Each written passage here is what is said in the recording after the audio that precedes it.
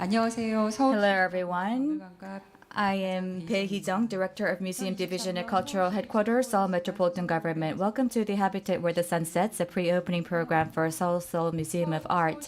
The Seoul Museum of Art, 25년 개관 the first public art museum, is set to open in 2025. Prior to its opening, the museum has been holding pre-opening programs to share its construction process with the public and explore the museum's vision with experts from various fields. Held for the first time this year, our Habitat Where the Sun Sets, a pre-program for 2023, Seoul Museum of Art seeks to think about the city as a complex habitat where natural and man-made objects, traditional life, digital culture, and infrastructure coexist. A habitat where the sun sets focuses on 4 themes: museums and diversity, making and interpreting, art and education, as well as climate and media. We hope to actually share some practical ideas together. 6일간 지낼 서서울미술관 We look forward to your interest in the participation in the next 6 days opening pre-opening program, Habitat Where the Sun Sets. 미술관과 다양성 포럼을 Now 시작. we will hold a forum, Art Museums and Diversity. And first of all, we will listen to the congratulatory speech by Choi Kyung-ju, Deputy Mayor for Cultural Affairs of SMG. 안녕하세요. 서울시 Good 문화본부장 morning, ladies and 최경주입니다. gentlemen. I am Choi Kyung-ju, 2023년 서울시립 Deputy 서서울미술관 Mayor 사전 for 프로그램 Cultural Affairs from 미술관과 Seoul 다양성 Metropolitan 프로그램에 Government. 참여해 Welcome to 주신 today's 여러분 forum, Art Museums 반갑습니다. and Diversity. 아울러 귀중한 Seoul 시간을 Museum 내어 of Art 참여해 주신 pre-opening 국내 public program. I'd 여성분들께 like to express 깊은 my 감사의 sincere 말씀을 gratitude 드립니다. for our 오는 speakers from 2025년 Korea and 서울시 abroad for 금천구에 their participation. 서울시립 미술관 Scheduled to 본관으로 open 개관 in 예정인 2025 서서울 as a branch 미술관은 of the Seoul Museum 지역을 of 초월한 Art. Seoul 공동체와 Museum Art will 미디어에 be the 대한 first 논의를 기반으로 public art museum in 시민들의 the 삶과 Southwest 예술을 region of 연결하는 Seoul to 선언권 connect 최초의 people's lives with art 공공미술관입니다. based on the discussion 서울시는 about 서서울 community 미술관 and 개관에 media 앞서 that transcend 매년 geography. 개관 전 사전 The city 프로그램을 of Seoul 개최하여 has been hosting an 시민과 annual 함께 pre-opening 건립 public 과정을 program in 공유하고 advance of the 미술관의 museum's 비전을 opening in order 모색해왔습니다. to share the construction 올해 process 네 and 번째로 explore the 열리는 vision of the 사전 museum in the 프로그램 public. 서쪽 Now, in 서식지는 its 과거의 fourth year, the 산업과 Seoul 미래의 Museum 산업이 of Art 공존하고 pre-opening public 다양한 program 문화적 titled 배경을 지닌 Habitat 주민들이 Where the 거주하는 Sun Sets 서울시 will explore the 선왕권역의 풍경을 landscape of Seoul's 탐색합니다. southwestern region where 그리고 past and future 모두에게 열린 industries 미술관의 coexist 전략을 as residents of 모색합니다. diverse cultural 또한 backgrounds live 세계적인 together. 기후 위기와 We'll 연결된 also 생태적 explore 전환에 대한 strategies for an art 고민을 museum 함께 open 나눌 to all and 예정입니다. share concerns about the ecological 그 transition 일환으로 in 오늘 the context 개최되는 of the global 포럼 climate 미술관과 crisis. 다양성은 In this context, 서서울 today's 미술관의 forum, Art 비전을 Museums and 모색하기 위해 마련된 Diversity, will 자리입니다. explore the Seoul Museum 문화 of Art's 정책과 vision 미술관의 by 운영, inviting 미술 취업 분야의 experts 국내의 in various 전문가들을 fields 초대하여 of cultural policy, museum 제도적 management, and 다양성과 art 평등한 therapy 접근으로 to 지역 explore 사회에서 ways to 공동의 realize 가치를 shared 실현하는 values 방안을 in the 모색하고자 community 합니다. through diversity 참여하신 and 모든 equal 분들에게 access. 뜻깊은 자리가 되길 I very much 기대하며 look forward to 앞으로도 presenting a 시민 meaningful 여러분의 event 많은 for all 관심과 응원 participants and ask for 부탁드립니다. your continued interest 감사합니다. and support. Thank you. 서울시 최경주 문화부 Thank you very much. That was Choi Kyung-ju of the Seoul Metropolitan Government. Now we will hear from Choi Eun-ju, Director of the Seoul Museum of Art. 안녕하십니까. Good morning, ladies and gentlemen. I am Choi Eun-ju, Director of the Seoul Museum of Art, or SEMA. The Seoul Museum of Art is scheduled to open in 2025 and will operate as a branch of the SEMA. 서울시 In advance of its opening, the SEMA, together with the Seoul Metropolitan Government's Cultural Affairs Division, has been holding pre-opening programs to bring together experts, artists, and citizens from all walks of life to develop a vision and operational strategy for the museum. The 2023 pre-opening program, A Habitat Where the Sun Sets, was designed against the backdrop of the cultural landscape of the southwestern region of Seoul.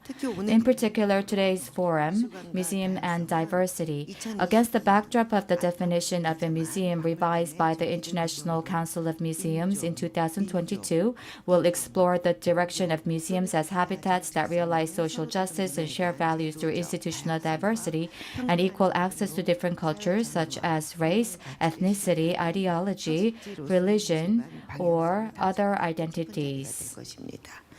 이 자리에 We are indeed grateful today for the presence of cultural policy expert Tom Finkelpearl, as well as 다양한 지역 사회의 구성원 Mitra Rehani Gadim, Hannah Ju, Michelle Lopez Torres, and Stephen Legary, whose artistic practices connect members of diverse communities and also support emotional healing and growth. 일부에서 Part 1 of the forum focuses on art therapy in art museums, asking what is the role of art museums in the community. 뉴욕주 정신보건국 Mitra Rehani Gadim, an art therapist at the New York State Office of Mental Health, will present a museum or art department or art therapy and collaborative initiatives. 그다음에 PSDI And 사회 Director of the PSDI Psychosocial Design Institute, Ms. Juana, will present the role of art museums in the community as a social prescription to prevent isolation and depression and improve the health of citizens. 미술관의 스티븐 Montreal Museum of Fine Arts, Stephen Ligari, will introduce the museum's various partnerships and art therapy programs. And Executive Director at Literary Partners at the New York Institute of Continuing Learning, Michelle Lopez Torres, will introduce art therapy programs with families of children with autism. In the second part of today's forum, former Commissioner of Cultural Affairs for New York City, as well as former Director of the Queens Museum of Art, Mr. Tom Finkelpearl, will discuss the cultural policies and support structures of the New York City Department of Cultural Affairs in a multicultural city, as well as the operations of museums that are deeply connected to their communities. 서울시립 Through continuous research, the Seoul Museum of Art will consider its role as a regional art museum in the southwest Seoul area with diverse cultural backgrounds and will be built as an art museum that centers on creation and interpretation in the field of contemporary art and media. We look forward to your continued interest and generous support, and we would like to express our gratitude to all those who have helped to make the pre-opening program Habitat Where the Sun Sets a big, huge success. 네, 시립미술관장님 인사 말씀 감사합니다. Many thanks to the Director of Seoul Museum Art for that message. 문화본부 이성민 Now I'd like to turn it over to Curator LJ Lee, Lee Sung-min, to take part as a moderator. 안녕하세요. 서울시 Good morning, ladies and gentlemen. I am Lee Sung-min, curator from the Seoul Museum of Art. So we are now ready to start part one of today's forum, Art Museums and Diversity. I'd like to introduce to you our first speaker this morning, Mitra Rehani Ganim, art therapist from New York State Office of Mental Health. So over to you, Mitra.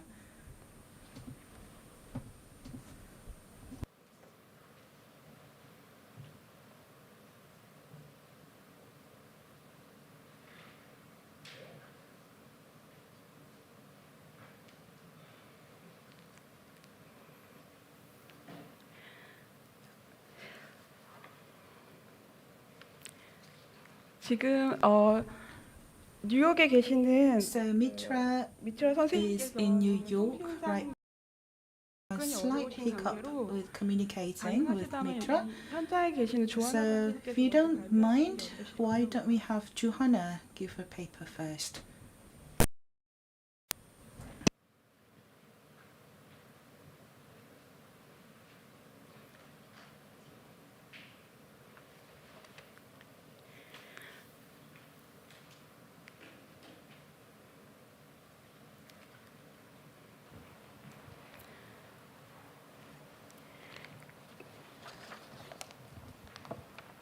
실시간으로 전송되고 있는 관계여서 So this session is being live streamed 감사드리고요. real time. So I do apologize for slight hiccups. So I'd like to invite Johanna 책의 from 역자이신 조하나 PSDI 선생님이시고 to give her presentation about the role of art museums in local communities and social prescribing. 네, 안녕하세요. 방금 Good 소개받은 morning, ladies and gentlemen. I am Director of PSDI, Juhana. 불러주시고 초대해 Thank you very much for inviting me for this very meaningful occasion. I would like to ask the Seoul Metropolitan Government and Curator Lee. 미셸 And also, we are joined by Michelle, whom I work together with Queens Museum. And also, we are joined by Mr. Legari. 공유할 수 있어서 And I'm very extremely happy to be able to share my presentation with you.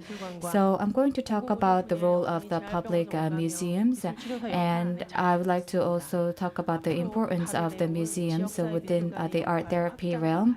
And the museums will continue to embrace inclusion in society, and I'm going to share with you the experiences as well as the actual cases that we conducted in the museum. So first of all, I would like to ask the first question. So have you ever been blown away by an art museum? I felt this when I actually looked at an artwork, and whenever we enter a museum, I feel like all of my senses are awakened, as if we're in a completely different world and we're exploring a completely different area and space. And why has museums given us such experience? I think that museum is not just because it belongs to us. And in the next slide, you will have a look at this book, and you will see the quotes from Chloe Hayward, who was from the Studio Museum in Harlem, and Mary Clappett also shares about this personal experience, and also Roland Barthes in Roland Barthes' book Camera Visita talks about the stimulation of these senses in the word of punctum. So art is something that inspires our brain, and it's very much influenced or creates a circuit in our brain cortex. So it is indeed a very creative tool.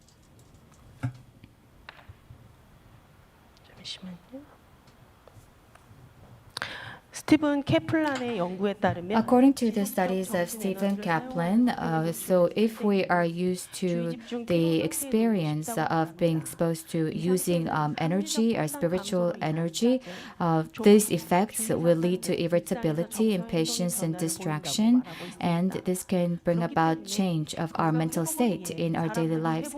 And that is why, in order to restore our mental stability, it is very important to focus on resilience, and there are 4 conditions that need to be met. First is we have to be away. If you look at the photo on the left, 기회가 주어졌을 때 when I am given the chance to explore a space that is far away, I think that serves as a place to recover our mental state. And the second is extent. For example, when we're climbing mountains and walking in the park and inspiring installations, it can give us a very unique experience. And third is fascination. I don't know if there are army people here, but at the Hype building in Yongsan, a lot of visitors who visit this building is fascinated by BTS. And 4 is compatibility.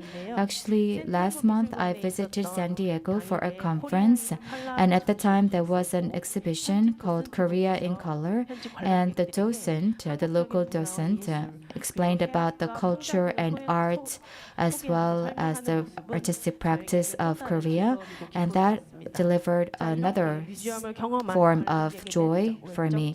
So these external and internal feelings arise in visitors, and what is the mechanism behind this? I would like to explain this through a schema in the next slide.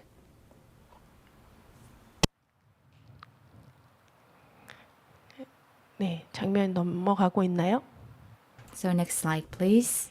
자, 이 도식은 예술 So the schema that you're saying is we are giving this environment to appreciate artworks in a museum, and visitor is invited into this space. So when we're faced with artworks, if we look at the personal experiences between the artworks and visitors, there is the internal and psychological distance.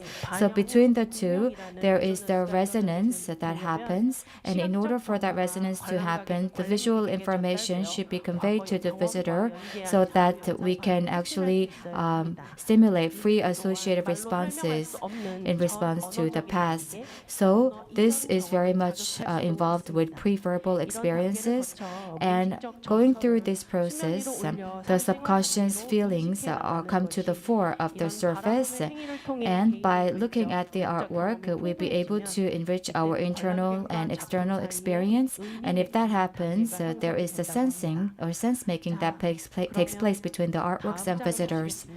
So if you go to the next page, so there is the UN News and also the Mayo Clinic Press article. So there is the correlation between the art and the mental health, and it talks about the relationship and correlation between the two.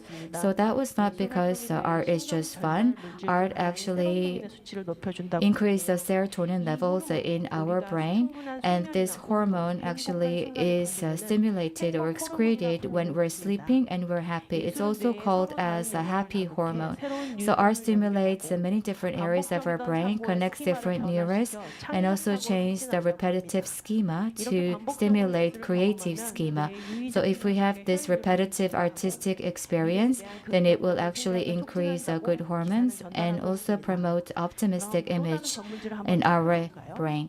Now let's have a look at another journal. 예일대학교 의학과는 So Yale School of Medicine actually looked at paintings and actually has a curriculum where students or medical students have a course in experiencing paintings, and also the students visit Boston Museum to take part in curatorial programs. And this article talks about how the art space helps the visitors to 다루며 공유할 수 있는 develop more humanistic values. So museums serve as the space and where we can share stories, and this helps to stimulate creative learning for the future doctors. So if that is the case, what roles can we expect 무엇인지 from museums to play today?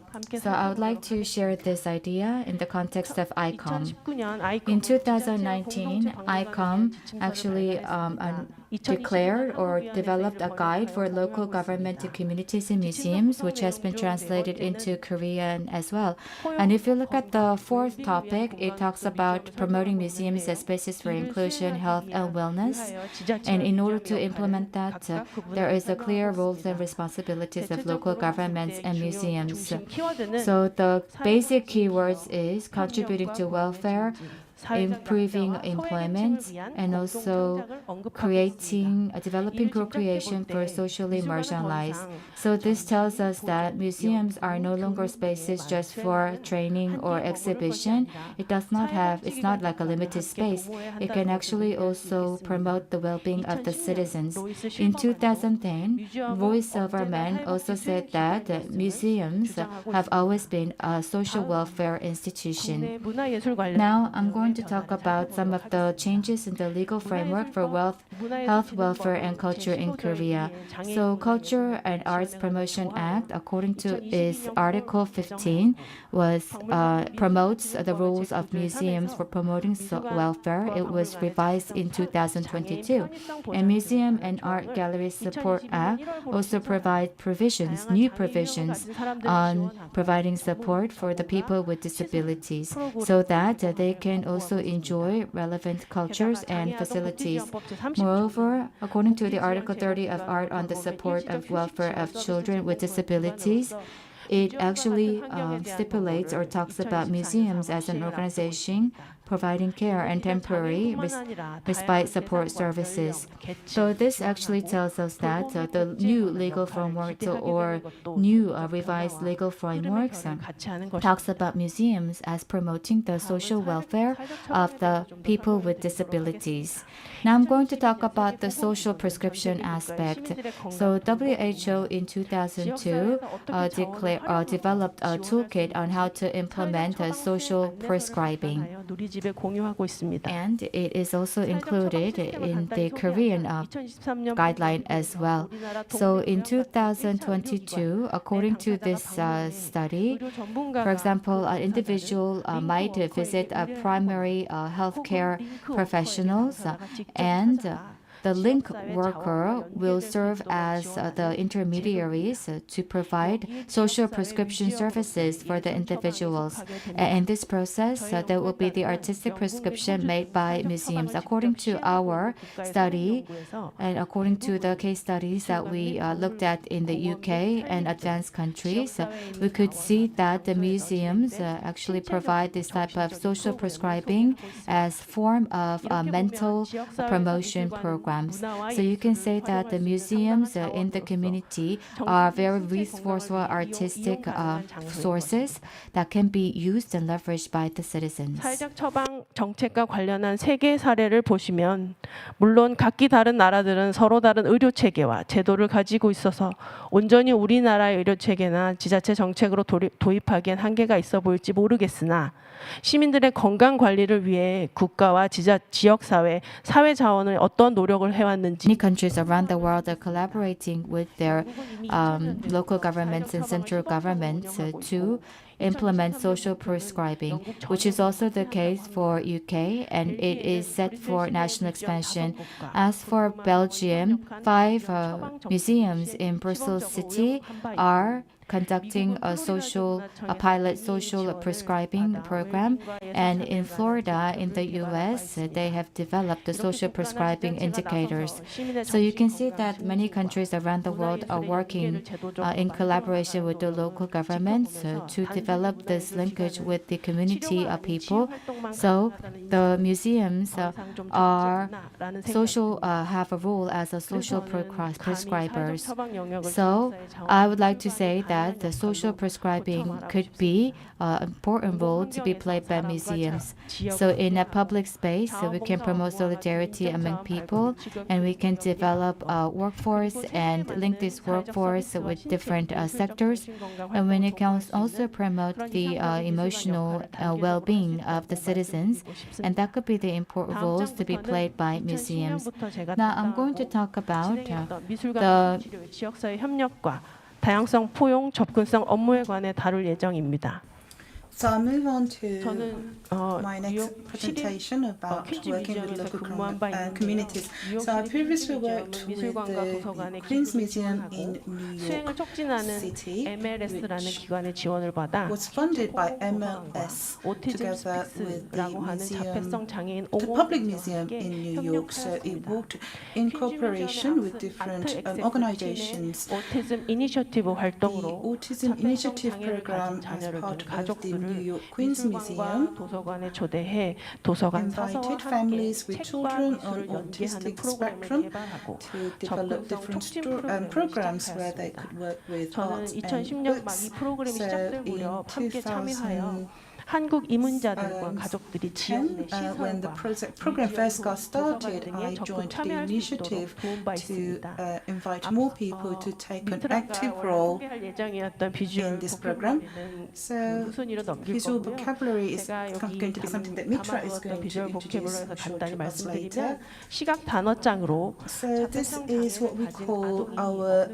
visual vocabulary. 시각적 자극을 As you can see, 선호한다는 것에 착안해 저희 it's 팀이 based 함께 on the 모아놓은 fact that 프로그램, people or children with autistic 활용을 spectrum 위한 disorder 그런 prefer 지도서와 visual 같은 language or 자료입니다. signifiers. 게다가 뷰티풀 웁스라는 So 책은 the 다양한 book 시선을 titled 창의적으로 Beautiful 바라보고 Oops 예술 작품으로 만드는 takes a 과정을 very 소개하고 creative 있어서 approach to different 자폐성 initiatives 장애 and 아동이 artistic 쉽게 programs 즐길 수 so that 있는 children 실수를 with 가족들과 autistic 함께 예술적인 spectrum 방법으로 disorder, 전환할 수 있는 the mistakes that they can 이 make 프로그램을 통해 can be 연구해왔습니다. approached in different ways, and also 정기적인 만남과 with this idea we've been 도서관 developing different 사설들과의 협업을 ideas 통해 and programs. 그들이 So 장애를 잘 through 이해하고 collaboration 도서관 with 안으로 품을 different 수 있는 환경을 만드는 initiatives 것이 or 들어갈 programs or 때쯤 institutions, 참여했던 아이들은 문화나 언어, 나이와 have been 계층을 able 뛰어넘어 to 함께 make sure 어울리며 that our 서로 participants and 경험을 children 공유했습니다. can overcome the 놀라운 점은 differences in their backgrounds or 사회적 artistic 기술이 어려운 approaches 이 to join 아이들이 this program together. 저의 And 눈을 what really 쳐다보고 surprised me is that 흥미로운 these 시선을 children 던질 때 really looked 가장 me in 기억에 the 남았습니다. eye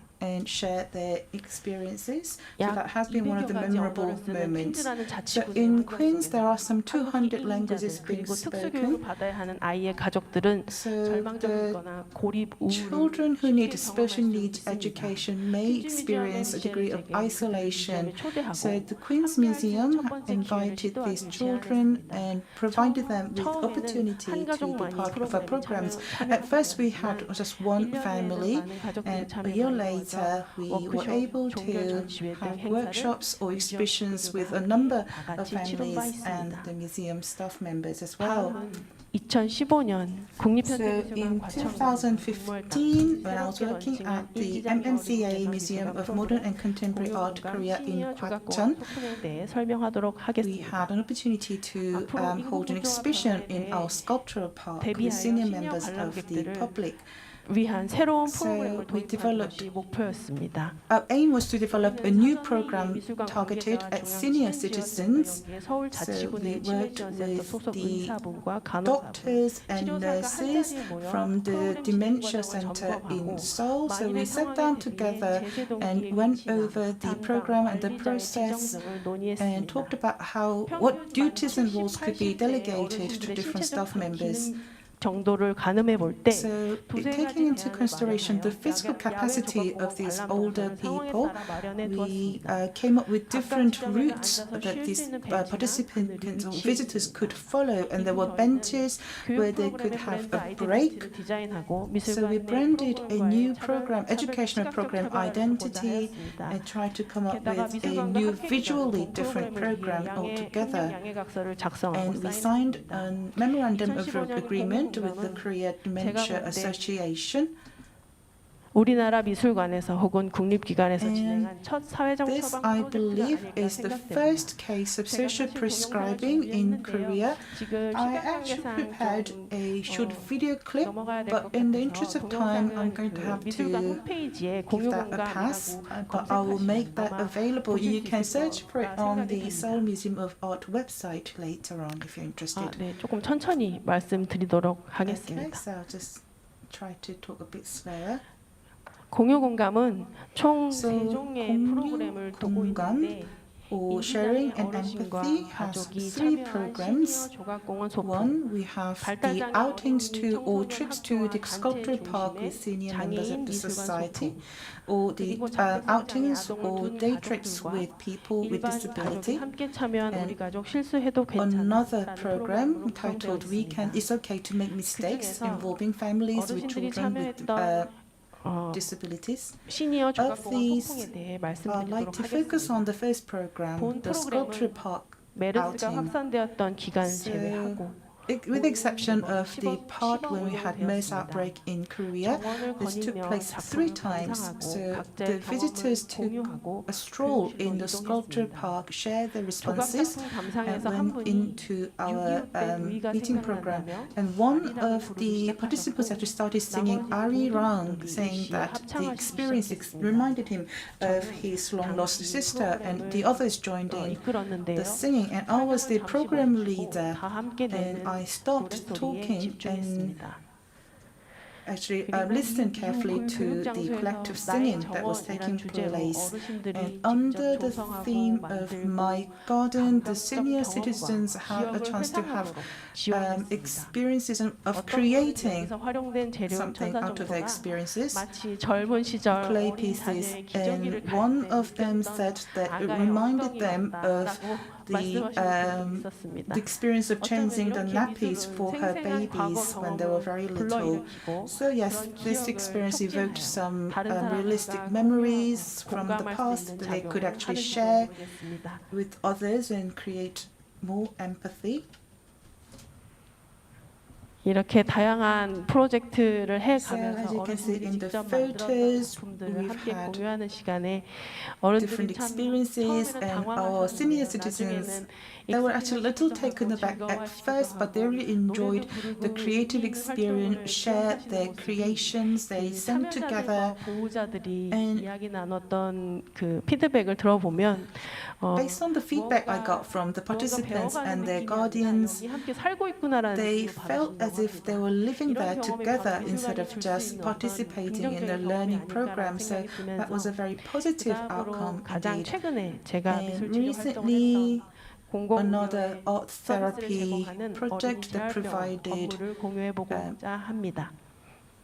therapeutic program at a public hospital for children. 어린이들이 나가길 바라는 So, 마음에서 hoping that 커뮤니티 베이스드 children could venture into the world outside the hospital under the slogan community-based therapy, 커뮤니티 중심의 미술 치료 작업이 I 가능했습니다. provided. It was possible for me to provide a community-based art therapy 자기 생각이나 program. 감정들을 어린이들이 So 그림이나 children 색깔, 모양으로 표현해내고 created 있습니다. paintings of their emotions and feelings, ideas they could not otherwise express, and the guardians and parents looking at the outcomes had more hopes for their development, for the progress, and also shared their feedback with me as well. And they became curious about other children or the pictures or paintings drawn by other children as well, and how to draw connection to their own children. And they now had expectations and hopes that the future of their children was no longer murky or invisible. So they also talked about different difficulties or challenges or moments of desperation and frustration that they faced in the world outside. And this is precisely why it is so important for us to continue this kind of community-based art therapy endeavors. In 2019, 시민청 갤러리 바로 I was 이곳 able to hold an exhibition of the outcomes of this project in the basement level of Seoul Metropolitan Government, right in the center of the downtown Seoul area, so that the outcomes or the creations of these children could be put on display for the public. 엄마 손을 잡고 전시장에 가봤다는 분도 계시고 Some children or some participants talked about how for the very first time they held the hands of their parents to venture to all the way to the Seoul Metropolitan Government City or City Hall.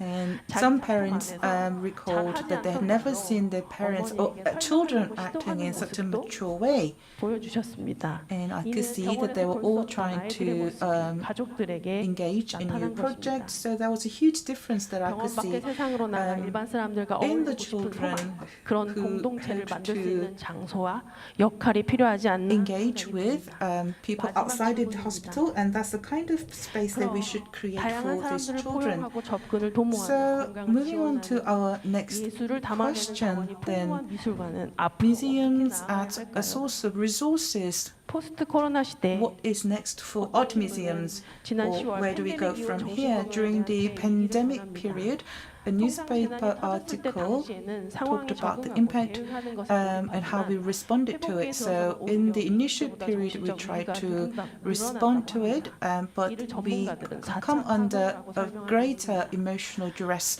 as the period actually continues. And some people talk about it as the fourth wave of the pandemic, where we have more psychological trauma. 활발한 지역사회 So 협력이 what 필요한 kind of 때입니다. mental health care should we provide? It is important at this point in time that we provide a better mental health support. People complain of chronic fatigue and depression as well these days. So curators and museums and therapy, these three words, if you look at the etymology of these three words, they all have something to do with care in society. 증상을 다루고 So 병을 낫게 하는 museums 병원은 아니지만 are not, of course, hospitals where you're treated for your symptoms. Rather, museums are community-based 사회적 안전망의 spaces 구축이 될 연대를 지원하는 that support solidarity, that could be the foundation of social connection with community. So it is a place of social services 지역사회 or 자원으로서 provisions, 건강한 사회를 위해 전문 and 영역과 as a community resource, 포용 및 다양성, a healthy 접근성 향상에 society 지속 가능한 is all 미술관이 about 필요한 때입니다. sustainable art museums that collaborate with different fields and promote inclusion, diversity, and accessibility. 선생님 정말 감사합니다. Thank you very much, Hannah, 미술관의 역할에 대해서 그리고 for your talk on the role of art museums within community. 해주셨습니다. So thank you for your 현재 그 extensive 미철 선생님께서 presentation. 연결이 되셔서 Mitira is now with us, so I am going 다시 to 한번 소개해드리겠습니다. invite Mitira.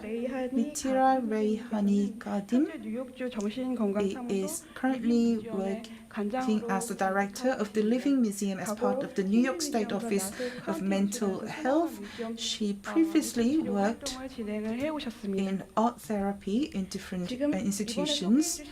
강연은 여러 So her talk today 다양한 기관과 파트너십을 통해서 is about working in partnerships with different art museums or different organizations. So she will be sharing her experience as an art therapist. Over to you, Mitira. Thank you.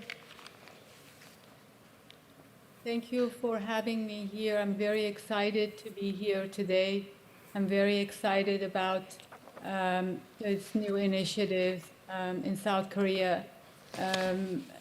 My colleague, art therapist Hannah Ju, explained and with nice pictures our work at the Queen's Museum. Today, I would like to talk a little bit about museum art therapy being a collaborative work, and also another kind of museum, which I will get to. The creative arts therapies are 6 fields that combine artistic expression with psychotherapy. We have art therapy, music therapy, dance and movement therapy, poetry therapy, drama therapy, and psychodrama.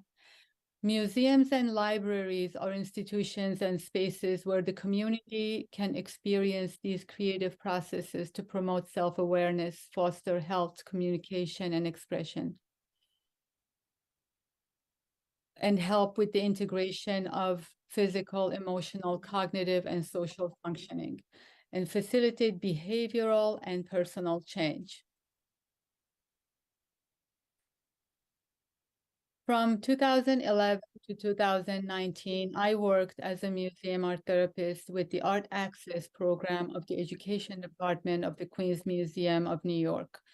At that time, the Education Department was the largest department of the museum. It had 5 distinct programs, and each had their own full-time manager and coordinator. These programs were school program, New Yorkers program, Art Access, after school and teens programs. This program served children, adolescents, adults, older adults, and families. We connected with diverse organizations such as mental health agencies, special education school district, community programs, residential treatment programs, shelters, hospitals, correctional facilities, and wellness centers. Through the autism initiatives, Art Access provided family workshops and sessions for children on the autism spectrum and their siblings, parents, and guardians. These are the main programs that we had, the museum art therapy programs that we had. We had guided tours and workshops, school residencies and partnership with District 75 of New York City, which is the multiple and severe disabilities school district. That included medical and psychiatric hospital schools.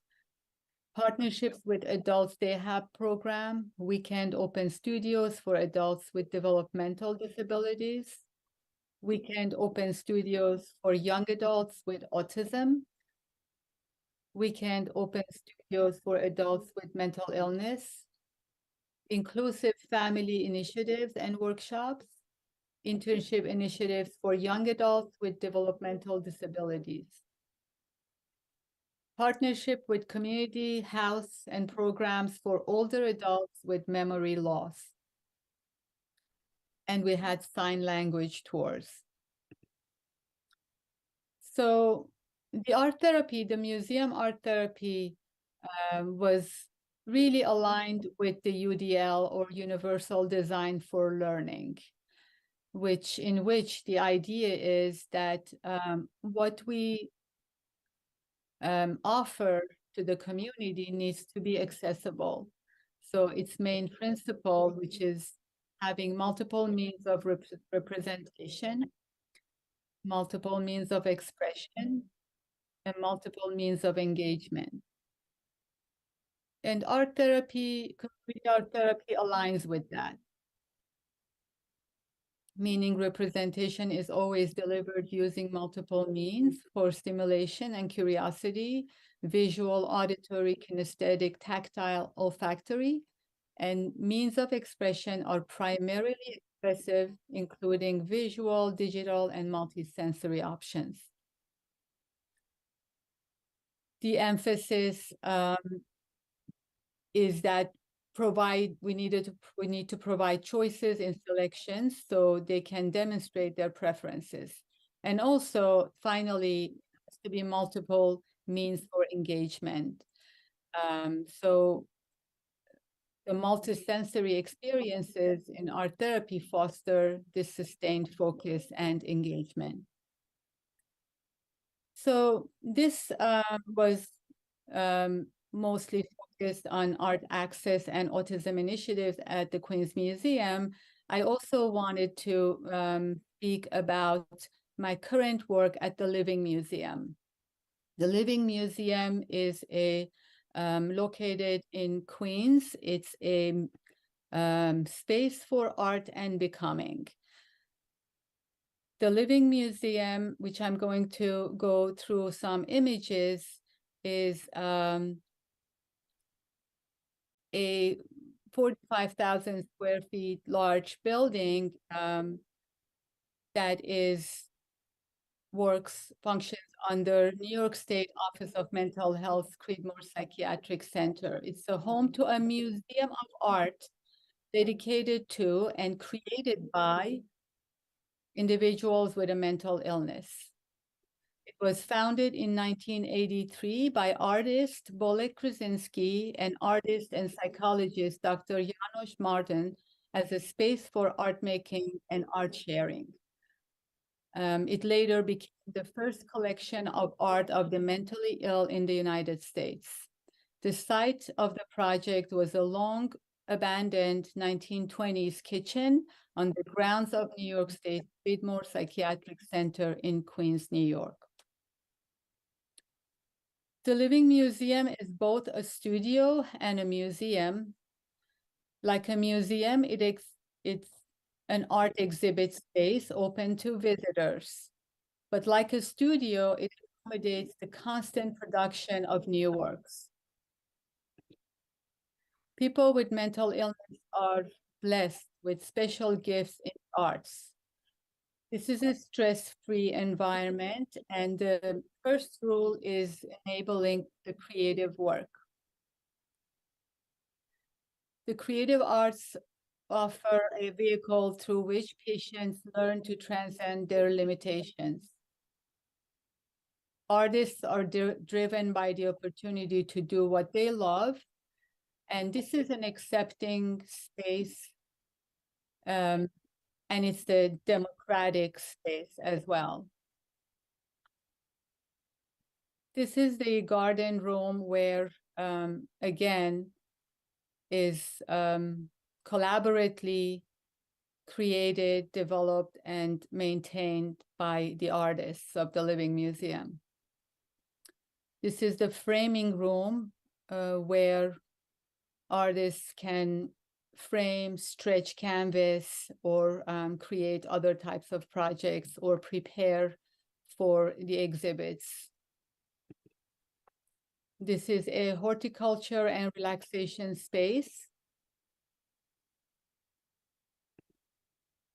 We have a fiber arts space. We have artists who are interested in sewing, knitting, crocheting, or creating art with fiber materials. This is the religion and spirituality space. Again, artists who work on art pieces around these themes make contributions to this installation in this room. These are the groups that we have right now. The Living Museum in art therapy is a studio art therapy model, meaning that in general, everyone comes and works on their own projects. We have artists in residence who come from outside, if they want to collaborate with them, they can. But we also have some groups. We have a Tai Chi group twice a week. We have an art therapy structured group. We have a journaling group. We have a dance and movement group. We have a horticulture caring for plants group. We have a cinematheque or a film club in which together we watch a film and then we discuss it. And we have an ESL group, English for as a second language. And we also have a music ensemble.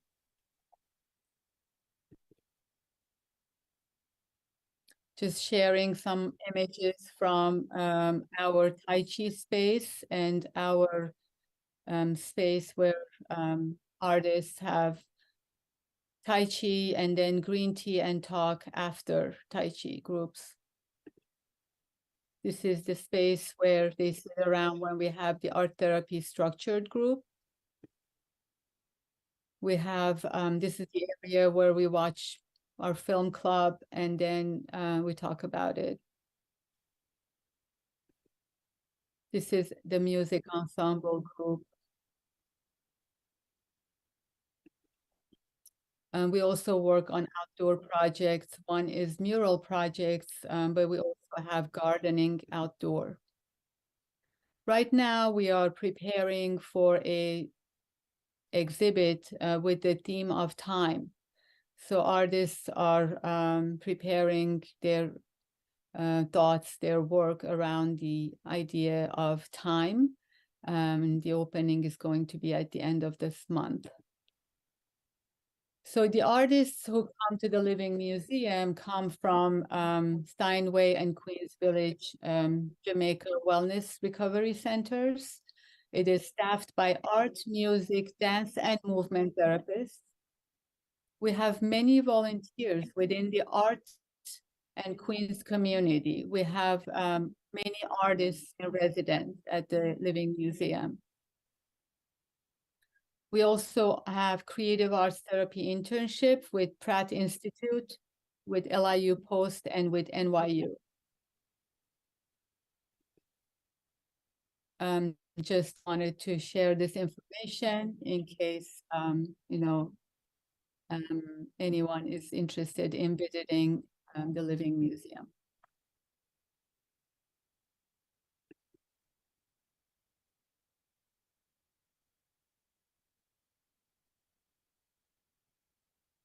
Also, just to add, the Living Museum has been expanding in the world from the volunteers and artists who volunteered there. Now there are over 30 living museums throughout the Europe and also in the Caribbean.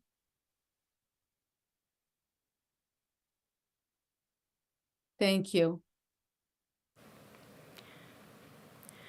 감사합니다, 미트라 선생님. Thank you very much, Mithira. 모두 두 도시가 굉장히 늦은 So it is very late at night in New York and also in Montreal. So many thanks indeed for your participation. 하셨던 그런 미술 치료 프로그램들을 So 소개해 주셔서 thank you for telling us about the wonderful art therapy projects that you have been engaged in for a long time and how it 접근성을 넓혀 가시는 promotes inclusivity and diversity in local communities. 리빙 뮤지엄 And 같은 경우에 we also had a chance to find out more about the Living Museum, which of course 그 시민들의 일상의 삶과 fulfills its founding purpose of collective creation and participation.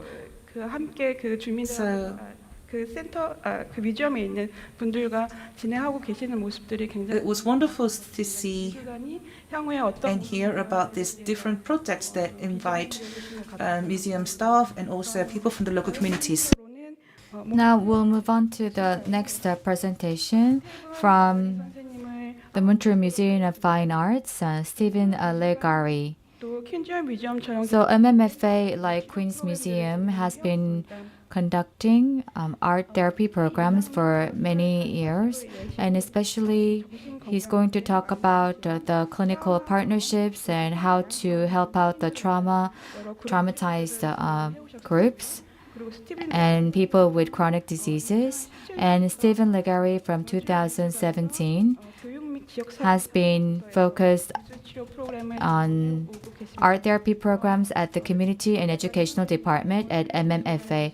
Now I would like to turn it over to Stephen Legary, who's going to talk about the art therapy of MMFA, Community and Caring Partnership. Thank you so much.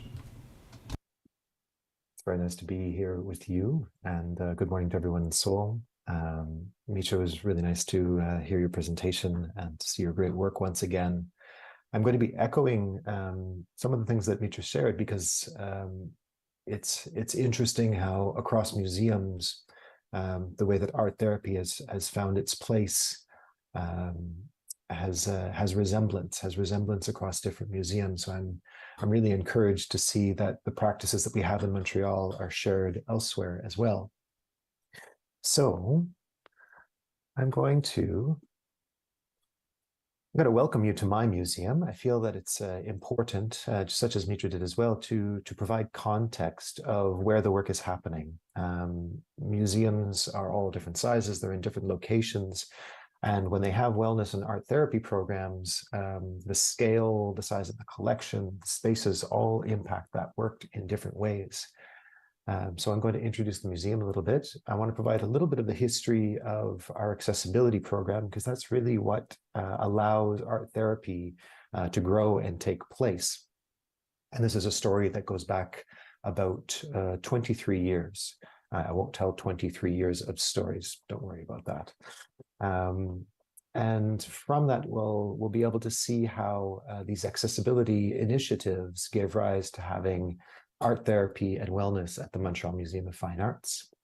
I'll talk a little bit more in detail about the different kinds of art therapy programs, the art therapy program, and the different kinds of projects that we have. The art therapy groups, both closed and open groups, our community and clinical partnerships, the internships that we have with 2 different universities, some of the research projects that we've been able to do, the Art Hive, which is an open studio model, and then how we disseminate that work. So some of the publishing we've done and some of the presentations that we've done, such as today. And finally, I'd like to look in detail at the Art Hive. So the Art Hive is our open studio at the Montreal Museum of Fine Arts. Put it into context of the Art Hive network, and talk a little bit about how it has grown in the last 7 years. I'm going to touch a little bit on what's called third space theory, and then how this is a form of sustainable programming within a large urban museum. So welcome to the Montreal Museum of Fine Arts. This is, as I said, a large urban museum in the heart of Montreal. Montreal is on a major river, so it is a port town, but the museum is in the heart of the city, so it's right downtown, and it sits at kind of the intersection of different classes. So there's people that are much more wealthy and affluent in a nearby neighborhood. We're surrounded by 3 universities. It's a downtown area, so of course we also have a fair degree of poverty impacting the area. And so this really situates the museum in an advantaged way to be welcoming to people from across those different sectors. It has 5 pavilions, so it's a very large campus that has grown considerably, especially since 2016 when 2 more pavilions were added. It has about 44,000 objects in its collection. So it's an encyclopedic collection, an art history that goes back to antiquity and all the way up to contemporary times. There is currently quite a focus on including a lot of contemporary art, and particularly Indigenous contemporary art in the museum, so that the collection is growing, which also means that what we now see on the walls, in the spaces, and on the floors has changed considerably, which hopefully is contributing to a more inclusive experience. This is the oldest fine art museum in Canada, also the most visited museum in Canada. It goes back 160 years, which means that it also has a colonial past. And that is an important detail in that the heritage of the museum also means that it has to reckon with and reconcile its colonial history. So within this quite sprawling campus, we have what is called the International Atelier for Education and Art Therapy. And it was completed in 2015, I believe, just before another pavilion was added. And at the time, and I think can still boast, one of the largest amounts of square footage dedicated to education and art therapy in North America in a museum. We have a total of 10 studios, which is quite a lot. And it means that the amount of the quantity and the quality of work that we can do is quite considerable. Whether we're talking about school groups, such as we're seeing in this picture, we have hundreds of school groups coming through regularly, but it also means that in our afternoon programs, our community groups have lots of spaces dedicated to those activities as well. The amount of studio space and the amount of staff as well was initially a response to the cutting of arts in our school system. And the museum wanted to make a bold statement and a strong response to that tendency.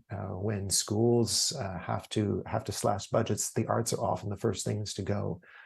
And so the museum became a place where the arts could grow and thrive and be maintained, allied with our schools and allied with our educators as well. So accessibility is really the door through which a lot of the history of our community activities happened. Almost every museum that I know of has a mandate around accessibility, which is to open the doors in the museum as widely as possible to different people that might be disadvantaged, who might not see themselves as a museum community member, who traditionally would have been excluded from museums, or otherwise be living with different difficulties, such as mental health problems, that might benefit from the programming.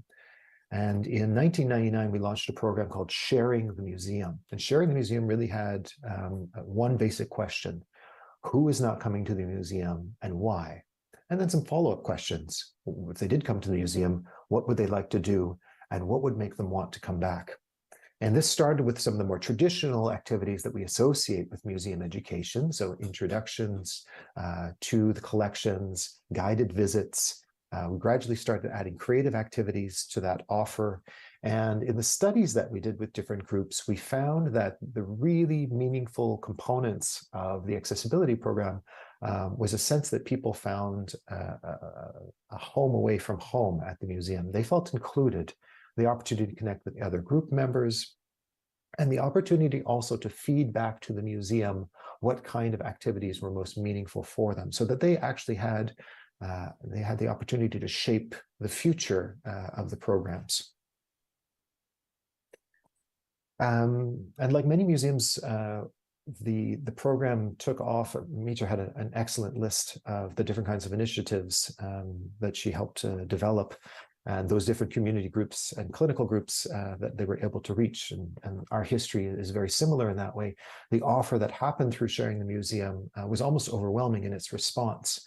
And I think what was initially intended to maybe just be a few pilot projects really blossomed quickly.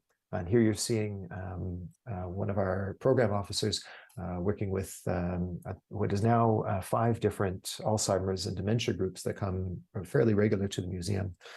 And also to point out that the programming that we were able to develop was also inspired by other museums. So Meet Me at MoMA, the Museum of Modern Art in New York City, had a well-known program for people living with Alzheimer's, and we were able to borrow some of their strategies to develop our own internal projects. The same would be true for me when I introduced my art therapy program later. When I took on that position in 2017, I looked to all the other museums in the world that had published something on museum art therapy to learn what were the best practices and how could I implement them. The accessibility program was also able to reach out to different cultural communities, ethnic communities within Montreal, which has a very rich tapestry of diversity, and see what kind of activities would be meaningful to those groups as well. We had a lot of work to do to make people feel welcome and included. And so this allowed us to work across age, ability, gender, ethnicity, socio-economic situation, degree of literacy. Montreal is also within a French province, so there are many immigrants and refugees who will be learning French for the first time, and the museum became a place where they could come with their groups to be able to practice in a non-confrontational environment, in a non-school environment as well. And here we see a group of urban Inuit who are the indigenous people of the north of the country, encountering what is actually quite a large Inuit art collection that we have on permanent exhibition. So fast forward many years, we have evidence and support from some of the major bodies of health in the world. The World Health Organization has been, since 2019, helping us validate the work that we in many museums had been doing for many years before that. But what is interesting is when we have this kind of the support, so bringing art into people's lives through activities including dancing, singing, going to museums and concerts offers an added dimension to how we can improve physical and mental health. Well, we didn't have that kind of support 15 and 20 years ago. And so a lot of the work that got developed and pioneered was through a lot of trial, error, and collaboration. And I think that's what makes it very well founded. And also the contributions made to scientific literature and publishing that later will help organizations such as the World Health Organization have things to draw on to make these kinds of claims that, yes, our museums can be centers for health, care, and therapy. So as these projects began to multiply, we had a number of community organizations who were answering the call that had art therapists working with them, predominantly working with adults living with different kinds of mental health problems, whether they were working with social integration, recovery. Sometimes those groups would be organized by diagnosis, such as a group for people with schizophrenia, different psychiatric disorders, eating disorders, depression, anxieties, etc. They started answering the call, and that really helped us have our first pilot projects in what art therapy at the museum would look like. And because we work through a model of co-creation, which means that we meet the people that we're going to work with before the project even begins. We do a form of assessment to understand their needs. Do we need extra training for our teams to be able to best welcome them? We decide on a design for the plan. So how often will it be? For how many sessions? What are the goals for the group? What do the individuals need out of it? And what is our capacity as well? Because all museums, of course, are working with certain limitations around capacity, whether it's around personnel, space, financial capacity, etc. But what became a common thread through all of these projects was the encounter with the fine arts in the galleries was important and meaningful. The creative activities in the art therapy studio help people to express themselves through nonverbal means, and the sense of community that developed through the reflective process in these groups helped to deepen their connection to each other, to the museum, to the therapist, and hopefully help them along the way in their therapeutic goals. In this picture, we see a group of people that are living with Parkinson's disease. And so we would do a movement-based therapy in the museum, often responding to different gestures that we see in the artwork in the studios. So the different kinds of mental health groups that I just referred to really helped shape the art therapy program that we know today. Some of those projects turned out to be research collaborations as well, and I'll touch on those in just a minute. One of the more long-standing research collaborations we had was with a major psychiatric hospital who was working with people, both inpatient and outpatients, living with eating disorders. And this was quite a challenging project, and I think an interesting case study, because, of course, these participants are living with a very, very difficult mental health disorder. And the psychiatrist who was referring the group to the museum wanted to include the component of meal time together in the middle of the activity as a practice of eating socially so that it can meet their clinical demands while being at the museum. And so this for me was a great educational opportunity as well to learn about what it's like to sit with people, to share that meal, to sit with their struggle, and learn more about their stories and difficulties as we do this. So not only encountering the art, but actually the act of taking tea, breaking bread, and sharing food became components that I feel are what makes the difference between a museum space and a community space. So we developed a number of collaborations with clinics, shelters, community centers, sometimes religious groups, and in particular, we were able to. Here's mention of a couple of the research projects that came out of the eating disorder project. So we had one publication that looked specifically at a mixed method study, which helped us demonstrate that the project first and foremost did no harm and was a good, not replacement for, but a good allied activity for the clinical program. And I'm happy to say that we have an ongoing group at the museum with a local association supporting people with eating disorders to this day. And then we did a second article that looked at the program development itself. So more through an educational lens of what does it take to put this kind of program together? Who are the players involved? And what are the challenges that we're encountering? How are they overcome? And so a number of our projects also addressed women's mental health specifically. So in working with crisis centers and working with local community organizations, one of them just right down the street, we were able to develop a program that could meet a number of different needs through those components I was describing: encounters with the art, the making of the art, the support from the art therapist, and the collective reflection. We work with a local women's YMCA who's been a partner now for 7 or 8 years. And this is also the community partner that helps us provide participants for our training program. Now, we have 2 masters in art therapy in Montreal. One is in French and one is in English. And we welcome students from both those programs to do their internship in-house at the museum. So one of these collaborations was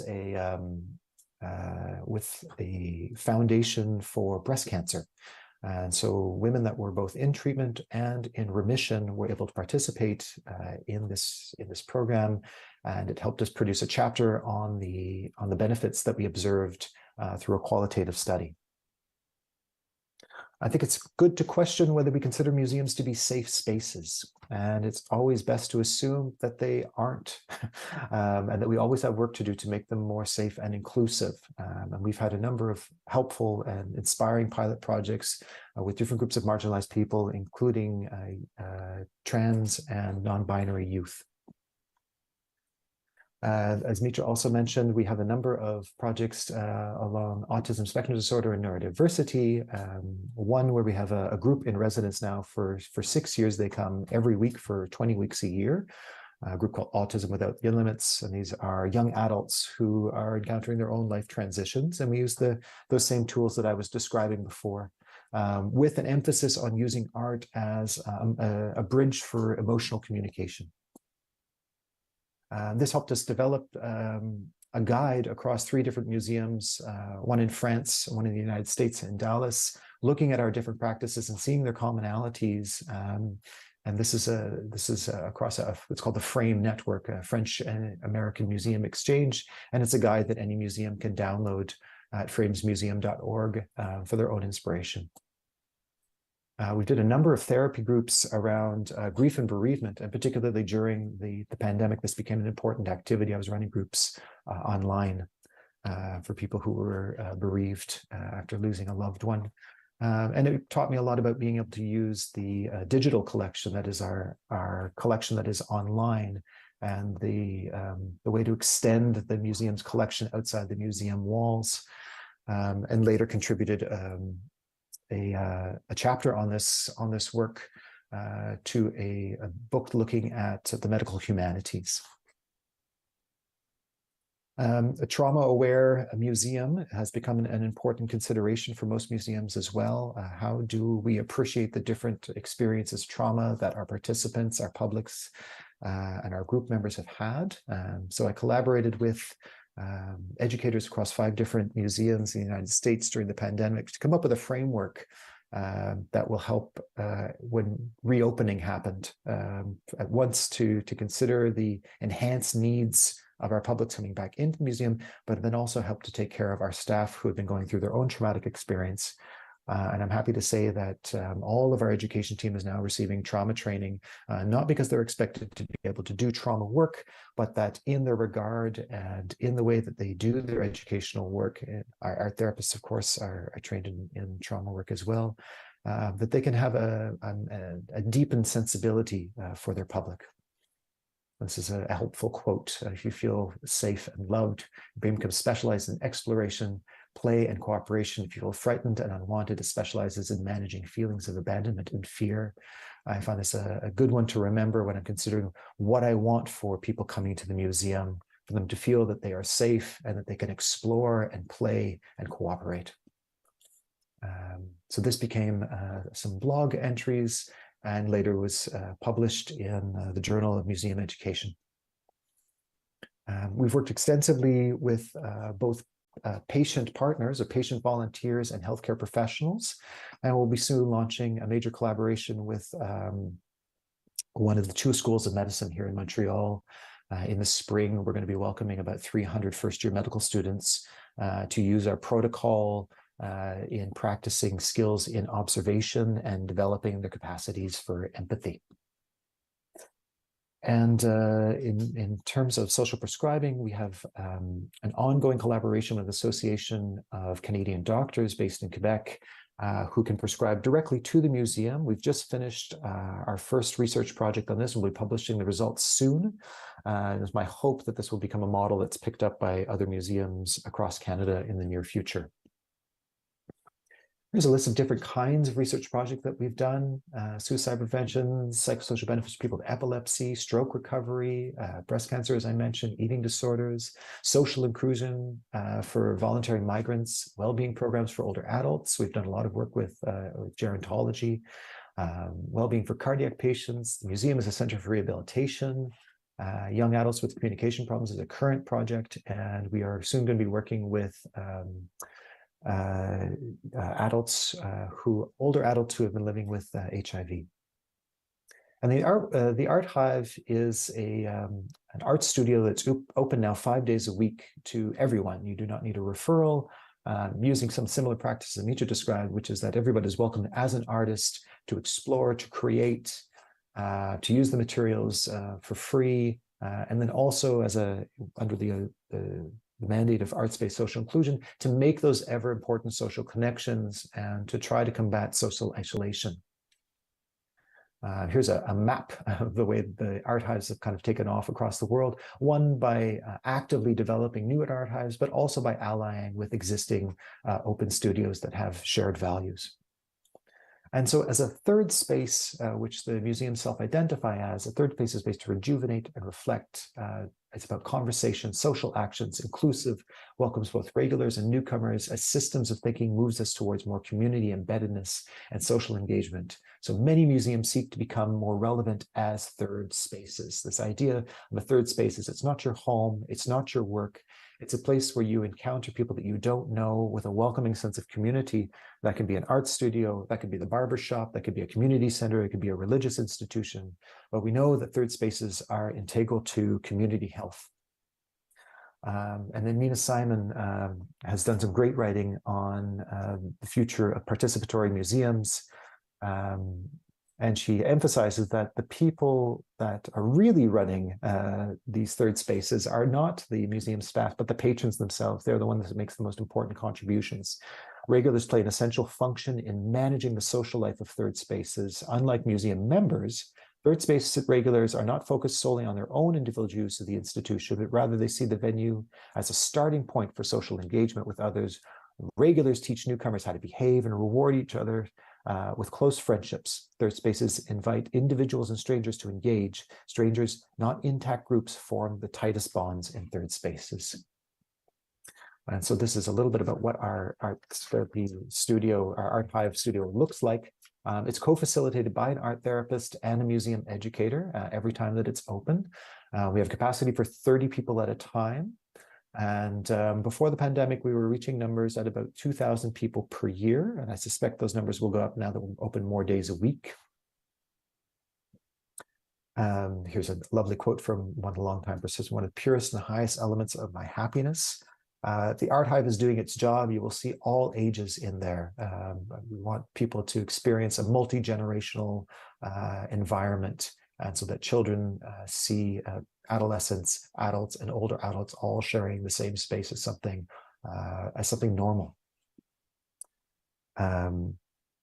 The Art Hive is also a place that you can stay in your own bubble if you need to. It's a space where you can take up space in the way that you need to and feel best on that particular day. There's no obligation to engage with others. You can just stay in your art world. It's also kind of a form of aftercare. So when people have participated in some of our closed groups and are wondering, how do I keep participating at the museum afterwards? The Art Hive is there to be able to welcome them back and into a larger community. And so we've seen a number of participants who have come in through one of our other closed groups, whether it's a mental health group or a physical health group, and then start to participate at the Hive on a regular basis. This is Yan Yi, who is one of our longtime art therapists. And here she is describing the impact that it has on her as an art therapist.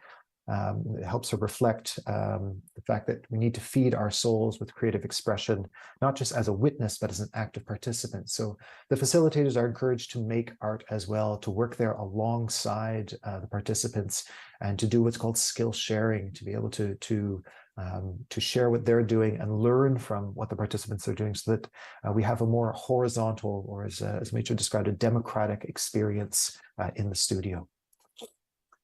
So what do you do at the Art Hive? Just about anything you want.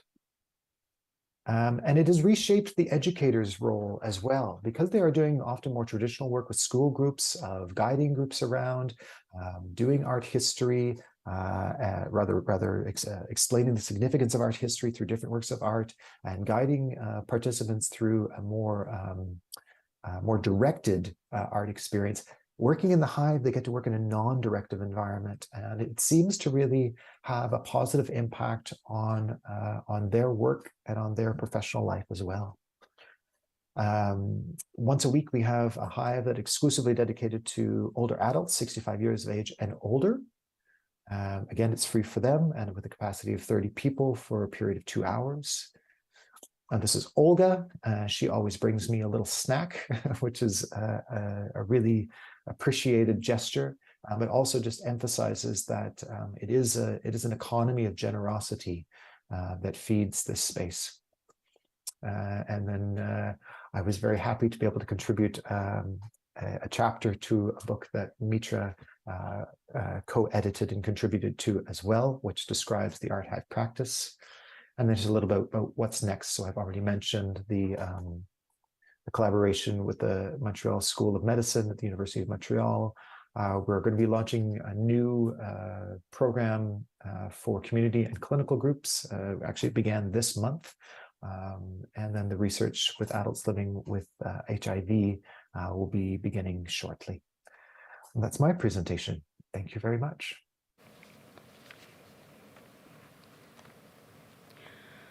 네, 선배님 감사합니다. Thank you very much. So as you have explained, we saw with great interest how MMFA has worked very hard over the past 20 years to build a rapport with the members of the community through art therapy.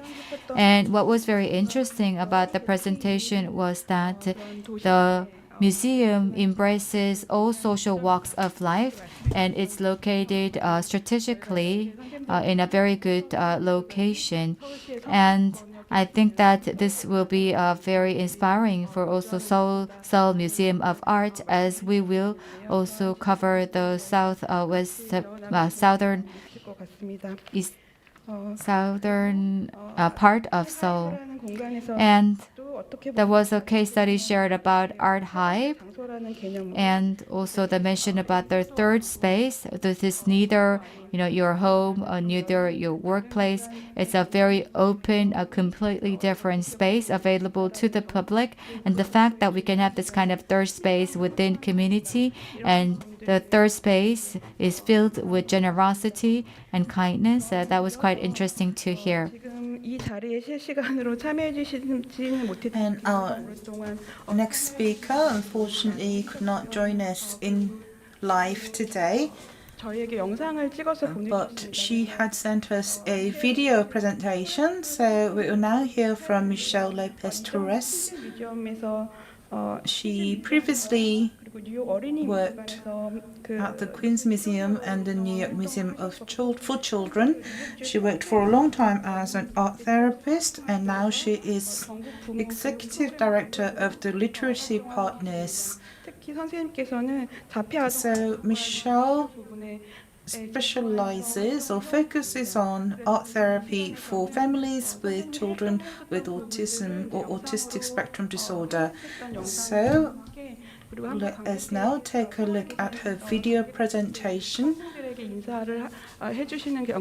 And she has also sent in a short video clip for those of us in Seoul.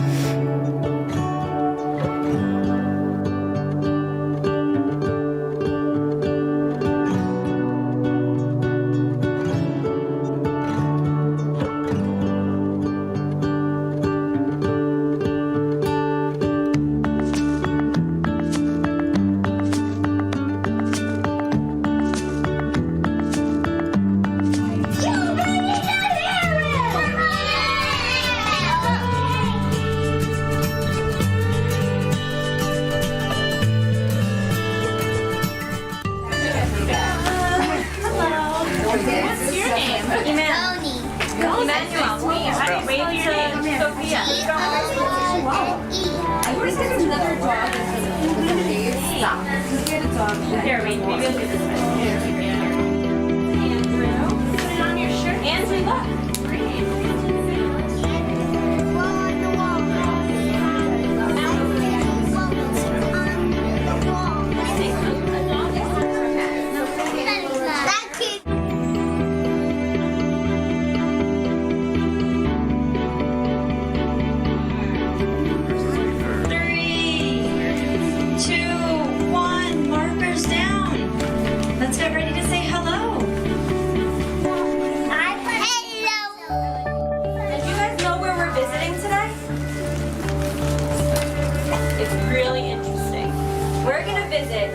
A place called Madrid, Spain. And you guys all said hello to Sophia, right? Can we all say it together again? 1, 2, 3. Hello. Hello. Hello. Hello. Hello. When you say hello, you make a friend. Hola. Hola.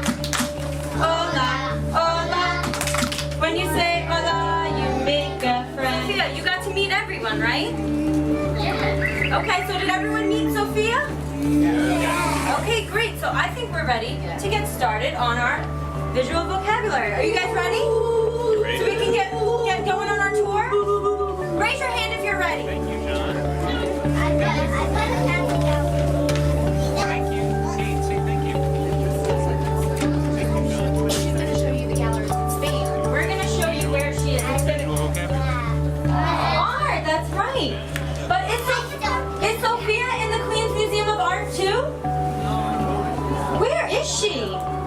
Somewhere else. Somewhere else? What do you think, Emmanuel? Where do you think she is? ICO Museum. The ICO Museum. Do you guys see that on your visual vocabulary?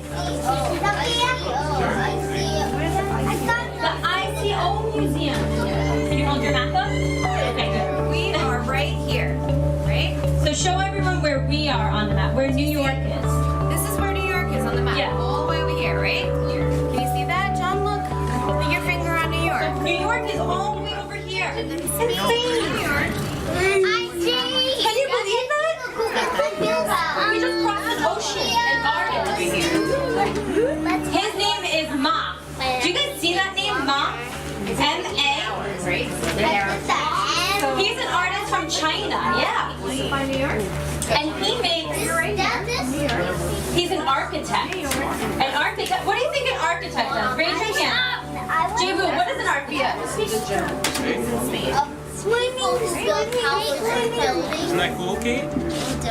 So I'm going to hand it over to Sophia because I think she has a lot more things to show you. So if you can hear my voice, clap your hands. Clap your hands. And keep it going for Sophia. Keep clapping. All right, Sophia, are you ready? Okay, so first of all, I want to say to all of you that I'm super happy to meet you. And as Jan told you, this is the museum where I work, and it's in Madrid. And today we're going to see the architect Mayan Son's work. You want to take a look to the galleries? Do you guys want to look at the galleries?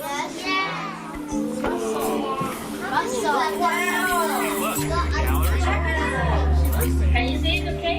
Yes. Okay, we have some drawings, you see? Like the ones made in the napkin. Wow.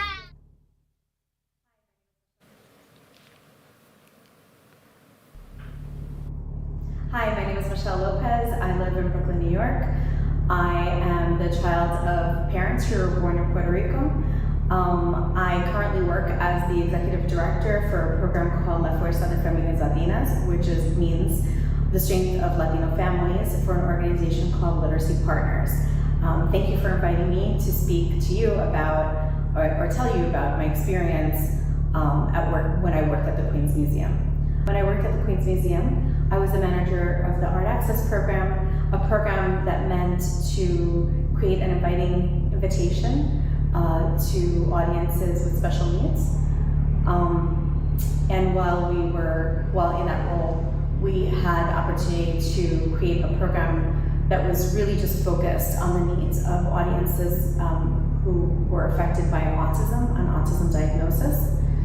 Many of the folks that we worked with were children. Our program was located in the education department, and even though we did serve adults, we did a lot of work with school-age children. And so we saw an opportunity to create a program at the museum with our community, in the studios, making art together and thinking every day about how we can be better at doing this work for our community. The purpose of the Autism Initiative was to create an inviting institution for adults and children on the autism spectrum at the museum. This was an initiative that was funded by a federal grant from the Institute of Museum and Library Services, and we were tasked with training children's librarians on how to make the space more inviting for children on the autism spectrum. The challenge was that we were just a department of 2 to 3 people, and we were understanding how it would look to serve families in settings like libraries, schools, and the museum itself. And so we launched this program called the Museum Explorers Club, which was really a laboratory for us to learn with other artists, parents, and children on the autism spectrum together. We were also asked to create the workshops in English and in other languages that are spoken in Queens. The challenge is that at that time, there were 169 languages that were spoken in Queens. The biggest communities that we were looking to serve were communities that were Spanish-speaking and communities that were Korean-speaking as well, because of the large community of both Spanish-speaking and Korean families. And so we were very excited to have the interest of young Korean students who wanted to intern with us at the museum. So a lot of, and the reason why I bring this up is because a lot of the work behind our autism initiatives can also be credited to the many interns that we had, the many Korean interns that we had at the museum. And so that's the reason why for this presentation with you, I feel it's very important for me to bring in a co-creator to this interview. I want to welcome Ji Young to this conversation because during the time that we were 그럼 at the 이지영님을 museum, 모시겠습니다. we had a lot to 박물관 do. 동안 저희가 할 일이 So we 굉장히 really 많기 needed to bring 때문에 in 이런 champions to the work. 챔피언을 모셔와야 했는데요. 이 공동 크리에이터들에게 정말 많이 의존했습니다. 그래서 이분도 공동 크리에이터 중에 한 분입니다. 안녕하세요. 저는 2013년에 퀸즈 미술관에서 코-크리에이터로 활동을 Hello 했던 everyone, my name 이지영입니다. is Ji Young Lee. I was co-creator at Queen's Museum in 2013. At the time, I was thinking a lot about the social role of museums, and I saw that the Queen's Museum had art access programs and initiatives, so I applied for an internship and had an opportunity to work directly with the museum on different projects. And what surprised me more than anything was that in all of these programs, it was very interesting to see that everybody was co-creating. So not just someone handing out information and others taking that in. So the process of the program was what I found really interesting, and I helped launch a Korean language program for Korean immigrants and families with children with autism as well. At Queen's Museum. So Michelle will now tell you more about the process of this program. So a few tips around co-creation. I think it's very important that you have some norms that you can all agree to. So for us, the norms were making sure that we had a positive space. That was very important for us, that we were always supporting positive goals and also being very positive with our audiences. And then additionally, we thought it was very important that we have a shared language. And for us, the shared language was visual. And so everything that we did had a visual component to it. So we had a visual schedule, visual processes, and those things were important in order for us to be able to work together in such a diverse community. So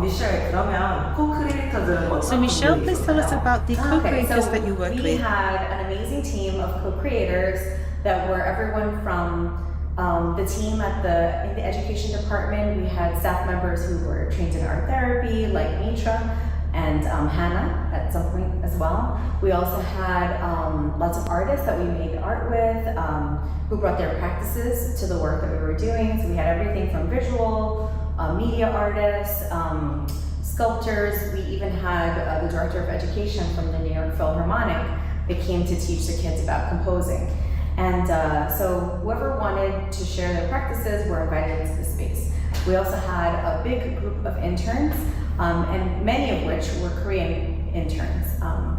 And of course, the parents were the #1 co-creator, and their children. And many times we would find that the children in our program would take the lead in what we were going to be learning that day.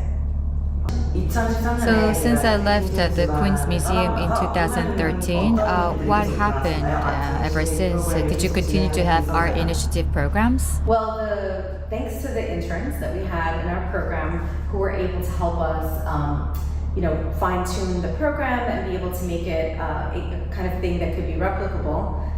We received an award from the U.S. Department of State of Education and Culture to collaborate with a museum in Madrid, Spain called Museo ICO, and their cultural curator, Hablar en Arte. And we worked together to replicate the program, but instead of having educators or interns or experts lead the programs, we actually trained parents to be able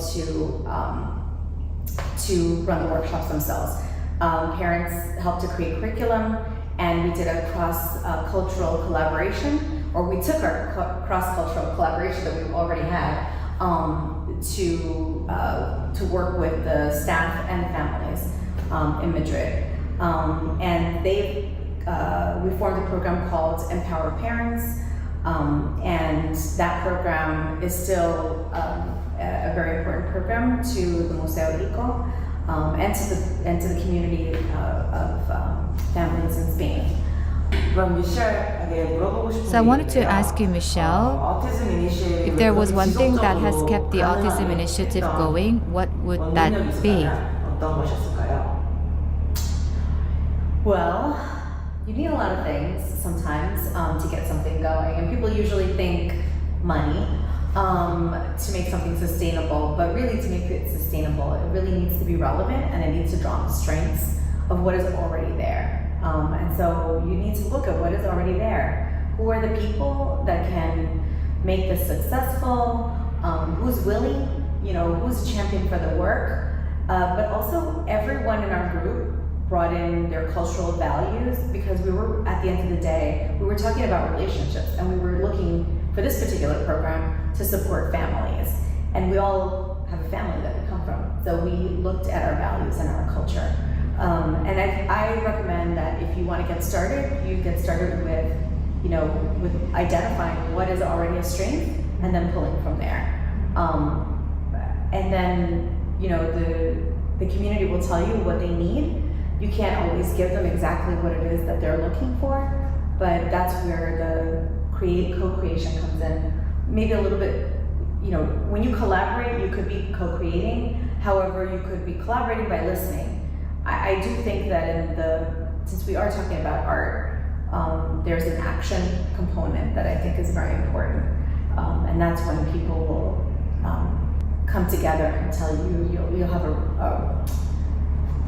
you need people who are nurturing and responsive in order to do something that's going to be impactful and sustainable. And at the end of the day, you just don't know why something continues or why it doesn't. It's going to be up to the community to see what they have an appetite for, what they can continue to move forward. We learned a lot from the families that we worked with at the museum through the autism initiatives. What would you say is the biggest impact those families made on you?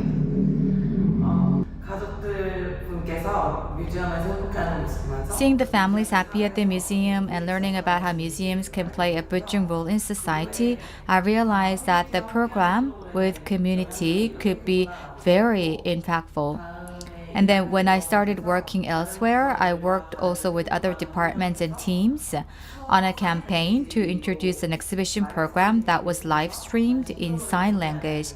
And I think that really influenced me the next time I worked on a program, because I thought about the important messages I learned from the Autism Initiative and the Art Access program. So it was very, very helpful. Yeah, and I also have taken a lot from the work that we did together there with the families. Definitely the number one thing that I took away was that parents wanted to know that they were good enough right now today to be their child's best teacher.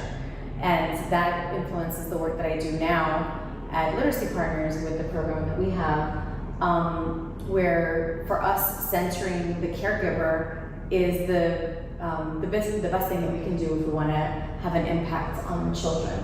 And so, I think that knowing that you're good enough today to take on whatever initiative that you want to do, I think that that's number one. That's the gift of co-creation and the network of people that you get to meet in your life and in your work. thank you for inviting me to share this experience that I had at the Queens Museum and our autism initiatives. Although it feels like a very long time ago, the learnings were still really fresh. And so I invite you to follow your questions and think together as a community of who's in the space, who is not in the space, who needs a special invitation, what are the things that the community really wants, and actually just work together. You don't need experts. There's a lot of great resources out there, and of course we're here to support the work that you want to take on at the museum with your community. However, you are the experts. It's your lived experience. It's the lived experience of your community members, and we wish you all the best in this new endeavor. 네, 미셀 선생님 정말 감사합니다. Many thanks to Michelle Lopez Torres for taking time out of a busy schedule to send us a video message. 문화적 배경이 있는 도시에서 So, working in a city of such diversity, diverse communities, diverse languages, she shared her experience of working in such a city, and also the experience of co-creation, engaging with families, with children of ASD or autistic spectrum. Many thanks once again to Michelle for putting together this video presentation. So now I'd like to move on to a discussion. So let's take a 5-minute break so that we can make sure that we have participants joining us from New York and Montreal as well. Thank you.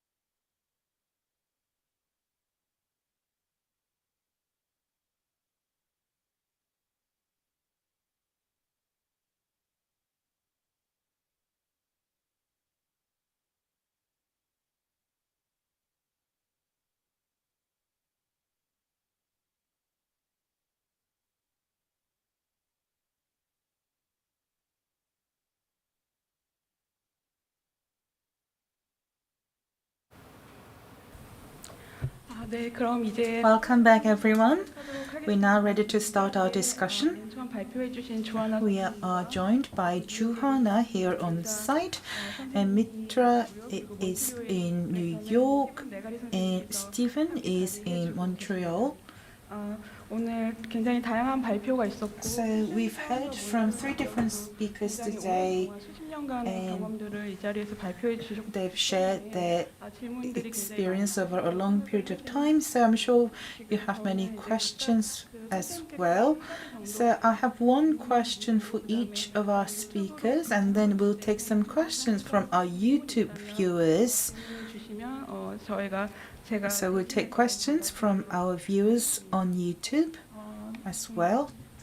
주하나 선생님께 So my first question goes to Hannah Ju. She has experience of working at Queen's Museum and also as an educator at MMCA as well. And one of the reasons why we invited her here is because Seoul Museum is going to open in Kumcheongu in Seoul, where she previously worked with the local community as well. So she has an extensive experience of working with really big institutes and museums as well as local communities as well. 저희한테는 사실은 이 미술 치료 So this concept of art therapy 많이 소개되긴 했지만 has been introduced in Korea, but as for how it's put into practice, it's not familiar to 어떻게 본다면 국립현대미술관 the public.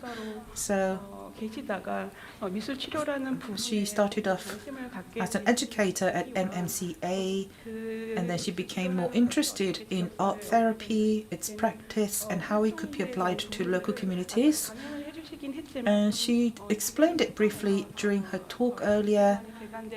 And as we look forward to the opening of the Seoul Museum of Art, is there anything that you look forward to? And how does your practice relate to the local communities that you worked with? And why do you think art therapy is needed in this context? Sorry, my question is a bit long-winded. So basically, it's about the role of art museums and the importance of art therapy. So tell us a little bit about your opinion on this. 네, 그 질문 감사합니다. Thank you for the question. 이런 기회가 있다는 것 자체가 이미 The fact that we have this opportunity to sit together means that we are communicating with the public already, and art therapy is not something that's so distant. It is something that 생활에 필요한 is part of a tool and an element of our everyday life, 접근 방법이 and 아닐까라는 an approach that we could take in everyday life as well. 제가 앞서서도 As I explained earlier, 이제는 그 미술관이라든지 museums, art museums, public spaces or art institutions or libraries, instead of delivering information to the public, 곳에서 이런 다양한 they are engaged in different activities, and this is apparent in the reports and experiences and activities carried out by different experts all around the world. And this kind of approach is more human-centered, and it is very close to the everyday living space of people. And art museums, the environment and the space of art museums, and when we come across different art pieces, they evoke different recognition and feelings and emotions, and these all have something to do with internal responses. So as for the external aspect, the social or the environmental aspect is something that we focused on before. But now we bring the focus onto a more human-centered approach that is about generating energy that could come in handy in everyday life and help us improve our mental health as well. So I think art therapy can be a catalyst that could make these things happen. And for art therapists, an art therapist explores and researches into these approaches, and they are trained in this kind of community-based activities. So instead of turning art into a tool or in promoting these activities, art therapists think about the situation in which people find themselves and the relationships that they build and the points of contact that we can explore. So they take interest in these and support these different aspects. That's what art therapists are trained to do. And I believe that we need to research further into these points of contact and into art therapy and its function, its role. And as Mithira and Stephen have all said, we need to communicate further, and we need to serve, art museums must serve as platforms or windows with which to communicate with the wider public. So this is a very important role of art museums. And this goes much further than interest within art museums. We need to communicate with local communities and work with local communities in order to continue to generate and provide this support. So together with efforts from art local communities, we need to go take it further perhaps to the central government and provide things like healthcare services. So we need to think about the social responsibility or roles of art museums. Thank you very much. My next question goes to Mithira. So in your presentation, you talked about working with local communities and also schools, about different facilities for senior citizens or older people. So there is that need to work together with different organizations, and this is precisely what you have been working to achieve. So as a local art museum, we too try to work with different communities or make connections with different communities. And this, of course, is a very tough task, a big challenge. So in order to make connections or link up with different communities, I wonder what efforts you have made in this regard.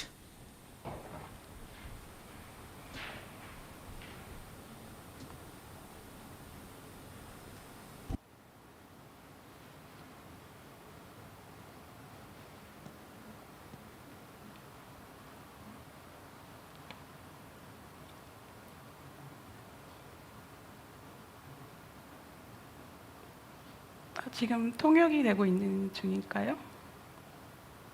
네.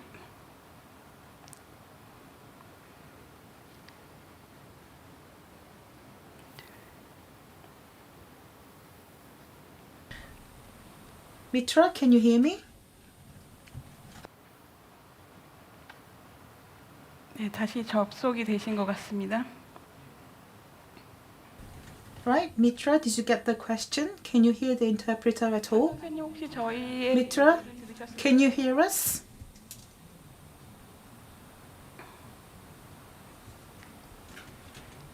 연결이 안 되는 것.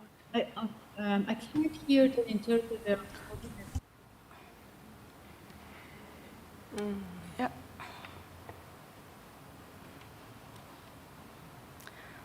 혹시 지금 다시 한번 통역해 주실 수 있으신가요? 저희 목소리가 Mithira, can you hear me? Mithira, can you hear me at all?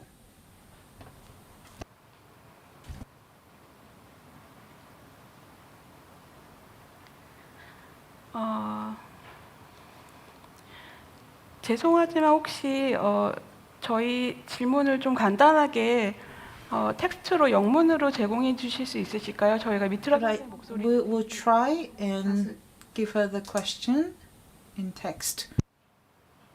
If you can guide me to how to turn the interpreter channel on. Not sure, can't locate it.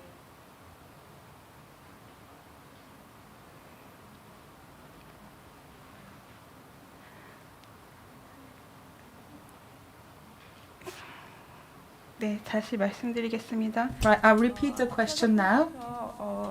Mithira, 미술 치료를 위해서는 이제 협력 지역에 있는 in order to provide museum-based art therapy, you have to cooperate and collaborate with different organizations and local communities. 저희도 이제 미술관에서 지역에 있는 여러 And 기관들 as a local 하려고 하지만 art museum, that's what we try to do as well. 관계를 But 맺어야 되는지에 대한 부분들이 we must find different ways of connecting with or linking with different organizations within the local community. 그 기관들과 So, 협력을 짓기 위한 Please tell us about your experience working or linking up with different organizations and institutes in the local community. So your insight or expertise will come in handy for curators or viewers listening. I can speak. I just saw the question. Did you want me to respond to that? The question regarding how to cooperate with local institutions. So how to cooperate with local institutions is really like directly to reach out to them in terms of, well, one way was with community houses and institutions. Sometimes we went in there, we offered to go push in. For example, Queens Community House was a space for people, older adults, but also they had a older adult group, older adults with Alzheimer's and memory loss. So what we would do is to initially go there and offer them a small project, like sessions of working with their populations, say with older adults with Alzheimer's and memory loss, like which we call the pilot project. So this pilot project allowed them to see how we work, and allowed us to see, how the participants are, what their experience is like. And after that, we documented the pilot. We got consent and we documented, and then we were able to use that pilot, the documented pilot, like a small research project, to go after larger funding, to apply for a grant. But that initial small pilot projects were very helpful to us. A lot of it was us connecting, finding the arts coordinator. For example, I reached out to the arts coordinator at Rikers Island, which is a prison in New York, and they did have an arts coordinator, and so that person was helpful in knowing how to go about working with people who are, for example, in the women's center, or people who are scheduled to be doing re-entry to the community. So we worked with them a couple of weeks before that happened. With school district, again, they had an art grant. We would go to school. We actually, with my colleague Michelle Lopez, which was the manager before me, we would go to schools and gather all of the teachers and the principals, and then make a small presentation about our work and what we can do. Children who either have autism or developmental disabilities, as well as later on, after I was the manager, I reached out to more psychiatric hospital schools and medical hospital schools. But going there, a small presentation would give them an idea about what we do and who we are.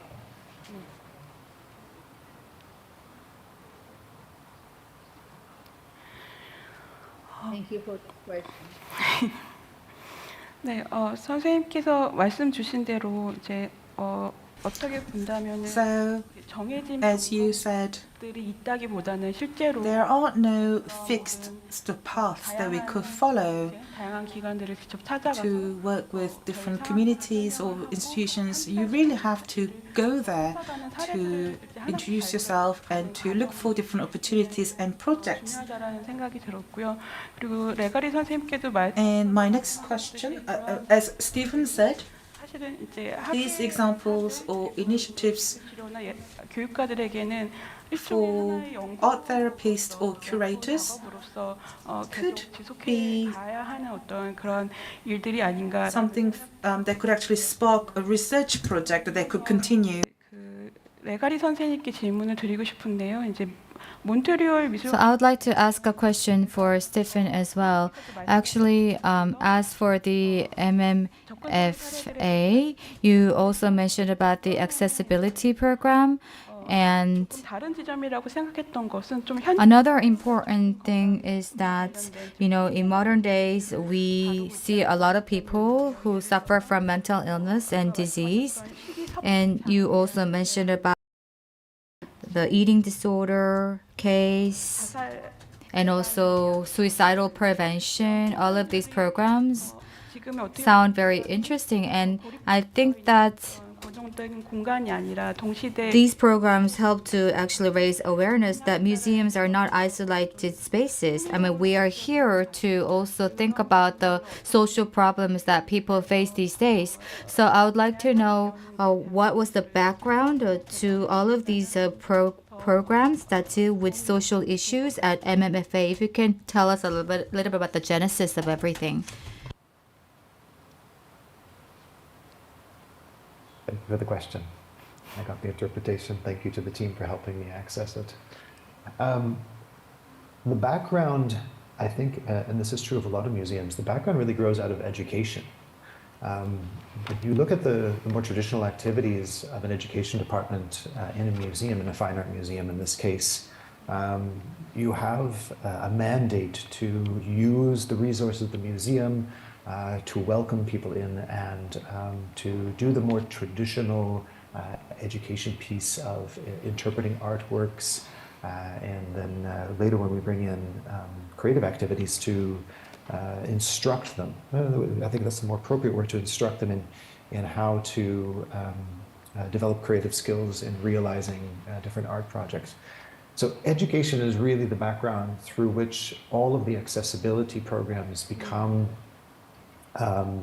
more vibrant, more relevant. They start to take up a greater amount of the activity that is available. And as I mentioned a little bit, at the time in my museum, this is really 1999-2000 when those first questions began to be asked. And there was specific funding at the time to be able to open those initiatives to different community groups. And what really starts as was mentioned earlier, pilot projects, what really starts as a handful of pilot projects turns into a flourishing program where I don't necessarily think it was the intention, or that they even could have imagined just how big and how broad those community programs would get, or that they would even imagine that art therapy would become an integral practice within them. I think that the initial intention of the community programming was really to bring education practices to people who weren't traditionally coming from a school environment, and to see, are those education practices of help or useful or of interest to different community groups. And what we began to learn along the way is that we had to change our education practices. We needed to take more into consideration of why were people coming and how might they benefit from different strategies. And we go from what is a more of a dialogical approach to a more didactic approach. We go into interacting. We're asking questions that are more about the participant experience. What is your lived experience coming into this place? What do you think about the work, rather than what can I tell you about the work? And then you really have a change in dynamic of how the person is participating in the museum through these very simple and welcoming gestures. Their voices start to take up more space. And I think that this actually eventually has an impact on the collections themselves, that those voices start to ask critical questions about the artwork that they're seeing and who they want to see. So education informs community programming. Community programming starts to reshape how we interact with our groups. And then from there, we start to develop competencies in being able to say, okay, we can welcome people that have more significant problems and different ways of engaging and encountering, and even giving people permission not to engage. It is not required that you say something in front of an artwork. Your presence here is enough. And so that's where I think the background of those initiatives came from, that really, we call it the trunk of the tree that produced these different branches. One of them is a wellness branch, one of them is an art therapy branch, and then other more contemporary practices in social inclusion, diversity, equity, etc. Thank you for the question. 네, 선생님들 답변 감사합니다. Thank you very much for your answer. 사실은 이제 선생님 들의 사례를 들어보면 이제 So while listening to your cases and 서서미술관 준비하면서 여러 while we're preparing for the opening of the Seoul Museum of Art and running different programs, we come to realize that 차이를 가지고 있는 사람들을 대한다는 것은 dealing with people with many differences and backgrounds is not easy. It is a very natural process, but it's very challenging task for just one curator or one individual to do. But if your two institutions have managed to embrace a large spectrum of communities, and this attests to the fact that in running a museum and in managing the budget, we need to actually have the financial resources to be able to embrace as many community groups as possible. 아까 미셸 로페즈 선생님께서 And Michelle Lopez also mentioned about this, but 성에 대한 얘기들을 해주셨는데요. 그게 단순 about the sustainability issues. 예산에 대한 문제라기보다는 어떤 So sustainability is not only related with like funding and finances, but we have to actually leverage the existing strengths that we have. So I was very much impressed with that remark as well. I think that we have 3 questions. So maybe one question for each. So I would like to first ask the question to Hana Chu. 질문이 있습니다. 지금 아이디가 Connected A라는 So 아이디로 질문을 주셨습니다. a person with ID Connected I asked this question. 많은 기관들의 사업이 So usually the programs of many different institutions or museums 여러 효과적인 것에 대한 정량적인 평가에 의해서 are subject to quantitative assessment, and sometimes they are not sustainable and there are no follow-up programs. But as for your MMCA program, the case that you mentioned in your presentation was very interesting because you actually ran the program for 15 years, and I think that you find it very regretful that this program ended. So I would like to know what are the limitations in sustaining the programs in Korea that you found. 공유공간 프로그램에 관심 가져주셔서 감사합니다. Yes, thank you very much for your interest in our program at MMCA. And the program was launched in 2015, and there was the Sopung, the Museum for People with Disabilities, and there is a program specific for children with disabilities, and also the project for people with cognitive disabilities. So we gathered all of these different programs and projects into one program called Empathy. So 제가 2016년도에 나온 in 2016, I think that the name in itself disappeared, but 시니어 대상 프로그램 we continue on with a program for senior citizens, and it was renamed into something else, and it's still sustainable. But there is slight difference between the past and the present program in some aspects. But I think that the most important thing is that institutions need to foster specialists so that we can ensure the sustainability and coherence of the programs. And we need a system that allows us to do so. So at the time when I was working at MMCA, 관련하여 이런 장애 there were some institutional and legal arrangements that need to be complemented because there was a lot of lack of legal framework and institutional framework. And in 2021 and 2020, we've seen a lot of amendments to existing laws and regulations. And I think that we need to further promote and develop experts and specialists to be able to aptly run these programs or projects. 4년 동안 지켜보 And according to my 16 years of experience, what I would like to say is that workforce is important, personnel is important, but I think that the shared value or the vision of the museum is very important.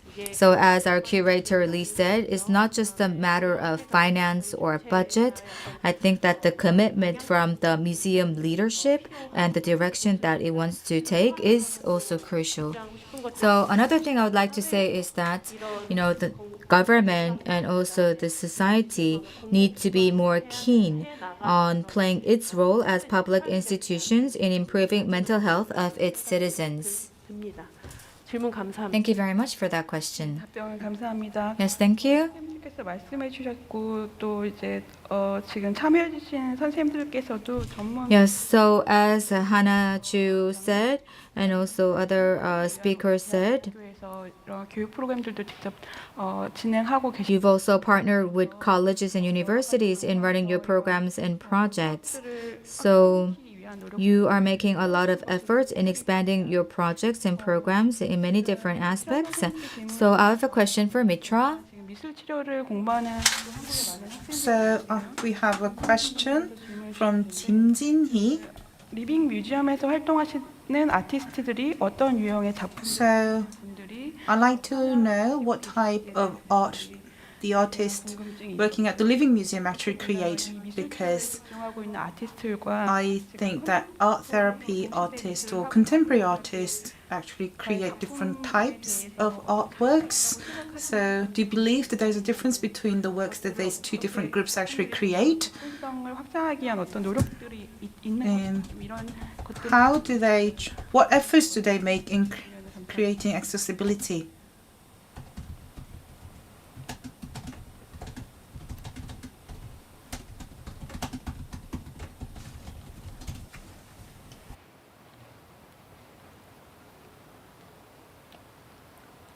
Thank you. If I understand correctly, are you asking about the difference between the art of artists with mental illness? Understand correctly, are you asking about the difference between the art of artists with mental illness? Correctly, are you and contemporary artists? The difference between the art of artists with mental illness? Correctly, are you and contemporary artists? 지금 좀 울림이 있는데요. Artists with mental illness. And contemporary artists. 지금 좀 울림이 있는데요. 잠시만요. 지금 미tra 선생님 지금 저희 선생님 소리가 들리지 않아서 There's an echo, but I'll try to answer this question. The artist, but I don't see any difference. I don't see any difference. I think art is art. Even in, at the Living Museum, we have artists with mental illness. Some of them have had some art education in the past. So I don't even have that kind of view on art. I think if someone is living now, coming to the museum and making art, they are contemporary artists because they are making art in our time. So I consider the artists at the Living Museum artists. And people who come to visit the Living Museum, I want them to look at the art, and not think about the mental illness. this is straight up art. So visitors who come to the Living Museum really like this aspect of art. There's no pretense. It's really not there to impress anyone. They are making art because they need to make art. It's part of their, creativity. They get to be expressive, and also they are a great community. They kind of support one another. So, and I think just that art is art. If anything, what they do is really straight up art.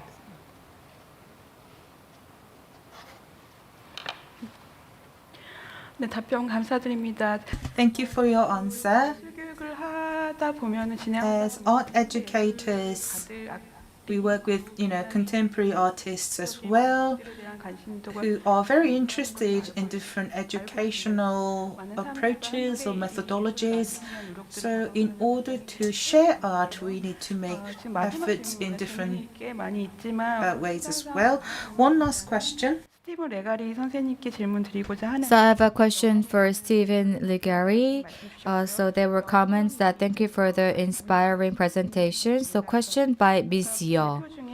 So in your presentation, you mentioned about the trauma education, and you said that your internal staff also undergo like the training on trauma. 어떤 트라우마 교육에 대한 얘기들을 좀 궁금해요. So can you elaborate more on that training for trauma? And you also mentioned about the 미술치료라는 것이 또 어떤 art therapy. What is the difference between art therapy in museum and art therapy in hospitals? Do you find any differences in art therapy in museum, art therapy in clinics or hospitals? Thank you for those questions. So first, the trauma training is usually a framework of understanding first we begin with definitions. What are the different kinds of traumas? What is complex trauma? What is simple trauma? How do they impact people differently? How can they be enduring in a person and create problems later in life? So it's really understanding the events around trauma, but then also physiologically what happens in the brain and what happens in the body, and how does that show up in behavior.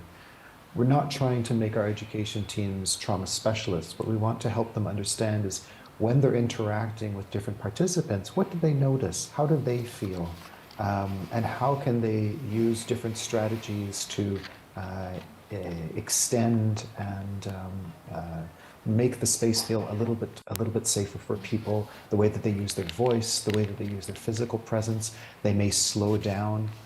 So the trauma training starts with the sort of nuts and bolts, the basics of what trauma is, and then how does the context of the museum potentially how is that relevant in the context of the museum? So that can be also how can different artworks perhaps be a triggering experience for people living with trauma. How might people have difficulty socially interacting in a group? How might people who've experienced mental health problems be experiencing trauma? So it's usually either half or even a full day training that everyone gets. And then we have a framework for different strategies. What we want to do is make our programs preventative. We want to make them all the different ways that an educator or an art therapist creates their group experience, from the first greeting to the planning and explaining the different activities, so that helps people's anxieties come down when they can be able to anticipate what a visit is going to look like, by preparing people that there are different experiences. They might have emotions, they might have sensations, so giving people as much information as possible and then giving them choices along the way. So the what is called voice and choice, helping them use their voice and helping them make choices about what they like, what they see, what they want to do, maybe what they don't want to do. And those can be very, very basic choices, such as different art materials. As Mitra was saying, the opportunity to make free choices in an art studio is really essential as well. And then the differences between museums and hospitals or clinics is, I would say it's quite different. The environment really informs the work. We may be doing clinically informed work in a museum. That is, we're using all of our skills, we're using all of our training, we're using all of our tools. We have a confidentiality agreement. We're using all of that work in a museum environment, but the environment really shapes the work differently. In our museum, we've got natural light, beautiful wood floors, we've got thousands of objects that we can go and look at. It's a beautiful space. People are bathed in this different kind of beauty that they're not necessarily going to have that experience in a clinic or in a hospital. And the other piece about museum-based art therapy that's quite different is we have the art collection. So using those visits as a way of inviting participants to use their voices, use their ideas, get their imaginations stirring, tell their stories, even difficult stories, in front of the artworks, is a part of that work that is quite different from what we say more typical clinically informed art therapy in a hospital or in a clinic, where we're using the creative process, we're using the therapeutic alliance with the art therapist, and then we're using a reflective process to be able to reflect on the artwork, when we aren't necessarily using the fine arts or using museum art in those contexts, but there's no reason it couldn't be included. Thank you for the questions. 네, 이로써 저희 So that brings us to the end of the 하는데요. 이번 포럼이 first part of today's forum. Many thanks to Hannah for helping us put this program together. 저술을 Of 해주셔서 course, 그것을 또 조한 선생님께서 she 한국에서 translated 해주시는 것 the museum-based art therapy into Korean, 사람들에게 알리기 위한 which 노력이 아닌가 in itself was an effort to promote art therapy in Korea. And through an occasion like this, we very much look forward to expanding the activities and programs of art museums to engage with a wider community. So we will come back in an hour to start part 2. And in part 2, we will hear from Tom Kim-pol, 이러한 다양한 문화가 혼재하는 도시의 who is going to give a lecture 전략 그리고 on 경험에 대한 얘기들을 들을 예정입니다. different strategies and his experiences of working in New York as a writer, museum director, and public officer. So we will come back in an hour. Thank you.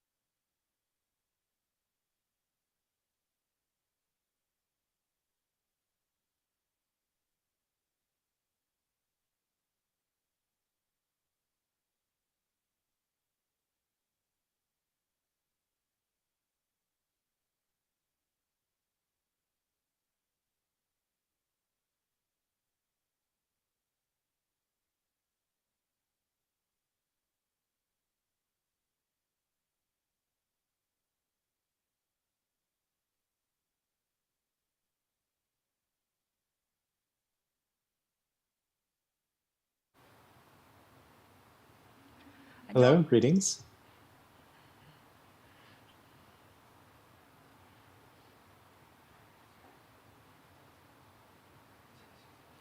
안녕하세요. 서울시 문화본부 박물관과 배희정 과장입니다. Hello, everybody. I am Pei Hee-jung, Director of Museum Division of Cultural Headquarters, Seoul Metropolitan Government. Welcome back for the second part of today's forum, Art Museums and Diversity. In the second part, Tom Finkelpole, former Commissioner of the New York State City Department of Cultural Affairs and Director of the Queens Museum, will share his strategies and experiences on cultural policy and support in New York City. 함께 나누어 주실 예정입니다. Against the backdrop of cultural diversity, and his presentation will be followed by a short discussion moderated by Tae Eun-ju, Director of Seoul Museum of Art. We very much look forward to Tom's presentation. Thank you.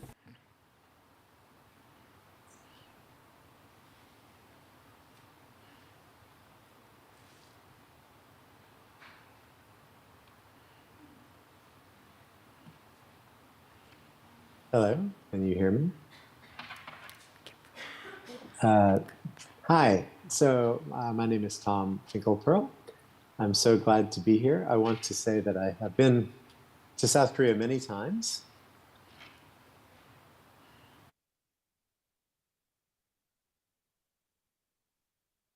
Hello?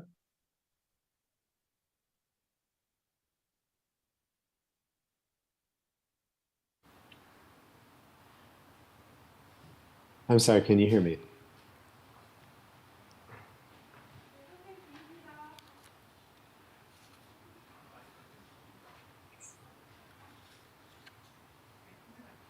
I'm sorry, the screen that I'm seeing is just my face, but I don't see the screen with my slides. 네, 선생님. 톰 There we 선생님 go. 지금 Okay. 잘 Thank you. 들립니다. 선생님 목소리. We can hear you. Okay. I'm sorry, but I can't, now I can see the slides. I was seeing, not the wrong screen. Okay, I'm so sorry. Anyway, I'm so happy to be here. I've been to Seoul many times. I love visiting South Korea, and I'm so sorry that I could not be there in person today. So what I want to talk about is a little bit unusual in its structure, because I'm going to talk about my second job first and my first job second. So I want to start by the time that I became Commissioner of Cultural Affairs of New York City. You could show the next slide, please. Oh, I'm sorry, again, I'm not seeing the screen.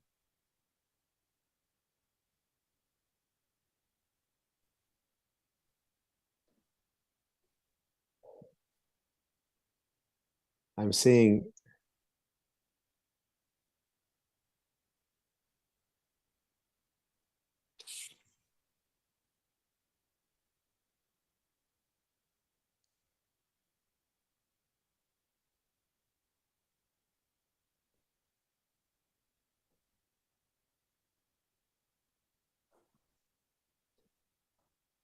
For a minute, I was seeing the screen correctly, but not now.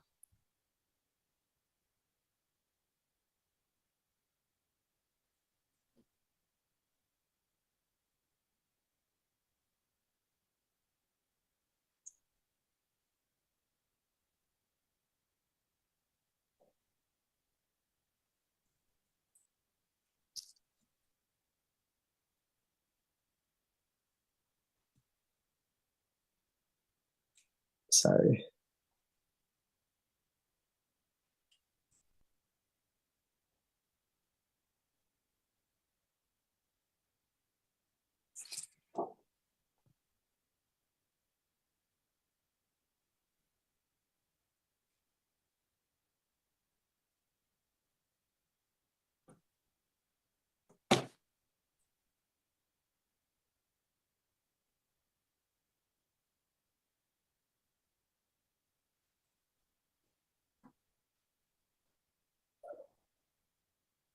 No, I cannot see the slides.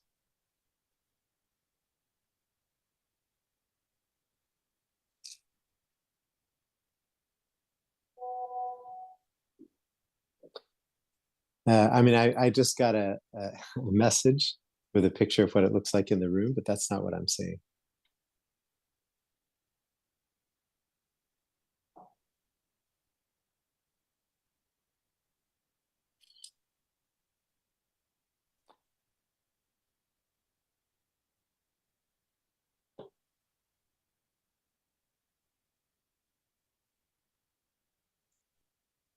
I just sent back a picture to Hannah of what I am seeing.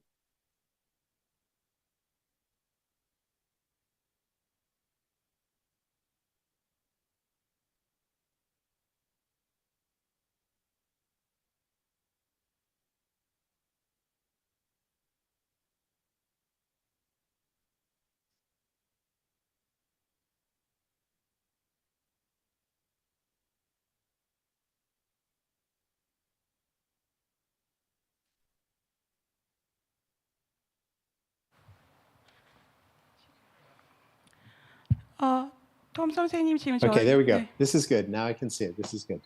Whatever you did, this is perfect. Thank you very much. Okay, to continue. So I wanted to start by talking about when I was appointed to be the Commissioner of Cultural Affairs of New York City. So this, what you're seeing is a slide of myself, a younger version of myself. I'm standing with the Mayor of New York City, and he is announcing that I will be the next commissioner. So the Commissioner of Cultural Affairs is the person who's in charge of the agency that funds arts and culture. It is a large agency by American standards. And it's also involved not just in funding, but it is the landlord for many very important cultural institutions across New York City. And it sets the cultural policy for New York City. So there I am standing at the Queens Museum with the Mayor of New York City. Next slide, please. So this slide shows the relative size of the cultural affairs offices in the largest cities in the United States. So you can see the federal government has a very large budget for arts and culture, but New York City comes right after that. It is much larger than the cultural budget of Los Angeles or Chicago or Houston. But the thing also that is very important to understand is that the way that cultural is funded in the United States is quite different from the way it's funded in Europe and much of Asia, which is that for the most part, culture is funded by the private sector. So what we have is a very generous tax deduction for donations to cultural organizations and other nonprofits. This was a law that was passed a very long time ago. In fact, the deduction for the income tax from the income tax for charitable contributions to museums or libraries or hospitals was passed in 1917, so 106 years ago. So during that period of time, there's been a huge growth in the private sector. And one of the most important events happened in the 1930s. In the 1930s, there were very high taxes. It was the Depression. And the inheritance tax by that time had reached 70%. So if you were giving money to your children and you had $1 million, the government would keep 70% of it. This was the time in which the largest foundations in America were born. The famous Ford Foundation was born at that time in order to make sure that the money would not go in taxes, would not go to taxes. So I don't think that the system America has is a good system. So I'm not here to say you should do what we're doing in America. I'm trying to describe what we do. I think a system with much larger public support for the arts is a much preferable system. So maybe you have a better system than we have already. But let me continue. Next slide, please. And I'm going to describe the difference, again, between the European system and the American system. So on your screen, you see three great museums. On the left is the National Gallery in London. In the center is the Metropolitan Museum in New York City. And on the right is the Museum of Fine Arts in Boston. The museum on the left, the National Gallery in London, is a public museum. It is funded largely by the public sector, by the city and the British Arts Council. And the people that work there, as I understand it, are public employees. If you look at the museum on the right, the Museum of Fine Arts in Boston from 1870, the National Gallery in London is from 1824. So in 1870, American cities started to found their major museums. And that is a private museum. The Museum of Fine Arts in Boston is a private museum. It is on private property. And it gets, as far as I understand, $0 of support from the city of Boston. The museum in the center is the Metropolitan Museum in New York City. It's the largest art museum in America, also founded in 1870. And it's quite different in the sense that the building is owned by the city of New York, and the heat and light, energy bill is paid for by the city, and some operating support. So the city of New York gives maybe $29 million a year to the Metropolitan Museum. So the system that we have in New York, I always say, is halfway between the European system and the American system. The Museum of Fine Arts in Boston is much more typical of museums across the United States. Okay, next slide, please. So in New York City, there are 34 members of something called the Cultural Institution Group. This is theaters, gardens, zoos, and museums. They are all across New York City. The pictures you're looking there, up on the upper left is Carnegie Hall. Upper right is a botanical garden up in the Bronx. Lower left is a zoo, the Bronx Zoo, and the lower right is a museum in the borough of Staten Island. They're all across the city, and all of them share that same deal that I mentioned before, the same as the Metropolitan Museum. These are city-owned buildings. The city owns the buildings, the grounds. The city pays the energy bills for these institutions and gives some operating support. And that operating support might be somewhere between averaging around 20 to 25% of the overall budget. So I'm saying this because it's a very large investment by American standards. But again, please keep in mind that the biggest investment that the United States makes in arts and culture is through tax structure. And I understand that there are some deductions. I'm not an expert in Korean tax law in South Korea, but I understand there are some deductions, but the deductions in the United States are much bigger, and they have been going on for much longer, 106 years is what I mentioned before. Okay, next slide, please. Okay, here is the city of New York map. I think most people, if they come to New York City, I'm not sure how many people in the audience today have been to New York. Often people focus on Manhattan. Manhattan is where a lot of tourism takes place. It's very dense. But there's the other four boroughs, which is the Bronx, Queens, Brooklyn, and Staten Island. So before I mentioned that there are these organizations that are supported by the city all across New York. And here is, next slide, please. A list. So it shows that Staten Island, Queens, Bronx, and Brooklyn, as well as Manhattan, have city-owned and city-supported cultural organizations throughout. So this is something that is actually quite different from a lot of other American cities. The fact that there is a vital cultural life outside of the center is extremely important. And it's been that way because of the investment by the city. If you look across the other boroughs, aside from Manhattan, you'll find that most of the larger cultural institutions are the ones that are supported by the city. Now, in Manhattan, there are also very famous and important institutions that are not supported by the city. Next slide, please.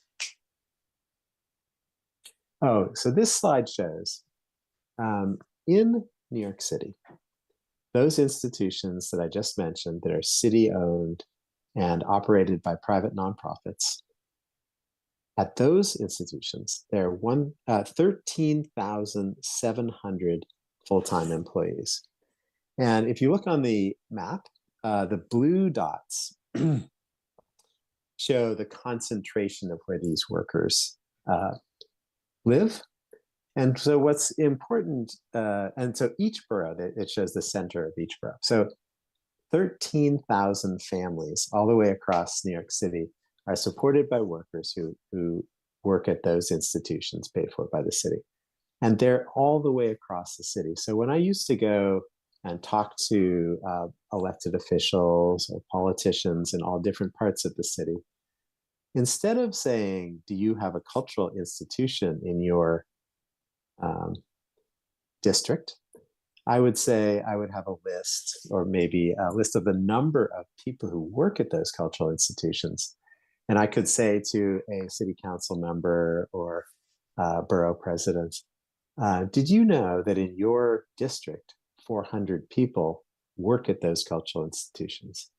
When you think of the cultural institutions, you can think about, where they are physically in the city. You can think about where the visitors come from. But another interesting way to think about those cultural institutions is to think about where the workers at those cultural institutions live.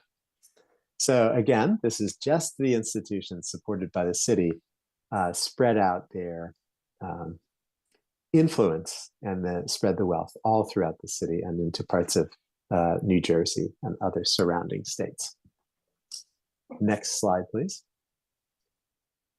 So I mentioned before that there are very big, important, and famous institutions in New York City that are working with the private model. And 4 of those institutions, 4 of the larger ones, are the Museum of Modern Art, the Whitney Museum, the Guggenheim Museum, and the Intrepid Museum, which is a battleship, aircraft carrier that's been made into a museum. So these museums are based not on a partnership with the city, but really with some of the wealthiest people that ever lived in the United States. And this is true, I think, all across. I know that there are museums in Korea, in South Korea, also founded by very wealthy families. So the Museum of Modern Art, the money that started the museum was the Rockefeller money. It was, oil money. The Whitney money, Gertrude Vanderbilt Whitney was the granddaughter of Cornelius Vanderbilt, who was one of the richest men in America at that time. And the Guggenheim Museum is named after the Guggenheim family, which had a mining interest. So these are very, very rich families. All of those museums charge a mandatory fee when you enter. The museums that the city owns, like the Metropolitan Museum, are free, or they are free either for everybody, or they're free for people who live in New York City. Now, if you come to New York City from outside, sometimes you have to pay, but it's the taxpayers of New York who have paid for those museums, so that seems to be sort of fair. We think so. Okay, next slide, please. The other thing that the Cultural Affairs Office does, that I used to be the director of, the commissioner, is that we gave money to capital. So capital money is money for building a new building, for renovating a building. And in this case, and that's about another investment of another $200 million per year. So in this case, the Studio Museum in Harlem, which is one of the most important museums for Black Americans, maybe the most important outside of Washington, D.C. They wanted to build a new building. They came first to us and they said, will you invest in this? This is one of those institutions where the city was going to own the building. So we eventually invested almost $60 million in that. And they went with the assurance that we were going to be supporting it at a very high level. And they went to their donors and found at least twice that much money. I think the final expense to build this new building, this is a rendering, but it's now almost finished, will be almost $200 million. So again, it's a private-public partnership. It's a private-public partnership that occurs all throughout the city. And that is the essence of the cultural institution group that's been the center of a lot of cultural life in New York City for 150 years. Next slide, please. Another thing that the agency does is fund at a much smaller level another 1,000 cultural organizations each year. This is a competitive grant, and it's about $50 million additional. And so this is a situation where people apply for their cultural organizations. It could be dance, music, film, visual arts, all throughout the city. And it is evaluated by peer panel process. Peer panel process means you get together people from cultural institutions. They cannot judge, of course, the value of their own institution. And they read through these thousands of applications, and about 1,000 per year are also funded. This has been going on, and that program has been building and building and has gotten quite a bit larger in about the last 10 or 15 years. Traditionally, the city put almost 80% of its money into those 34 cultural institutions I mentioned before. Now they're trying to expand the support for these 1,000 other organizations. Next slide, please. Another important thing that the Department of Cultural Affairs did in collaboration with the Department of Sanitation is what we called a creative reuse or recycling program. This is a program where the city, we had a very large warehouse, and we collected materials, and we collected, rugs or paintbrushes or, stuff that people could make art out of, lots of fabric, paper. And this is a day where people were going shopping at that institution. So all of this material has been donated. People go and shop and find whatever they want, and everything is free. Nothing, they do not charge any money for this. So this is the #1 supplier of art material for the public school system in New York City. Hundreds and hundreds of public school teachers come here and get, great materials for their students to make art out of. And there are also education programs that talk to teachers about how to reuse materials to make art for kids. So it is, it's a recycling program. It's good for the environment, but it's also good for, I think, for the imagination, for all these teachers and then artists and cultural organizations to figure out how to make art out of this reused material. I will say that, being in government, sometimes things are controversial. Not everybody loves every program.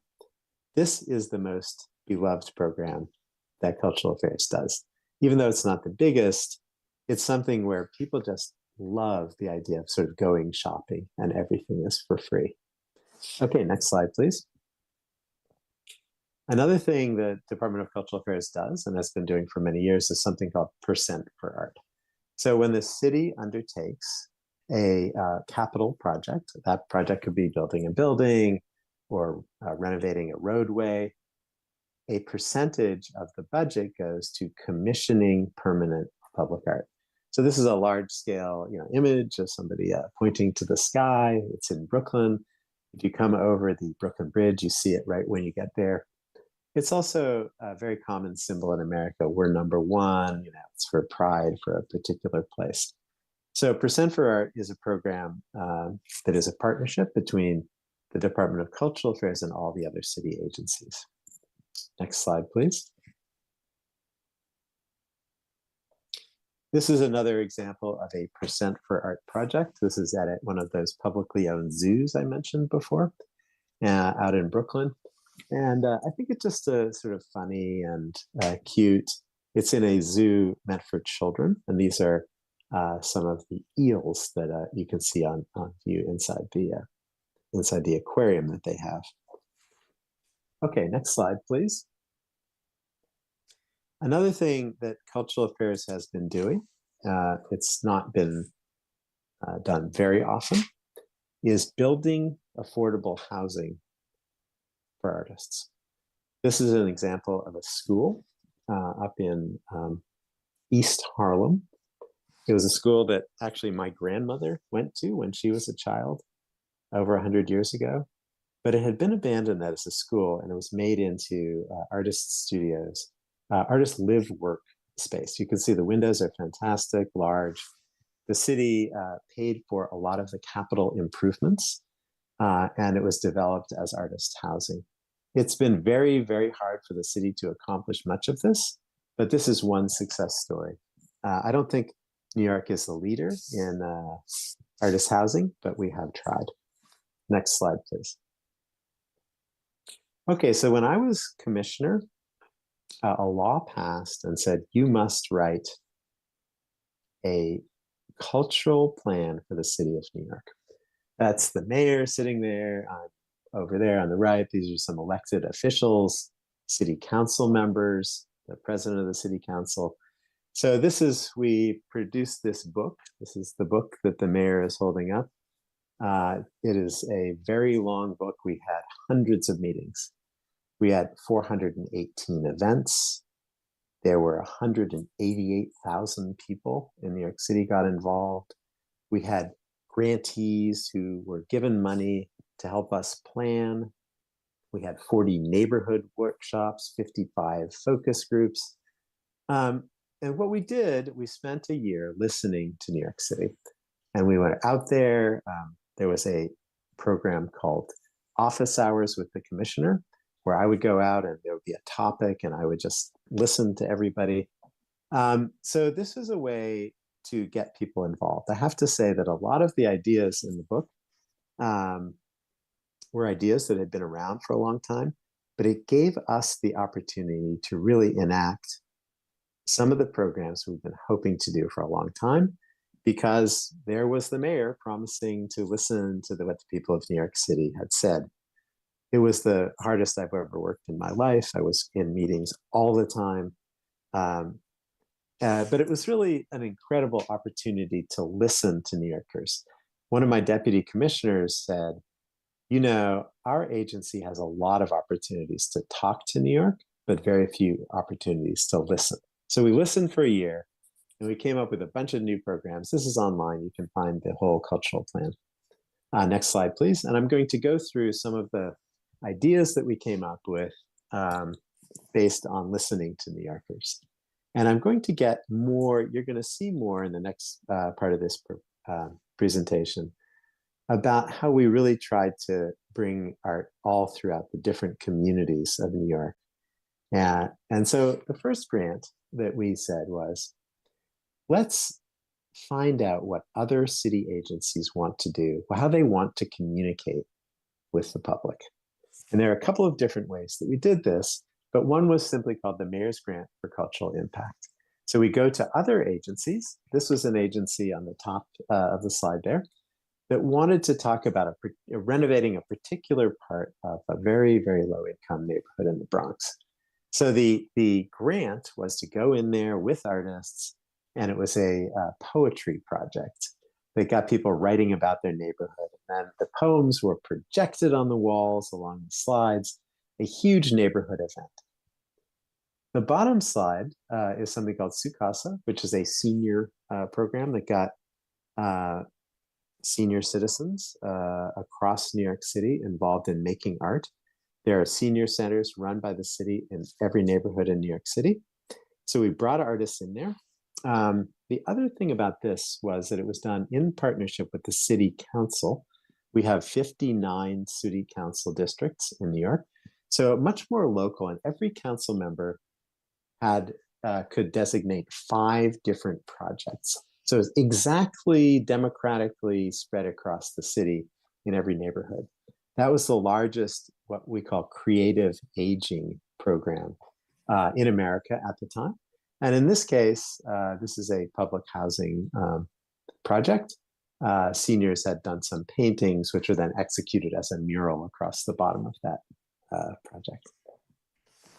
So again, these were programs that either came directly out of the cultural plan or were able to be enlarged because of the cultural plan. Next slide, please. One of the most important initiatives that I think that we undertook had to do with energy saving.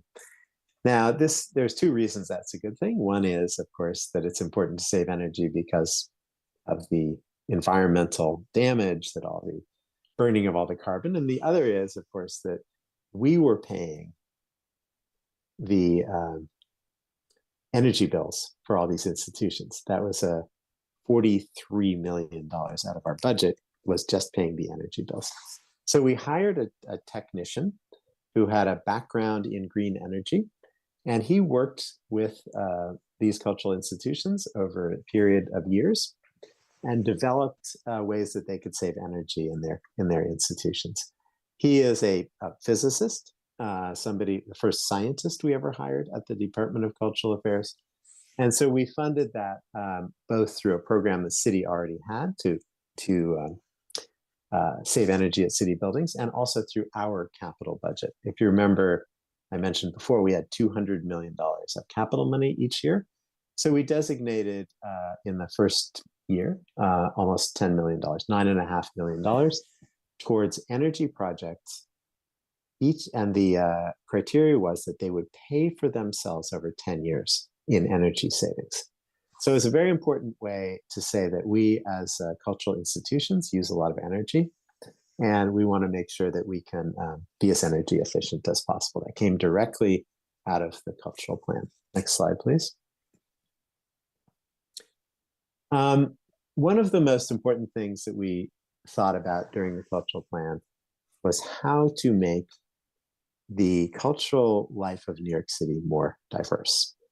In New York City, the racial division is that about 2 out of 3 people are what we call people of color, in other words, not the white race. But most of the people working in cultural institutions were white. Most of the money was going to white institutions, and most of the people that worked there and went there were white. So we started a whole bunch of programs to try to change that. And one was, we have an amazing city university system in New York, all across New York City. And that is a super diverse, culturally diverse and economically diverse system. So we started something that is called CUNY Cultural Core. This slide says that 440 students, by now it's 1,000 students have gone through that. And many of them found jobs in the cultural sector. This was anybody, it was open to anybody, but because the group of students is so diverse, it ended up being a very, very diverse group every time. You can see here's a group of maybe 30 or 40 students, and they're of every race and ethnicity you can imagine. We found that theater was even less diverse culturally and racially. So we put money into diversifying theater companies. We started something called a leadership accelerator, which found talented people in institutions who already had jobs and tried to, build up their leadership capacities. And we asked every institution in those institutions that I mentioned before, where we were the landlord, to develop a diversity, equity, and inclusion plan. That's a plan to say how your staff will become more diverse. And they all did it because we said that if they didn't do it to our satisfaction, we would cut their budget by 10%. Next slide, please. Another important initiative, this now we're getting to COVID time, was something called the Public Artist in Residence. So Public Artist in Residence was where we hired an artist to work at another city agency. In this case, it was the sanitation department, and this amazing artist named Merle Euclides did a project to thank service workers who were keeping New York City alive at the time. We were in lockdown. We didn't, a lot of us weren't going to work. We were working from home, working on Zoom. But there were people who had to go to work every single day. Those were workers in the sanitation department, the police department, et cetera, who simply, the water system, the city had to continue to operate. And so she did this all across New York, throughout the subway systems. This is on the Queens Museum, which we'll get to in a minute, thanking them for keeping New York City alive. Next slide. Here's an image of that same thank you in Times Square, which even then had a bunch of people there. It's the most used public square, I think, in America. And there it was, thanking the service workers. Next slide, please. Okay, a couple of more programs. I think this is the last, and then I'm going to switch to a much more local focus, which will be the Queens Museum. One is that across New York City, we have this scaffolding on buildings when they're under construction. And it looks terrible, and it's just part of New York City. So we started something called City Canvas, which allowed arts groups to decorate those scaffolds. That had been not allowed up until that time. So it just beautified a part of the city that was just, looking terrible. And the other was a very important program, which was the Public Artists in Residence that I mentioned before with the artist Merle Euclides. And in this case, there had been some incidences at the time of COVID, which were anti-Asian violence. And this artist, her name is Amanda Pangbodi Bhatia. It's a long Thai name. Did an incredible campaign to try to get the people of New York City to embrace the Asian population. And this was on a subway, this is all throughout the city, actually became a national campaign. But there's the poster there says, or the billboard says, "I still believe in New York City. I still believe in our city." It was actually incredibly successful. It was very beautiful. It was very colorful. And it got a huge amount of attention across New York City and across the country. Okay, so with that, I'm now going to go back in time. And if you can go to the next slide. I became the director of the Queens Museum in 2002. The reason that we wanted to do the presentation this way was to give you a sense of kind of the context that I was working within as the director of the Queens Museum. So I was running one of those 34 institutions that's owned by the city that are all throughout the city. And the Queens Museum is in Flushing Meadows, Corona Park. So it's at quite a distance from Manhattan. Next slide, please. That's a picture of how the museum looked when I got there. It's in an old fairground from 1939, the 1939 World's Fair. And I always loved this museum. It's got a lot of history. The UN General Assembly met there for a while in the 1940s. So important things happened in the building, like the start of UNICEF, which is the United Nations Children's Fund. So it had a lot of history, but it also, wasn't the most popular museum in New York City. And by the way, in the background of that photograph, you see other relics from that 1939 World's Fair. Next slide, please. In America, one thing, it's sort of a joke that people say, there are three things that are important in real estate. And those three things are location, location, and location. So when you're thinking about a building or you're thinking about the value of a place, you have to think about the location. So we had a beautiful building, but where was it? And how are we going to connect with the people who are in that location? And as you think about making a new museum in a new location in Seoul, I think you have to think in very complex and deep ways about the idea of where the location is. So let me tell you a little bit about the location of the Queen's Museum. Next slide, please. So here is an aerial shot of the museum. The museum is on the left. You can see that there are two stadiums in the background. One is a baseball stadium where the New York Mets play, and another is the stadium where the US Open tennis tournament takes place every year. So that's where we were. We're in a park next to a highway. You see a highway on the left, and a very big, open, popular park, which is filled with low-income people, a lot of them speaking Spanish, but also to the right of this slide, people are speaking Mandarin and Korean. There's a big Korean neighborhood in Flushing, Queens, you may have heard of. So we were in this situation where it's very immigrant-rich part of New York City, but still, like most other museums, we hadn't really connected too deeply with our neighbors. Next slide, please. But take a look at this map of New York City, and I'm not sure how well you can read it in that room, but if you look sort of right in the center of the map, there are sort of the top center, which is where the Queen's Museum was. There are these blue neighborhoods, and those blue neighborhoods are very, very unusual kind of neighborhood in New York or in America, which is called a melting pot neighborhood, where there's no majority. You can see in big parts of New York City, if you see the darker, sort of dark gray, those are predominantly Black neighborhoods. The lighter gray is predominantly white neighborhoods. But in this part of Queens, there were these very, very diverse neighbors. And it was really incredibly sort of exciting and fun to be there. Lots of incredible food from all over the world. People speaking different languages on every corner. So I loved being there.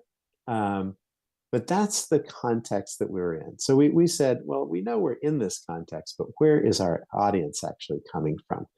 And what we found was that the audience was coming from exactly those neighborhoods, those diverse neighborhoods. Next slide, please. So over a period of time, we just asked people who are walking in the door of the museum, where are you coming from? And you can see the red is the most highly concentrated area of our audience, and the blue, dark blue is after that. So people were coming from these very, very diverse neighborhoods. That was already our audience. And what our job was then to connect more deeply with that audience and to understand what they wanted better, and also to get more people to come. Okay, next slide, please. So let me talk a little bit about exhibitions. And I think exhibitions are important, but I think what we ended up finding was exhibitions were not the most important thing in terms of bringing new visitors into the Queen's Museum. We had a great exhibition program. I'm very proud of it. And I'm going to talk a little bit about that, but I'm going to talk after that about, I think, what really worked in terms of getting people to feel like it was their museum. Okay, next slide, please. So we had two things going for us that were quite unique. One was on the left, a model of New York City. I'm just showing the slide with the guy standing on it to show you the scale. So it's an absolutely enormous model, the largest architectural scale model in the world when it was built. And the other thing we had that was quite unusual was that Louis Comfort Tiffany, the famous designer, lived, or not lived, but worked at his factory right there down the road from the Queen's Museum. So we had a collection of Tiffany glass, and we had this amazing panorama. So we had some attractions where you didn't have to speak the language, you didn't really have to understand contemporary art or anything like that to have something enjoyable to come visit at the Queen's Museum. Next slide. So what we started to do was to do programming around what we thought would be the interests of our neighbors. This is a show that came from Mexico City called ABCDF. DF is the name, what you call Mexico City. And it's a photography show of all kinds of photographs of famous photographers or just postcards. And the idea was to do a lot of programming with Mexican artists and Mexican lectures, etc., to bring people from the Mexican community in our door. And that was a successful project. So we did more shows like that. Next slide is another, next slide, please. So this is a show of from a 1939 World's Fair. A Mexican photographer named Luis Marquez came to Queens and did these amazing photographs where he had women and men actually in sort of native Mexican attire posing in the park. So it was a kind of fun and interesting way to say, you know, something, there's been Mexican creativity right here in this part of Queens, at least since 1939. Next slide, please. This is a Korean American artist named Il Lee, and he did a wonderful show of his drawings, which are these incredibly elaborate ballpoint pen drawings. He's giving a lecture to some school children about his work. One of the things we always tried to do was to, especially artists like Il Lee, was to have them come and do educational programs when their exhibitions were up. The next slide, please. This is a show of Taiwanese and mainland Chinese artists. All of those artists, you know, spoke Mandarin, so we had a very, you know, big Mandarin-speaking community just right down the road. So we did a bunch of shows that related to, and especially the Taiwanese were the dominant group of Chinese Mandarin speaking people in our neighborhood. So we did a lot of shows with Taiwanese artists. Next slide, please. Again, I want to remind you, this is the panorama of the city of New York.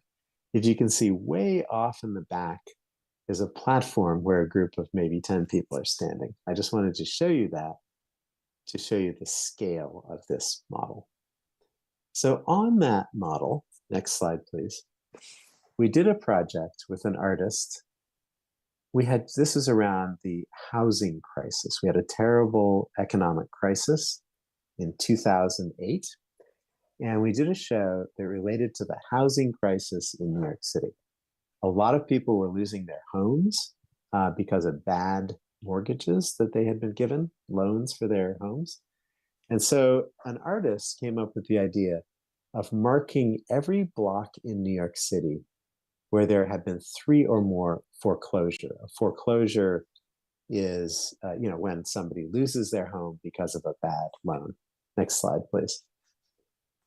So what you ended up with was just a map of tragedy.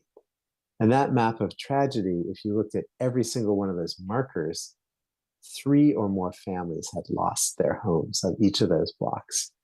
And if you knew New York City, you understood also that the people losing their homes weren't just anybody, they were low-income people, and almost always low-income people who were Black or who were Spanish-speaking. So that show gave us the opportunity to connect in with activist groups and people who were trying to save people from these bad mortgages. And it was a way to connect to different communities outside of the art community to make a show that was really relevant to people's lives. This began to be the kind of show that moved into a connection with the real life, day-to-day issues of people's lives in Queens. Next slide, please. Okay, but all of that, I want to say that I'm proud of the exhibition program. I think it's very important to do exhibitions that connect to the people who are your audiences. But we did a lot of other things to connect beyond the exhibitions. So let me just go through some of that. Next slide, please. I think you already heard about the art therapy program at the Queens Museum. This is one of our art therapists. So I'm not going to spend a lot of time on that, but it was extremely wonderful to see the kind of different audiences that would come in the door, people with disabilities, families. It was a very open and friendly atmosphere. And I was just extremely proud of that program. That was a program that started before I got to the Queens Museum, but we added an additional art therapist during my time. Next slide, please. So one of the things we started to do was a partnership with the library system in Queens. The library system in Queens is one of the most successful cultural organizations in the borough. Millions of people use it. So we said, why don't we just connect with them? So we started a program where we would teach a class in the native language of that community, and that mostly was Spanish speaking, Mandarin speaking, and Korean. And we would start the class in the library. So there are 200 branch libraries all throughout New York City. They're in every single neighborhood. So we started the class with 4 classes at the library. So you would get to know the teacher, you would get to know the subject matter. It was taught in your language. And then the second 4 classes of the 8, it's an 8 class, the course was 8 classes, would be at the museum.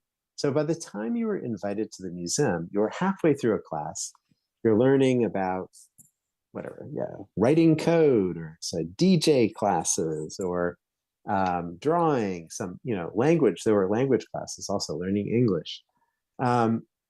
You knew your teacher, you knew your classmates, and you came to the museum with people you knew.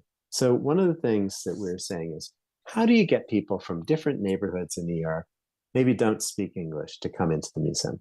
So this was called the New New Yorkers program. This is a group of some teachers and students from a couple of classes. The guy who is sitting on the floor with his legs crossed was the guy who ran that program.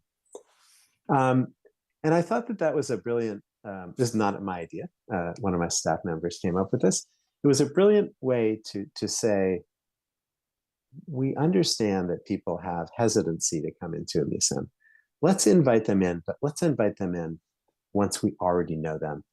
The other thing is, of course, with classes, the people speak. If a class doesn't fill up, we didn't run it again. If there's an exhibition and maybe people don't come to it, you might say it's still a great exhibition.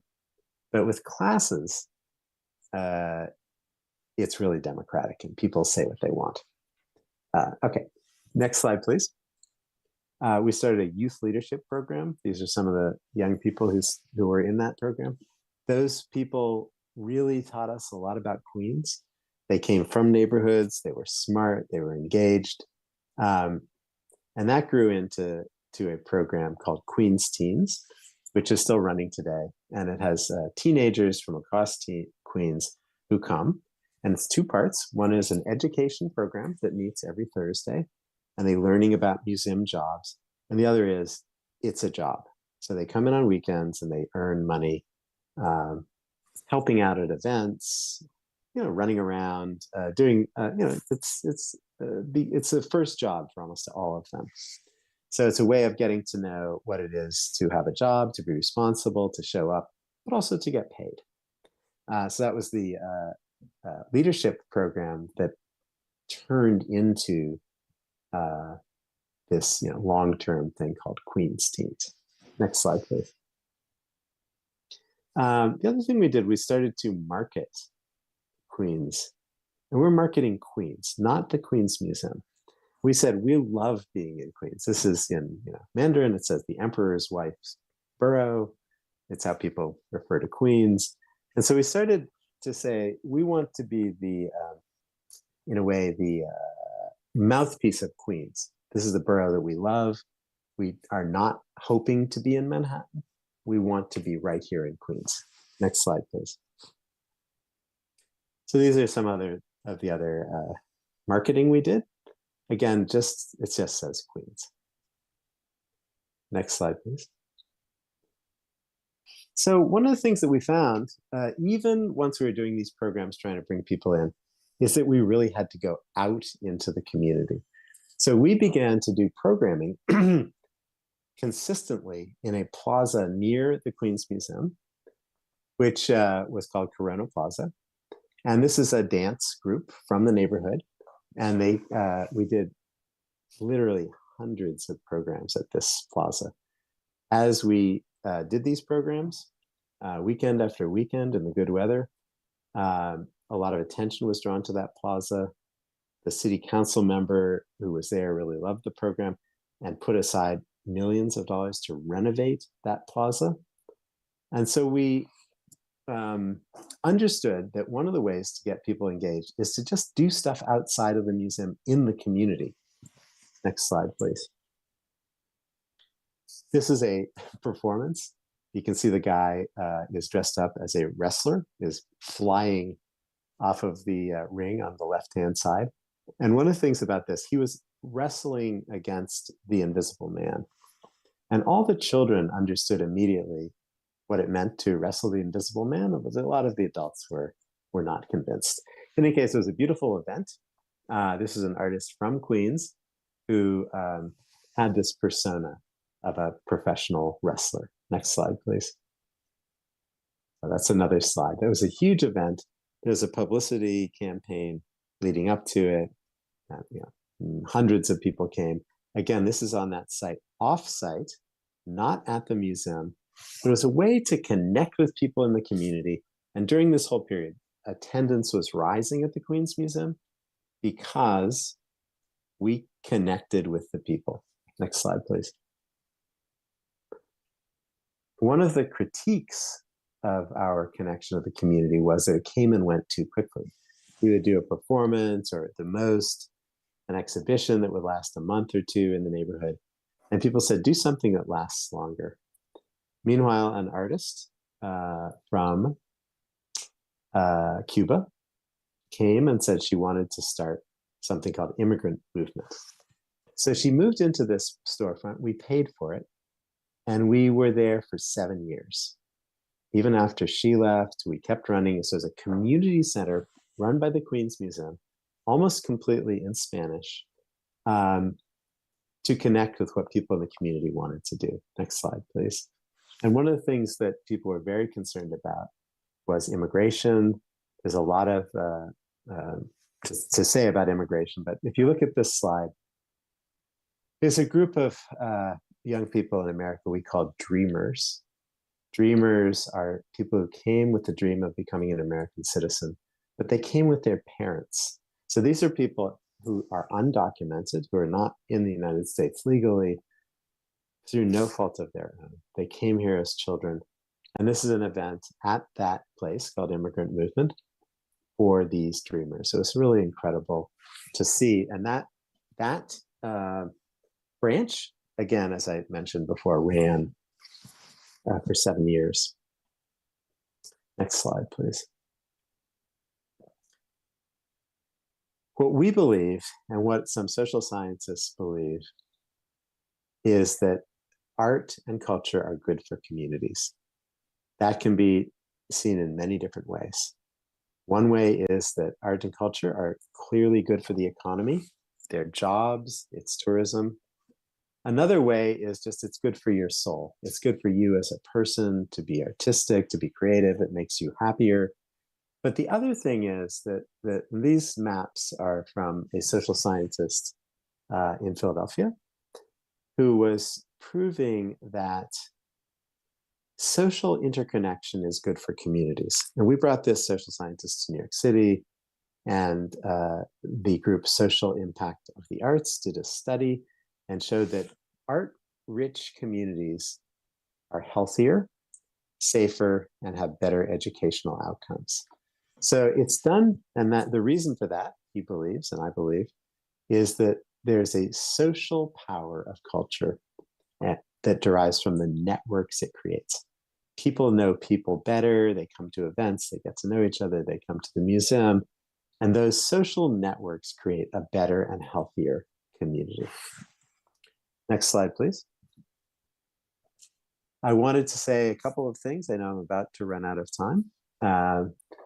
But the management philosophy at the Queens Museum, we tried to boil things down to some very, very simple principles. So the management philosophy was autonomy and community. What I mean by that is each of the staff members in each of the departments had autonomy. They were able to do what they wanted. They weren't being forced by me as the director. to act in a particular way, but they were also doing it in community. So they were autonomous. They had some control over their jobs, but they had a community of people who were helping interconnect them with all the other stuff the museum was doing, supporting, critiquing. So that was it. The 2-word or 3-word management philosophy was autonomy and community. Next slide, please. All right, so around this time, after I'd been to the museum, at the museum for 12 years, we finished the renovation, and now we're just getting to the point where I started the lecture. So this is the last mayor, Mayor Bloomberg, standing in the middle there. I'm there with some politicians and trustees. And this is just before I left the museum and was appointed to be the Commissioner of Cultural Affairs. So this is bringing us back around after 12 years of time at the Queen's Museum. I then went to where I began this lecture. Okay, one more slide. And there's one more after this, please. Last slide. Oh, I'm sorry, I have a couple more. Let me show you, this is what the museum looked like after we reopened. And you can see that there's a big open space in the middle. And that big open space is constantly being used for these big events that we can now do inside the museum. So we opened it up. There's a lot of light, a lot of natural light. Next slide, please.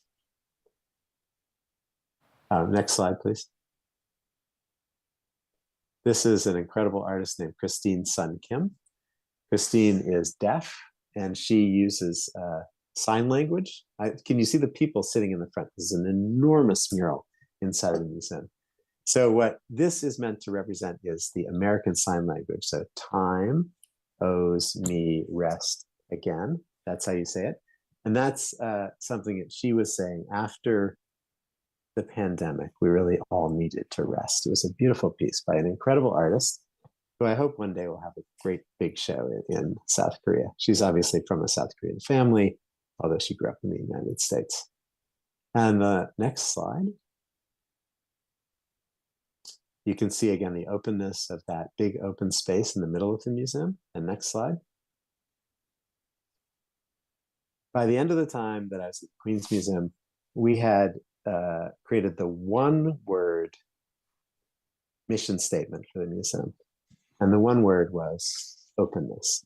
So the idea, if you look at the structure of the museum, like the big open space in the middle and that big expansive openness, but also really more so the openness to different people, people from different countries, disabled people.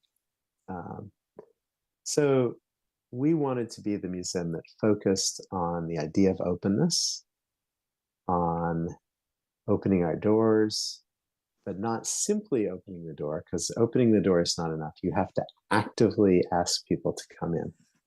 So that was our mission, and that is what we were trying to do at the Queen's Museum. So with that, I think I'm a couple of minutes over. We started a couple of minutes late, and I'm so sorry about the technical problems at the beginning. So that's my presentation. Thank you.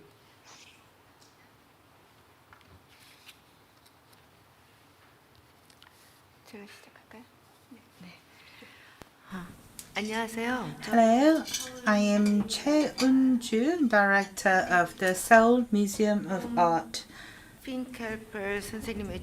Many thanks to Tom Finkelpel for your fantastic presentation.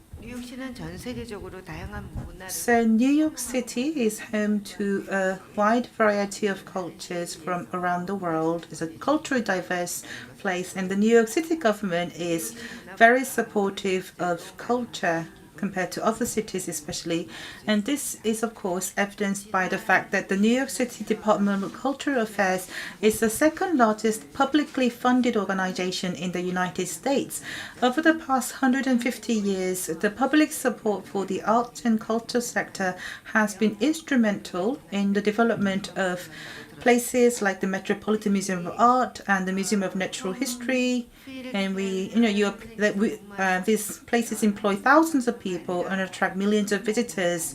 And it is particularly striking that you have sought ways to provide public support not only to these great institutions, but also to smaller cultural organizations and also to local communities as well. So I've got a few questions in relation to this.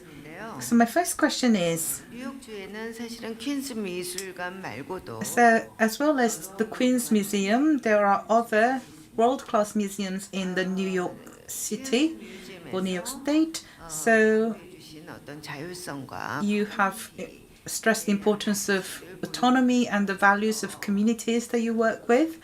기획들을 해오셨는데 And you have also developed and run many different organizations or programs. So I just want to ask you about your relationship with other 진행을 하시면서 museums in New York 다양성 and how in that context you have developed autonomy 가치들에 대해서 접근하실 수 있어요. and how you have approached different local communities. So tell us about working with other museums in New York. Yeah, thank you. Great question. And I think that, I was very blessed that when I started at my job at the Queen's Museum, there are several other leaders who were exactly at the same time. And so we all got to know each other. We're all learning at the same time. It was good to have mentors from very large museums. And I had a great relationship, especially with the directors of the Metropolitan Museum of Art. But to me, the most important thing was to find my brothers and sisters, let's say, at institutions of same size. So the particular ones were a museum called El Museo del Barrio, the Museum of the Barrio, and the Studio Museum in Harlem. And I started at the same time with two other leaders. We were all, trying to find out, but we all could call each other on the phone and communicate and, cry on each other's shoulders, as we say. So I felt that was extremely important to me, was to have a group of people from similar size museums. In other words, I couldn't learn that much from the director of the Museum of Modern Art. I mean, the Museum of Modern Art has hundreds of employees. I had, much, much smaller staff. So I had to find my people and my people who were not necessarily my age. I think I was a little bit older than them. But and those were two smaller institutions. The other thing was that we had a very strong coalition across all the different sizes of institutions. And we had an organization called the Cultural Institutions Group. And we all went together to city government to lobby for more money every year. So it was a very political group. And that was small, medium, and large organizations. But personally, for me as a director, it was finding the people who were running institutions had the same values and the same size, really, as the Queen's Museum. 네. 두 번째 질문 드리겠습니다. Thank you very much. The second question. 저도 이제 미술관에서의 경험이 지금 약 So I have 30 years of experience in a museum myself, and I began as a curator in a museum and became chief curator and now developed my career as a director. But anyways, I am museum person to the core. But as for you, you were the director of a museum, but you were also the commissioner of cultural affairs for a city, which is a very important position. So these are two different hats with two different personalities. And while working for these two positions, I'm sure that you've had a little bit of different vision. I would like to know how your vision evolved from one position to the other. Yeah, I think it's interesting because I think the reason that I was selected to be commissioner was some changes that happened when I was the director of the Queen's Museum. And one of those was that I think, look, I'm coming from an art background. Also, I was an artist. I have a master's degree in fine arts. My wife is a PhD in art history. I come from an academic family as well. And my wife is, a curator for many, many years. So, but what we found at the Queen's Museum was sometimes we needed expertise that was outside of the expertise of what people who have their life in a museum. And we had curators, believe me, we had curators, but we also had people. There's a job in New York, or in America, which I'm not sure there's an exact equivalent in South Korea. It's called community organizer. It's not an arts position. It's a position which is really often related to political movements in communities. So we hired community organizers, not that we were, involved in political movements, because a nonprofit cannot be directly involved in politics in the United States. But these were people who had the expertise in connecting people in the community. So I felt like, I'd already stretched out in a way to thinking beyond, let's say, exhibitions or curatorial.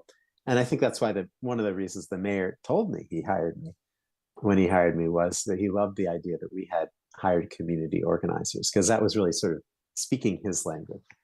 But I had also been in government before, when I was young, running the public art program.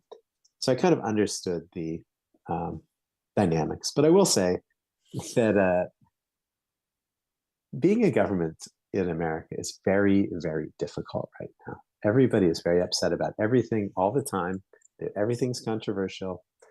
And so you get yelled at all constantly. And so I was ready for that, and it was part of the job, but it's very difficult. And compared to being a museum director, where people thank you all the time, and they might yell at you a little bit, but they thank you for putting them in a show or do such a beautiful, is quite different from being in public office. So I survived 6 years. But I have to say that the moment I walked out the door of being commissioner, I thought, thank goodness, I'm going to go curate a show. So I am organizing shows now, writing a book, doing the more intellectual things. I have no regrets. But if you ask me for advice, keep your job as a museum director. It's much more fun.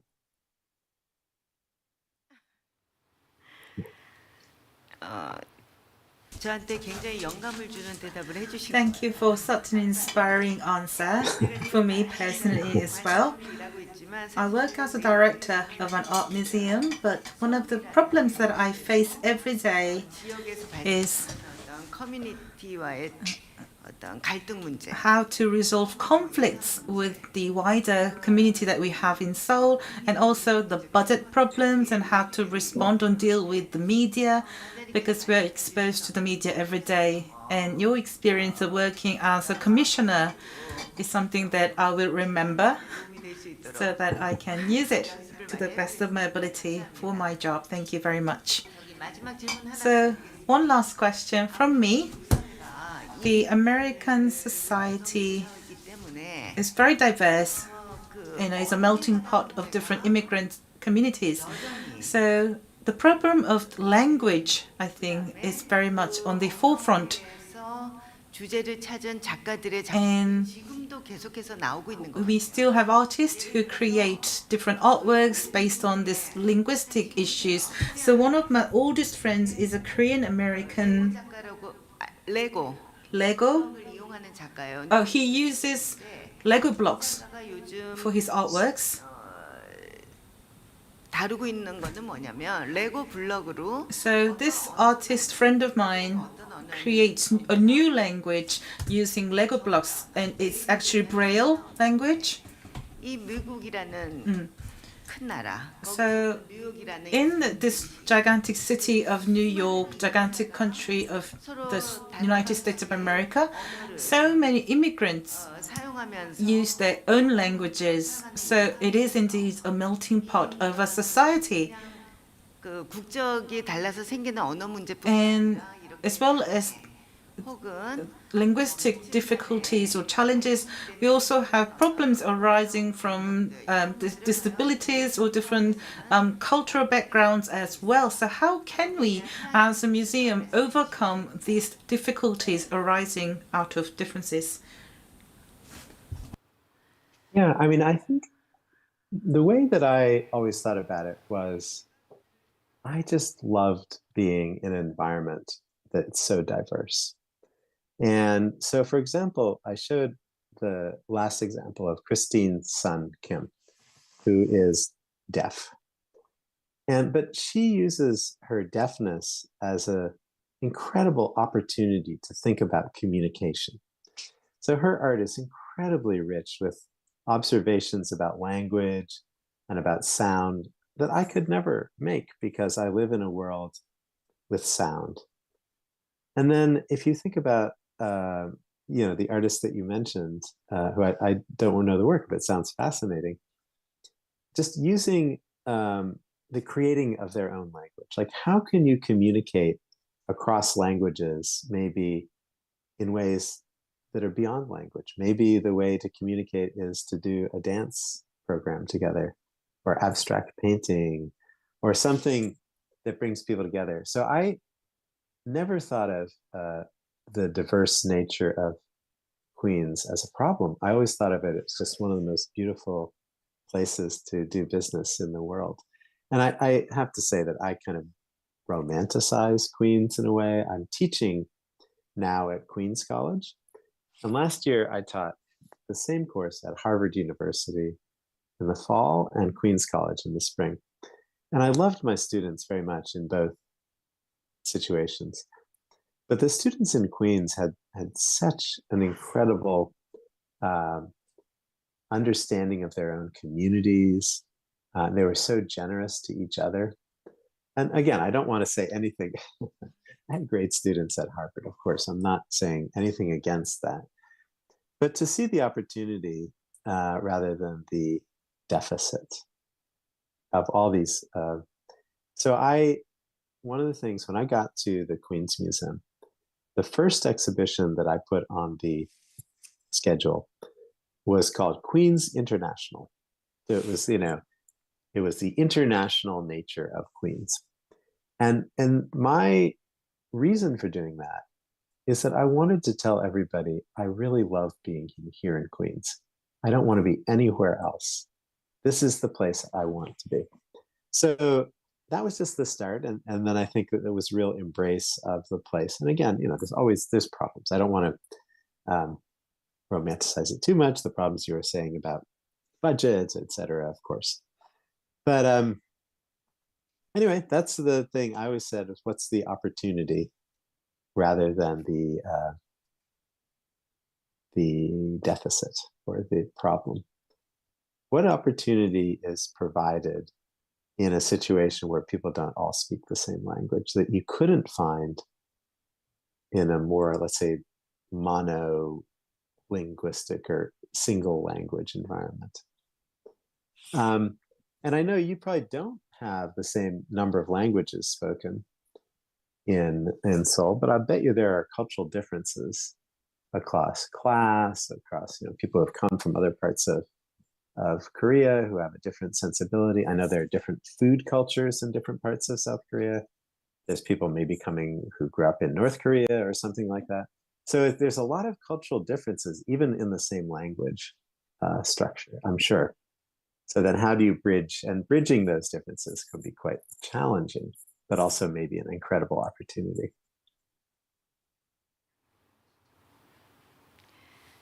네, 좋은 답변 감사합니다. Thank you very much for that answer.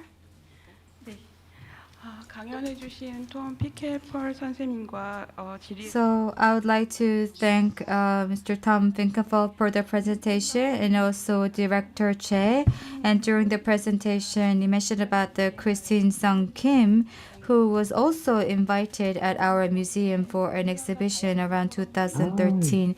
So with that, we would like to wrap up this session. Thank you very much, all our participants. And from 5 p.m., we're going to have another session of the pre-opening program of Seoul Museum of Art of Guillaume Pitron to talk about the impact of technology in art and earth. So we look forward to your participation during that session as well. Thank you.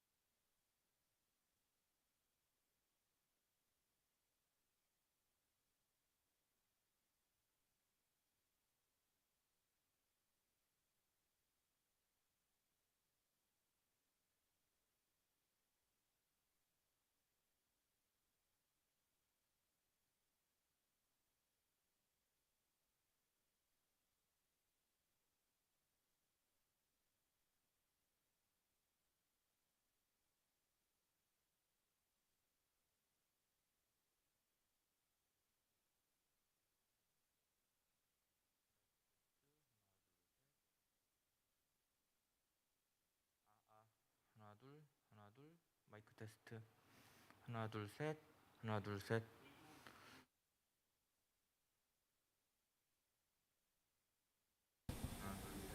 Hello, hello.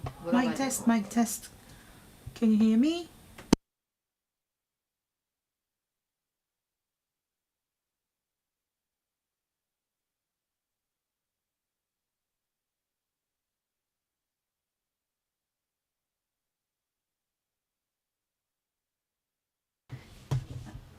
Guillaume, can you hear us? Can you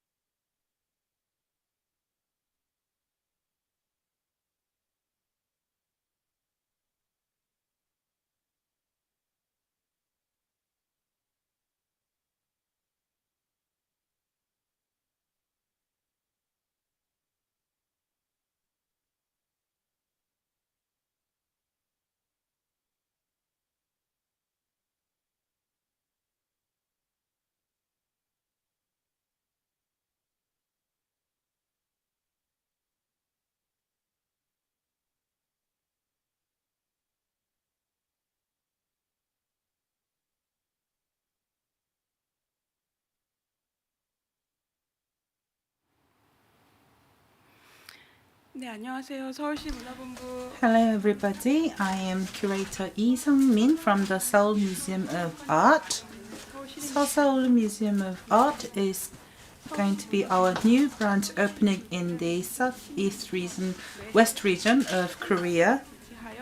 So we've been hosting an annual pre-opening public program running up to the opening of the branch in 2025.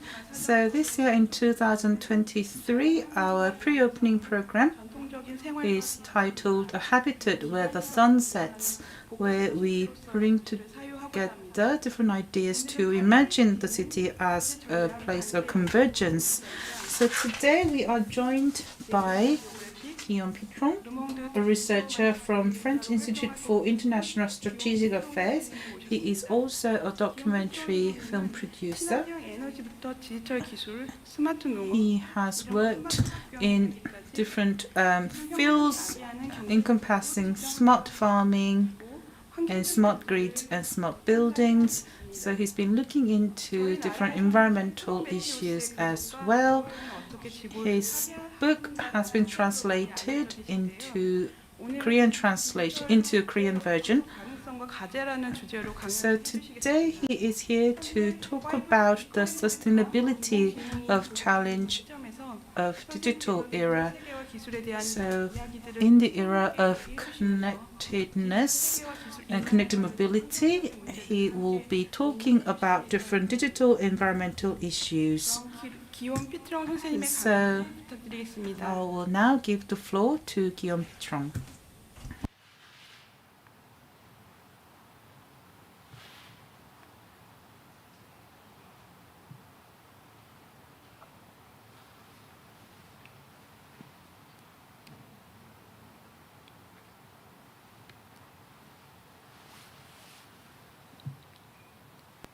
Sorry, Guillaume, we cannot hear you.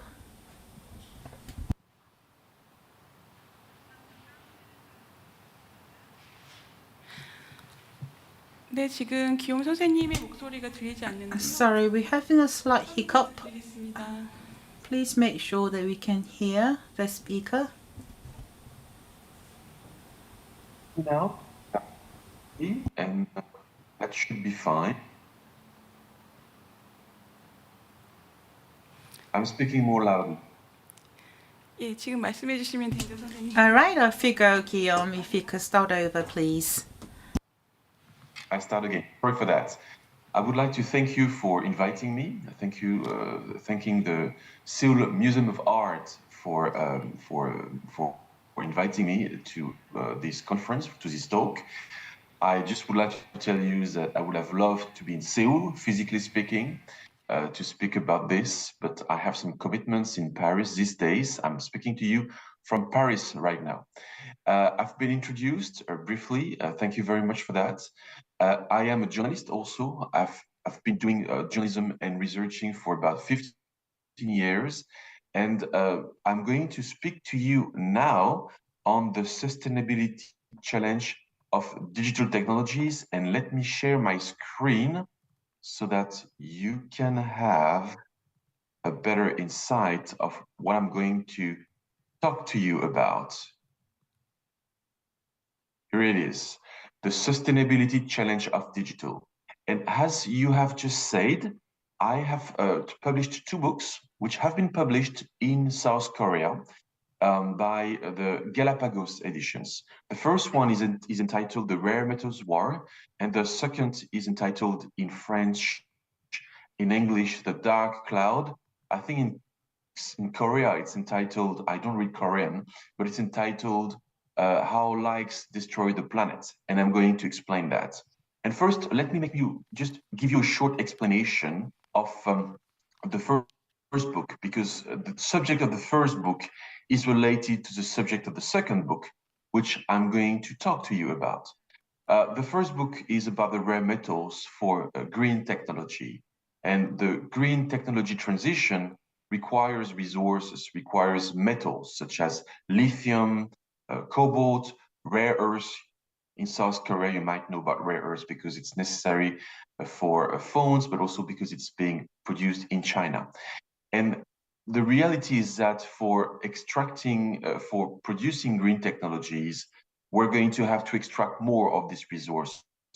And we're going to make the world even more material, even more materialistic, because the post-oil era is a metallic era. And I was concluding the first book by quoting a research from a French university saying, in the next 30 years, the world will need more metals and minerals than all the metals and minerals that the world has extracted for the last 70,000 years. And part of these resources will be specifically needed for the green technology. And this is a reality, once again, that we're going to need more metals and minerals in the future in our high-tech world.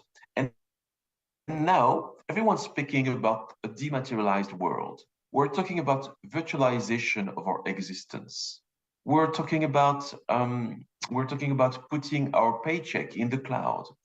And I went to see my editor in France, and I said to him, but there's something strange here, because on the one hand, we know that we're going to need more and more resources in the future for everything that we do in our modern living.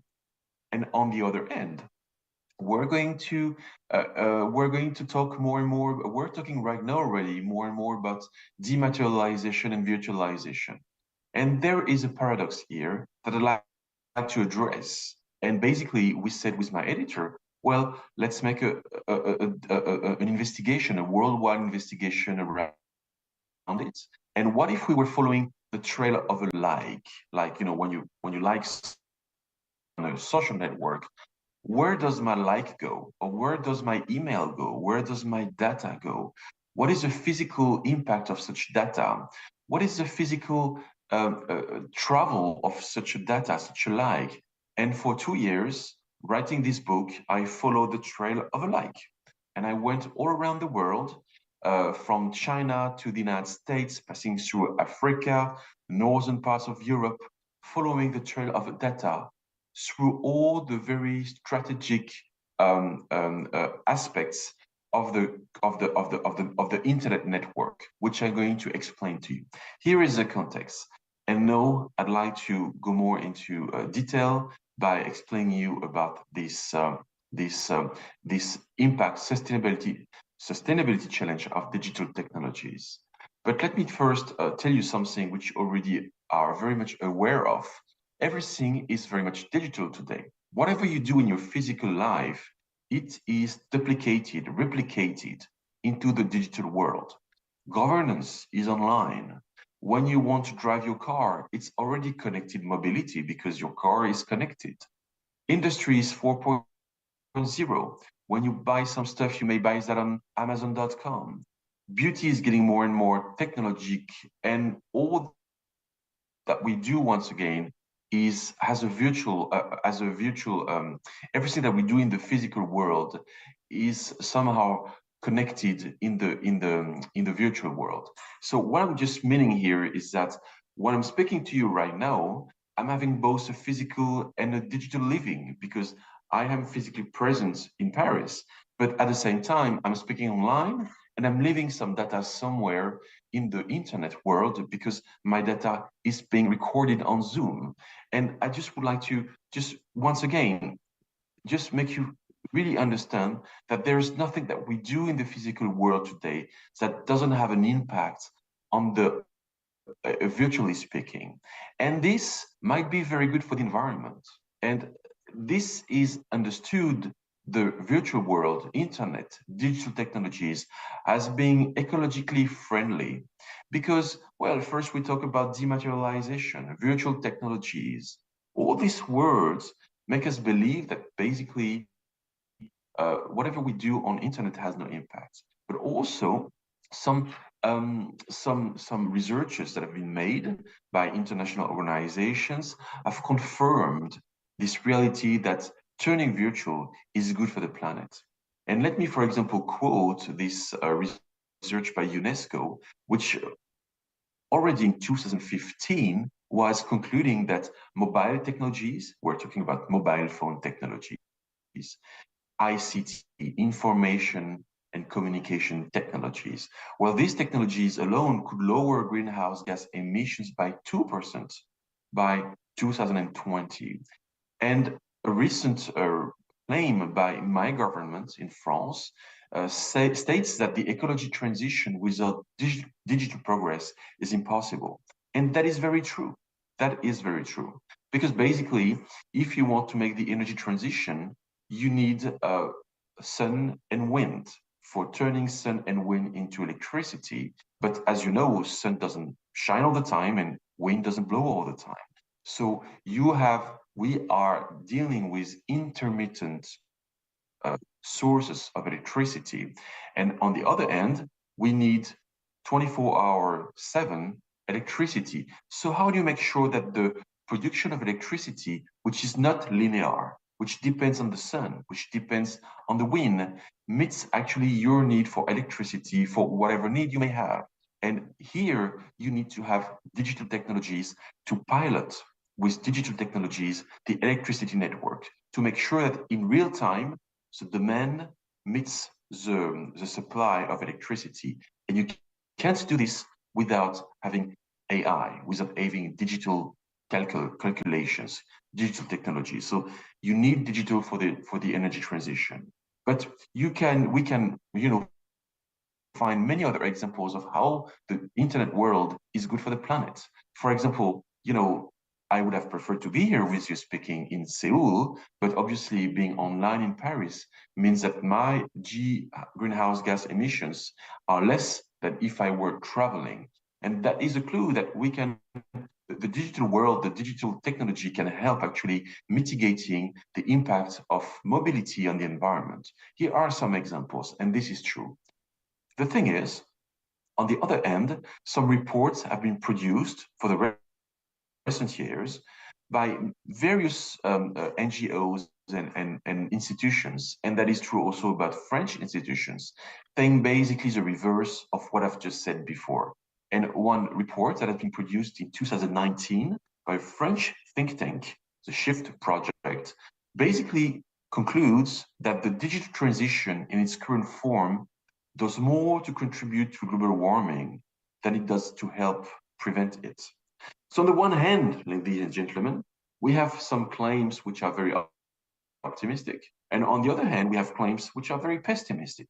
And now you understand that as a journalist, but also as a consumer, as a citizen, you are consumers and citizens.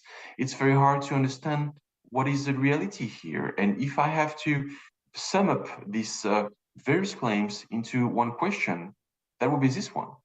IT for green is one thing, but actually, does green IT exist? And the question after is, what is the balance? If I had to, compare the cost of digital technologies on the environment, and if I had to compare them with the gain, with the benefits of digital technologies on the environment, actually, what is the final answer? What is the balance?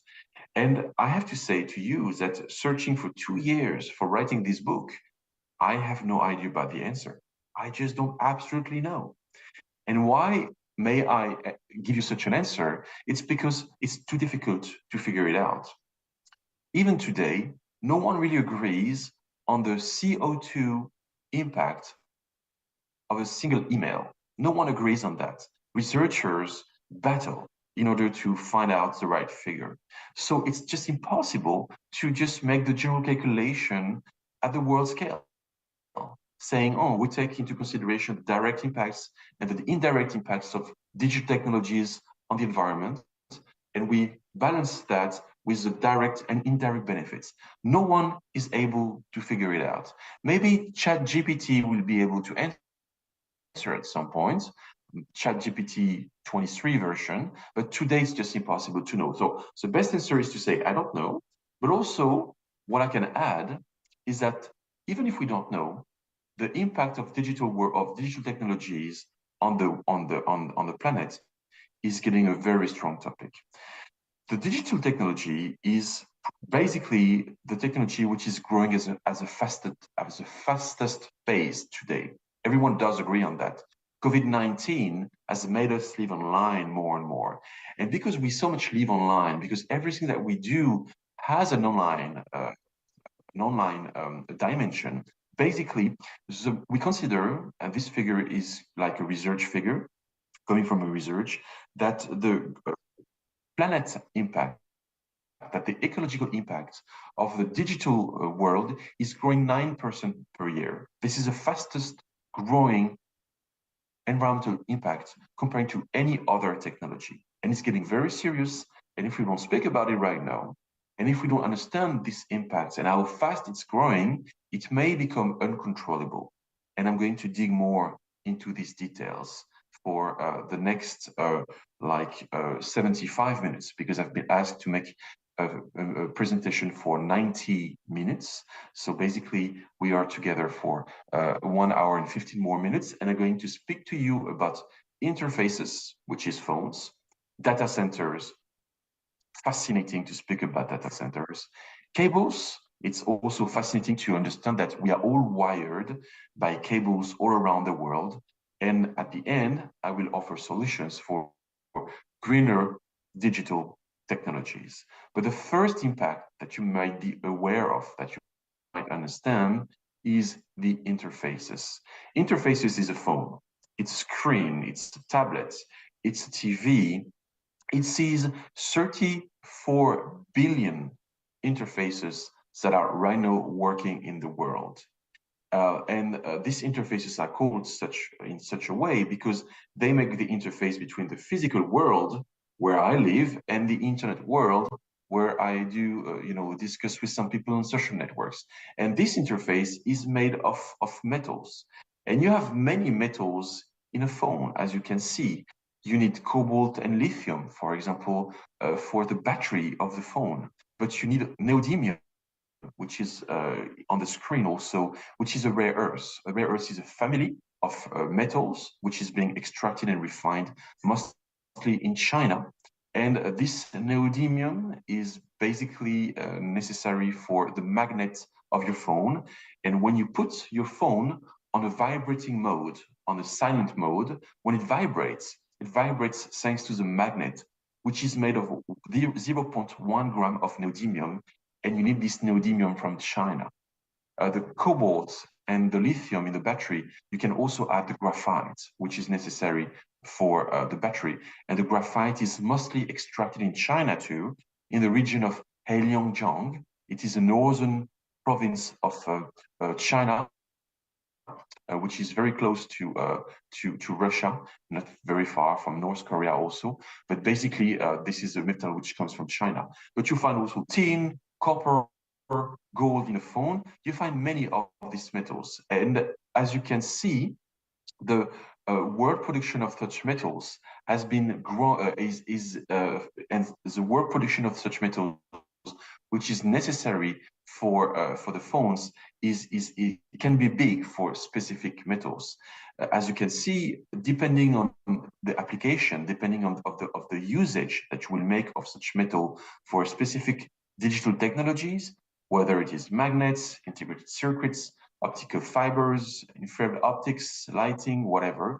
Basically, you may need 40, 50, 60, 70, up to 80% of the world production of specific metals from the Mendeleev table in order to actually manufacture digital technologies. I haven't told you yet that a smartphone is on average made of 60 metals, around 60 metals, which is much more than the old phones that you were using in the 90s. In the 90s, a big GSM phone was basically the size of a building brick, but would feature 30 metals and resources. Today, it's much more because the phones have become much more complicated, much more complex. Into a small phone of 150 grams, you have so many metals because they have chemical and physical properties, which makes them very, very interesting, which make miniaturization of phones possible. And this is the reason why your phone can be used for making phone calls, but also for ordering a taxi, ordering a pizza, making videos, taking pictures, geolocalization. Basically, you can do many things with your phone, but you need to have more power in your phone, more efficiency into a smaller space, into a miniaturized volume. And this is the reason why you need more metals into a phone, up to 60, even sometimes 70 metals for a single phone. I'd like to talk to you to really understand how material a phone is, about what we call a ratio which has been developed by a German institute in the city of Wuppertal. This is in Europe, and the Wuppertal Institute has developed a ratio which is very interesting, explaining to us that the objects all around us are far bigger and far greater than we imagine. And this ratio is called the MIPS, the MIPS. The MIPS is the material input per service unit. Basically, and it's very interesting, let me take the time to explain to you. My phone is basically the tip of the iceberg. So basically, the 150 grams of my phone correspond to the tip of the iceberg. But what the Wuppertal Institute wants to do is basically to calculate the emerged part, of the iceberg, the unknown part of the iceberg, which we don't see under the sea level, and which corresponds to all the metals and minerals and water resources that are necessary to manufacture a phone. And that brings us to the conclusion that the objects around us are far bigger and far greater than what we imagine. Let me explain you. For manufacturing a phone, you need metals. You need to extract rock from the ground, and you need to separate the rock from the metal in order to keep just 100% pure metal. If you do that, basically you still calculate, the Wuppertal Institute still calculate all the amount of rock that was displaced from the ground in order to retain the 100% purified metal, the rare earths or the lithium or the cobalt that will end up into your phone. But also this emerged part from the iceberg down the sea level corresponds to the water that is necessary to refine the metal. It also corresponds to the amount of oil that is necessary of kerosene that is necessary to transport from all over the world all the different components on a phone and to bring them together in a manufactory in Taiwan or in China. So if you take into consideration all the resources that are directly but also indirectly featured, mobilized for making a phone possible, you come up with a total volume which is much bigger than actually the tip of the iceberg, which is the final weight of the product. And you can do that with every product on earth. You can do that with my shirt, and you can do this with a pen, and you can also do this with a phone and with a ship. And usually a typical ratio is 30:1. Every object is 30 times bigger, needs 30 times more metals and minerals and all the resources, water and whatever, than actually the final weight of the product.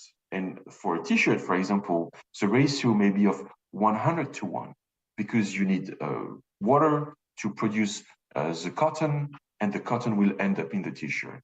But the thing is, when you come up with a phone, this ratio goes even higher. And it goes to the ratio of 1,200:1.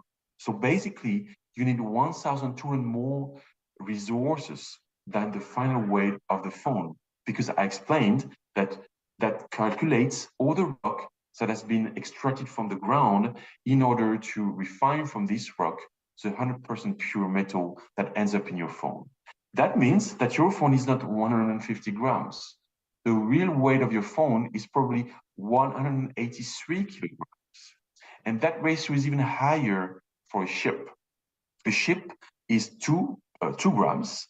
As you know, most of the ships today, of the ships, basically, of the integrated circuits, are being produced in Taiwan by TSMC, for example. But the ship is so complex to produce. It features already 50 or 60 metals and minerals. This ship it has a real impact of 32 kilograms. It requires 32 kilograms of raw materials for 2 grams of ships at the end of the process. So the ratio is 16,000 to 1. It is the highest ratio that we have ever heard about for any objects on the Earth. Why is this MIPS so important, this material input per service unit? It's important because it makes us understand, ladies and gentlemen, that, well, there is no such things as dematerialized technologies. You understand that. Nothing is really virtual. At some point, if you want to turn virtual, you need resources. Just for the first thing of manufacturing phones and other interfaces. But the MIPS tells us something even more interesting, in my view. It is that the more we turn virtual, the more we materialize. Because once again, the ratio is on average 30 to 1 for basic objects in our everyday life. But the more we use digital technologies, which are complex, which are made of metals, which are somehow rare and diluted into the Earth's crust, the more actually the ratio goes higher and higher, up to the 16,000 to 1 ratio of the microchips that we have just talked about.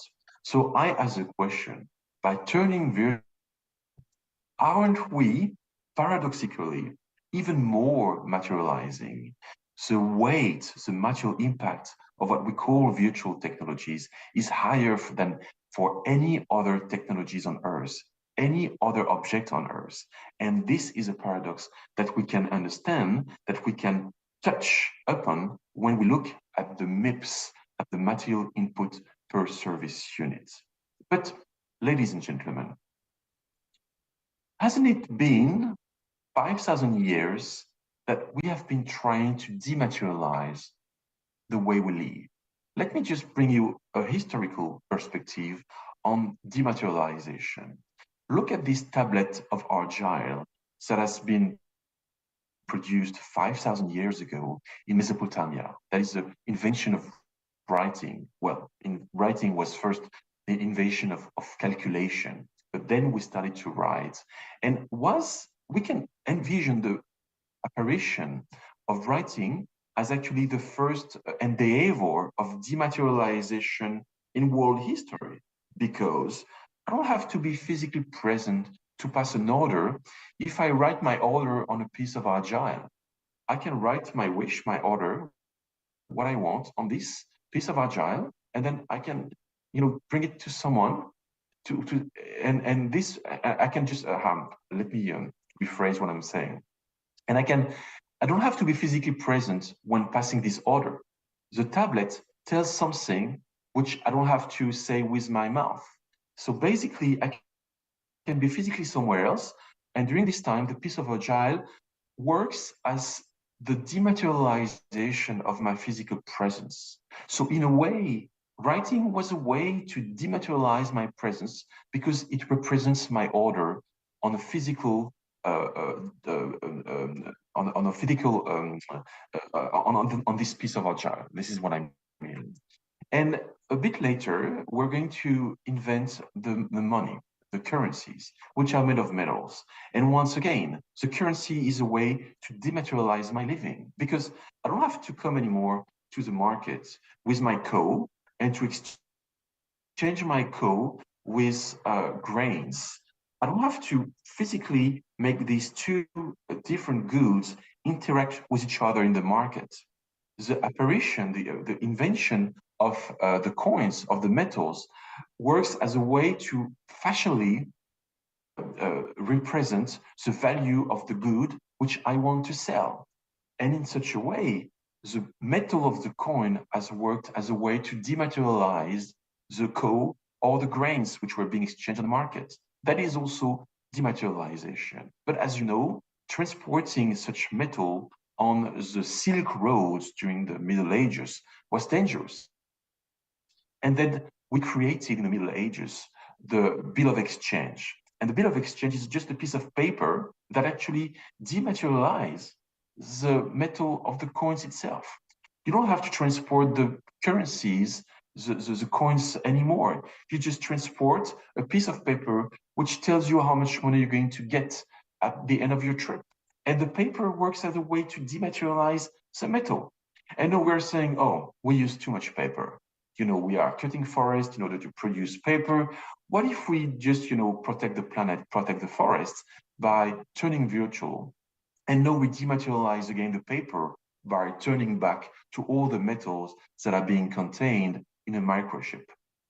What we understand here is that it's been 5,000 years since we've been trying to dematerialize our ways of living, but actually we haven't dematerialized anything. What we've been doing actually is that we've been dematerializing by materializing with another resource.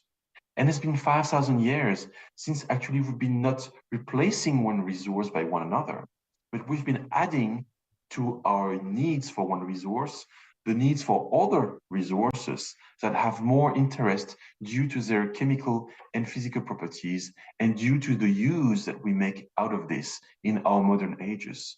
But we haven't dematerialized anything. We have just kept using more and more resources, adding usages of former resource by the usages of new resources. But once again, I hope that I can convince you of the idea that talking about dematerialization in a way is very dangerous, because it makes us believe that turning virtual will actually save the planet. And it can't be farther from the truth. There is always an impact of these metals, of these resources that are needed for your phones. And as you can see, there is no such thing as dematerialization. And talking about such a word is dangerous. We need to understand the real impact of turning virtual. I close here first chapter. This is a chapter of dematerialization, of the material impact of the virtual world. And once again, this is the biggest impact. The biggest impact of digital technologies is the cost for the environment of all the resources that are needed for making the interfaces, the 34 billion phones and tablets and screens that are circulated right now in the world to manufacture them. This comes at a cost for the environment, at a material cost for the environment. And what do we do with these phones? Well, we actually produce data. And this is now where I want to speak to you about a fascinating chapter, which is data centers. Basically, everything that we do on internet is data. And I will not sum up and go more into details of the figures that you can see on your screen. But 1 minute on internet, what happens on 1 minute internet there are so many things happening. You can actually, scrolling on Facebook is a data. Connecting on LinkedIn is a data. Watching a series on Netflix is a data. Tweeting on X or former Twitter is a data. So basically, everything that you do on social networks is either producing or receiving data. And the question is, where does my data go? And that brings me to the title of the book. And this is also, the subject of our discussion, is what happens to my data? Where does my data go? And what you see here, it's very simple to explain, and I'm going to be very simple, is a trail of the data from my phone to someone else's phone. Let's take an example. You are in your office in Seoul, and you want to send an email, or you want to send a like from your phone to someone else's phone in your office, and this person is literally sitting in the other office next to yours, 2 meters away from you, and you're going to send an email. Where does the email go? Well, the email crosses the 7 layers of the internet network. So the email starts from the physical layer, which is your phone, and it goes down, It starts from the 7th layer, which is the application. This is your phone. And it goes down to the 1st layer, which is a physical layer of internet, which is made of cables. I'm going to get back to that. It goes down to the physical one, and it goes through all the 5 intermediary layers of internet: transport layer, network layer, liaison layer. And basically it goes back to the 7th layer which is the other phone of the person sitting next to you. So it goes all the way around. And if I really want to turn this into practical examples, the email will basically leave from your phone and it will reach the 4G antenna or the 5G antenna. In South Korea, you're very modern. You're much more modern than what we are in France. You have much more 5G phones and 5G antennas and devices than what we have in France now. So let's speak about the 5G antenna on the top of the building. It goes on the 5G antenna. It's a signal. And the signal is being turned into pulsation of lights into fiber optic. It goes down the sidewalk of Seoul and actually is coming 1 meter down the sidewalk of Seoul, and it's going on the shores of the Pacific Ocean, and it will probably cross the Pacific Ocean until the United States, because you may have produced this email on an American social network. And the social network will actually store the data of your of your email on a data center, I'll get back to it in a minute, of the western coast of the United States. So it will cross the Pacific Ocean, and it will cross again in the other sense the Pacific Ocean through cable and go back into the phone of your neighbors in your office. So basically, there might be 2 meters of distance between you and your neighbor, but the reality is that the email has been crossing the Pacific Ocean round trip for ending up into the other phone 2 meters away from you. So basically, the real distance is not 2 meters. It's probably 15,000 kilometers between you and the other persons, because the email has been going through all the layers of internet and all the physical reality of internet, which is made of cables, it might be made of satellites, we'll come back to it, and it's made of data centers. And here I want to come to the question of data centers. Between you and I, there are data centers.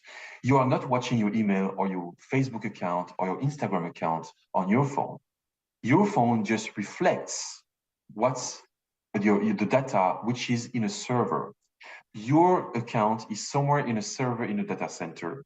And when you connect to someone else's Facebook account, you connect to one server where you're sending this information to the server, which is in a data center.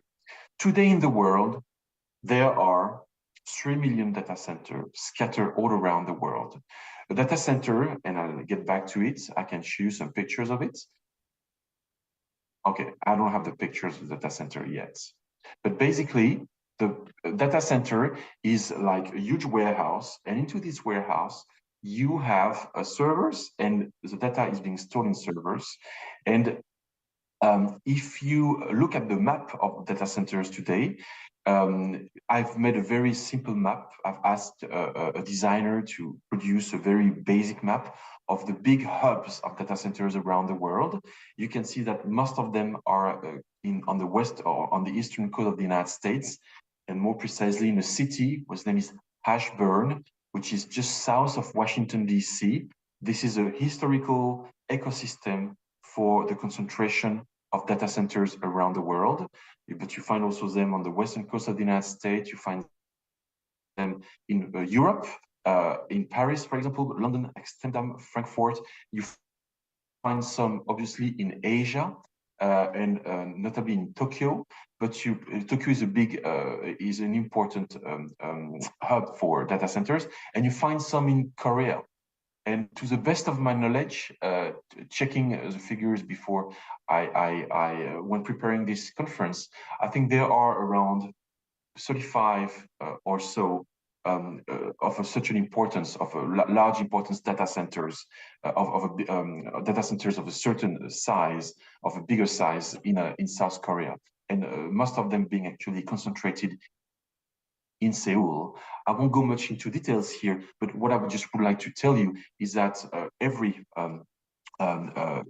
important economic capital concentrates data center in such an extent. This is necessary for making your digital life possible.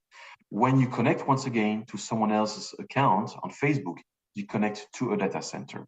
And you might not know that, but actually every day that passes by, you individually use 100 data centers. Each of us, individually speaking, every day uses 100 data center. That seems like a crazy figure. How do we come to such a figure?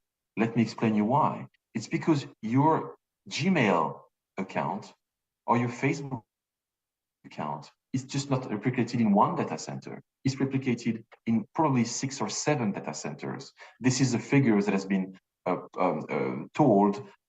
officially told by Google regarding Gmail accounts. A Gmail account is stored in 6 or 7 different data centers. Why is that?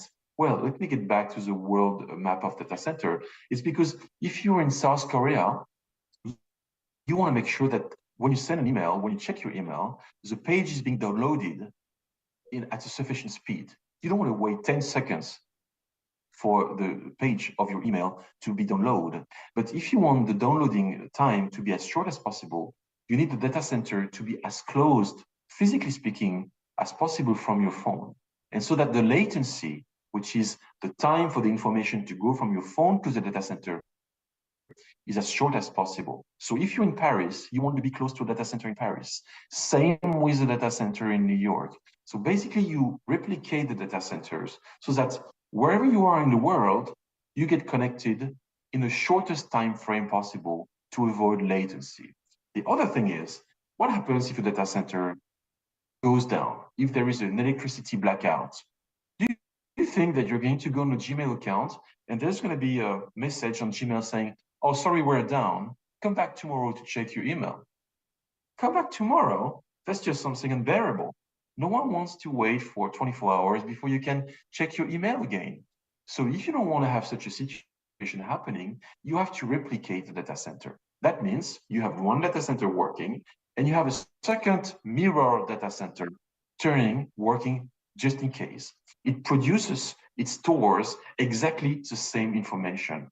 It just works all the time, and it might never be useful for you, but just in case data center A is running down out of power, there's a second one working just in case. And basically, this is how internet works. Everything is replicated. You don't need such a replication, but it's just in case you have internet not working 24/7, 365 days a year. And so you have to replicate the infrastructure and you have to build 3 million data centers around the world, which is much more than what we need, but just in case something doesn't work in real time. And because we can't wait, and because we can't wait for the information to be real time available, we have to produce such an infrastructure.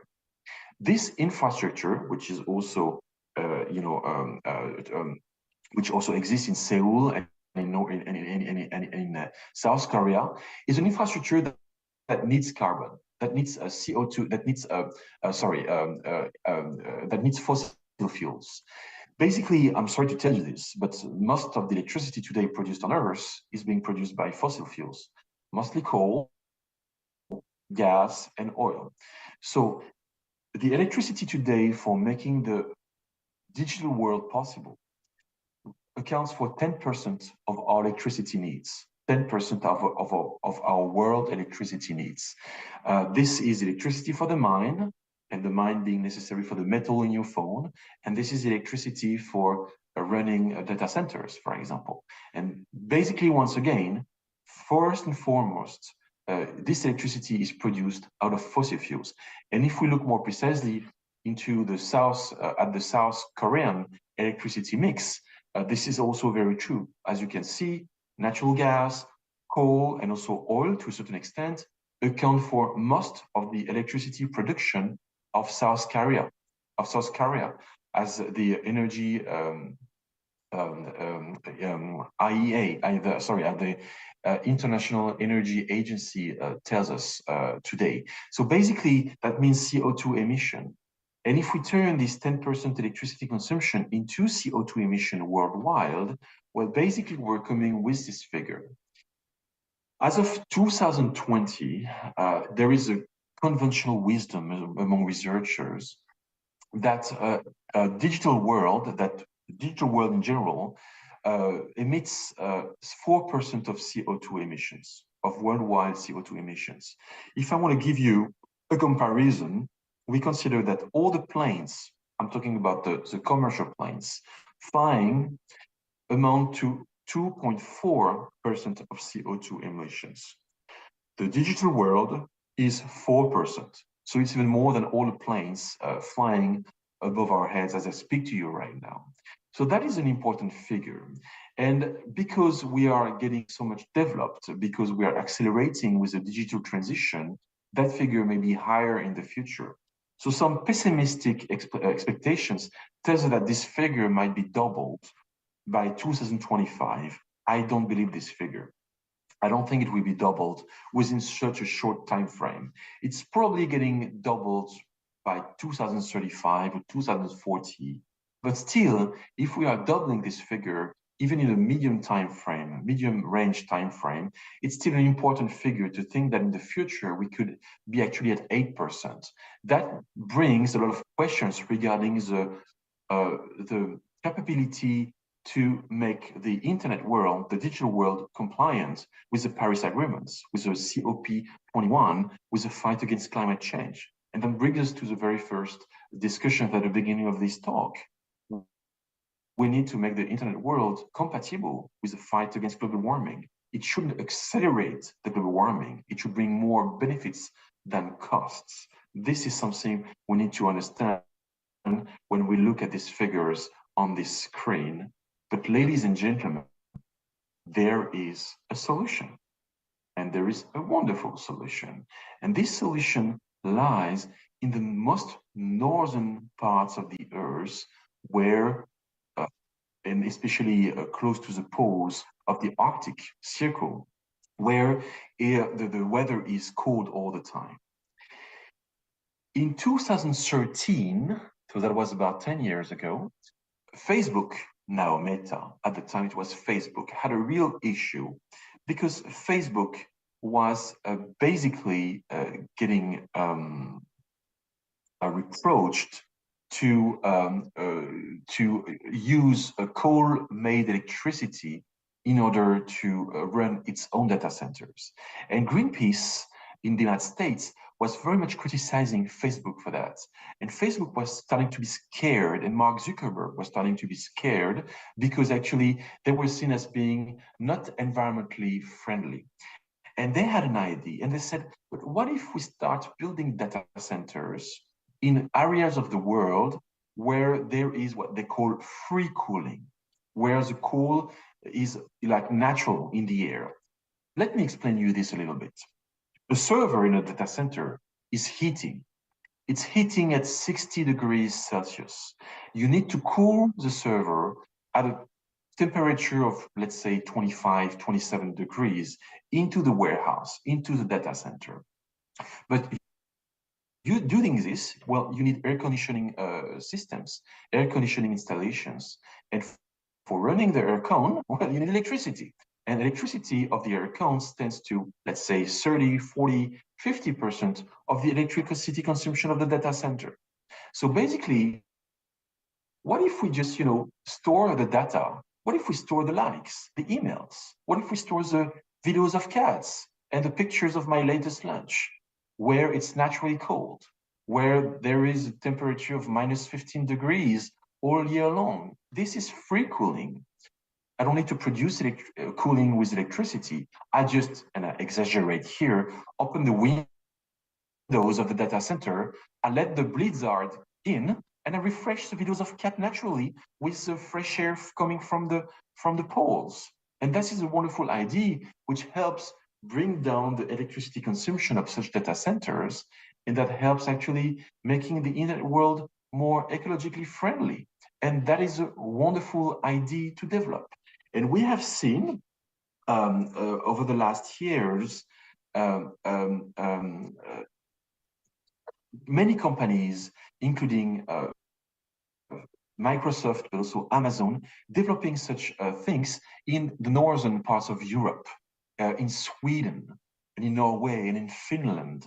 And basically, Facebook has been developing this in Sweden, in the Laplands, in the north of Sweden, in a city whose name is Luleå, the north of Sweden, 100 kilometers down of the Arctic Circle. storing data for European consumers, but also African consumers and Middle East consumers where it's naturally cold. So I went there myself as a journalist, as a researcher. I've been a journalist because what I love in my work is I'm traveling. So I'm reporting on the field. I'm trying to be a direct witness of everything I do.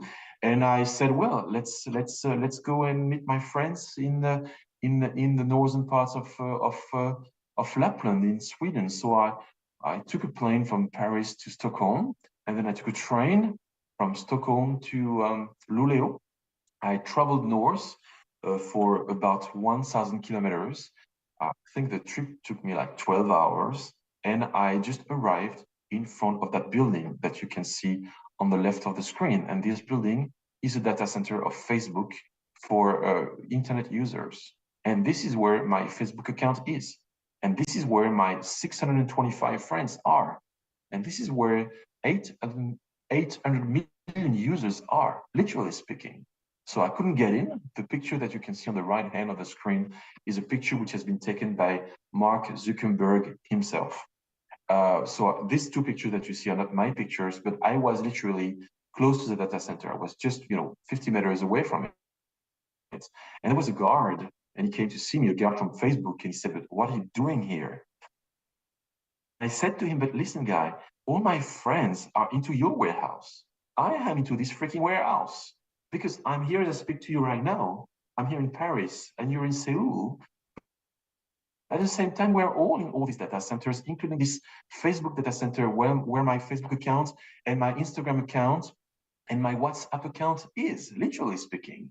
So I just suddenly realized the physicality, the physical impact of being virtual. My social network account is physically stored there. And this is something fascinating to say, in my view. But let's get back more to the technological progress here. If you move the cloud, literally speaking, if you move the cloud, if you take the cloud from the United States, where the data used to be stored using coal, using electricity made of coal, and if you move the cloud to the freshest part of the earth, where you don't need so much electricity for refreshing the data, it's a wonderful technological gain that actually helps make internet more environmentally friendly.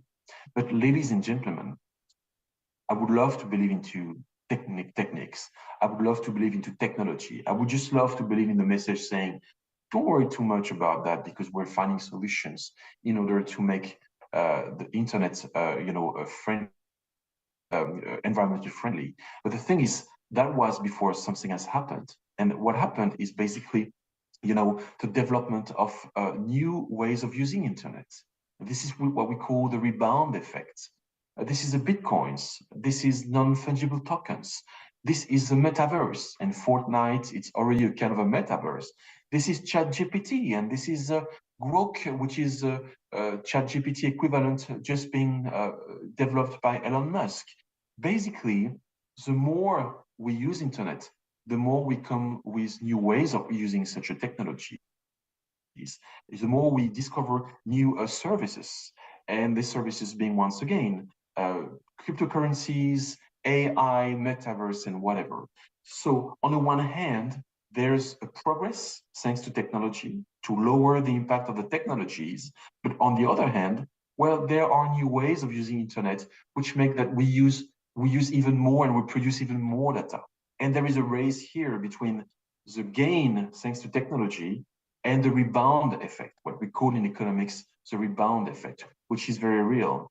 Let me just talk to you about, for example, the cost of cryptocurrencies on the environment. If you want to mine a Bitcoin, it comes at a cost, which has been calculated recently by British researchers. A Bitcoin, it consumes on average about 120 terawatt hours of electricity per year. It's slightly less than Argentina, which is a 45 million people country. And if you Bitcoin were a country, it would rank at the 32nd most electricity consuming country, ahead of the Netherlands. The production of the energy to produce Bitcoins worldwide it emits 65 megatons of carbon dioxide. It's the equivalent of the emissions of a country like Greece. And these figures have been produced by several universities in 2022. So you can see that, you know, it's getting serious. The fact that, once again, there is this race between the progress of the technology on the one hand, which helps lower the impact of internet on the planet, and the fact that such technologies as Bitcoins and cryptocurrencies actually have such an impact that it's balanced, on the other hand, the gains, the technical gains that have been made possible by technology. If we develop the metaverse, well, the Intel Senior Vice President for Accelerated Computing Systems and Graphics, sorry, it's a bit long. So at Intel, Intel is a manufacturer of microchips. Basically, he said very recently, Raja Koduri, that a truly persistent and immersive computing at scale and accessible by billions of humans real time will require a 1,000 times increase in computational efficiency from today's state of the art. This is for making the metaverse accessible worldwide. So the question again is, are we sure that developing the metaverse will come at a lower cost for the environment? Or on the contrary, are we sure, let me rephrase the question, that the technology will go at a speed which is fast enough in order to bring down the cost of the internet of the environment at the speed which is sufficient to comparing to the development of the technology of the computing capabilities which is being expected for making our lives even more connected. And this is once again a proof of the rebound effect that is ahead of us. This is something else. And basically, I'm not going to talk about Shein because this is like, also the cost of turning virtual when you want to develop the fast fashion, which needs a lot of data. But this figure, I don't have the time to develop it. But let me just bring you a general figure. By 2035, it is expected that we're going to produce 45 times more data than comparing to 2020. So once again, this figure tells you about the rebound effect. And now the question is being brought to the public, which is basically so much data which is being produced. How can we make sure that there is sufficient bandwidth in order to transport the data? The data is being transported into cable, fiber optic cable networks, and some researchers, scholars, back into, I think that was in 2015, suddenly got worried because they said, but how can we make sure actually that due to the explosion of the need for data, of the consumption of data, that there will not be like a huge blackout of internet because the infrastructure will not be able to sustain, to support this explosion of data transport around the world. And this claim has been made by a UK researcher, Andrew Ellis, from university, I think, I forget the name of the university, but it's north of the UK. And he said that we're going ahead of a capacity crunch. This is how he calls it. And basically he said by 2023, there will be issues. There will not be sufficient infrastructure, not sufficient bandwidth, and we're going to face some capacity crunches a bit everywhere. I spoke to Andrew Ellis, and by the time I spoke to him, he had reviewed his claim, saying that this is not going to happen by 2023. It's going to happen later, maybe in 2030. Because, and actually at the very end, I think Andrew Ellis, as a serious study he can be, he's a researcher from university, but he's just wrong. Because actually we have developed the cables. And the cables are the most wonderful technology ever built, ever invented by the human species in order to prevent precisely this capacity crunch scenario from taking place in the future.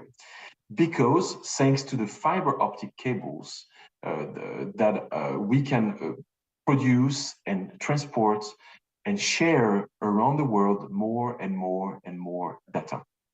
Basically, if you look at the screen, you see on the right side of on the left side of the screen what a cable is made of. First, a cable is not as more big than a typical how do you call this? Than a typical I forgot the name in English. Sorry. When you want to water your flowers, you use a specific device to water it. But the cable with the fiber optic inside is actually as small as such kind of devices for watering your flowers. The word will I will find the word again. You find into the cable 8, 16, 32 pairs of fiber optic.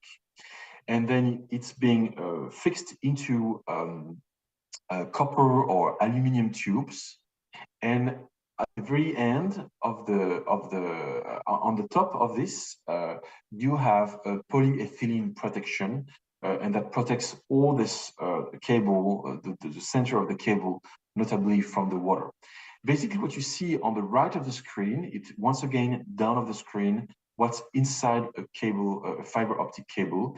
And on the top of the screen, what you can see is basically what you call the cable being laid down into the shallow waters, and it's being completely protected by a protection of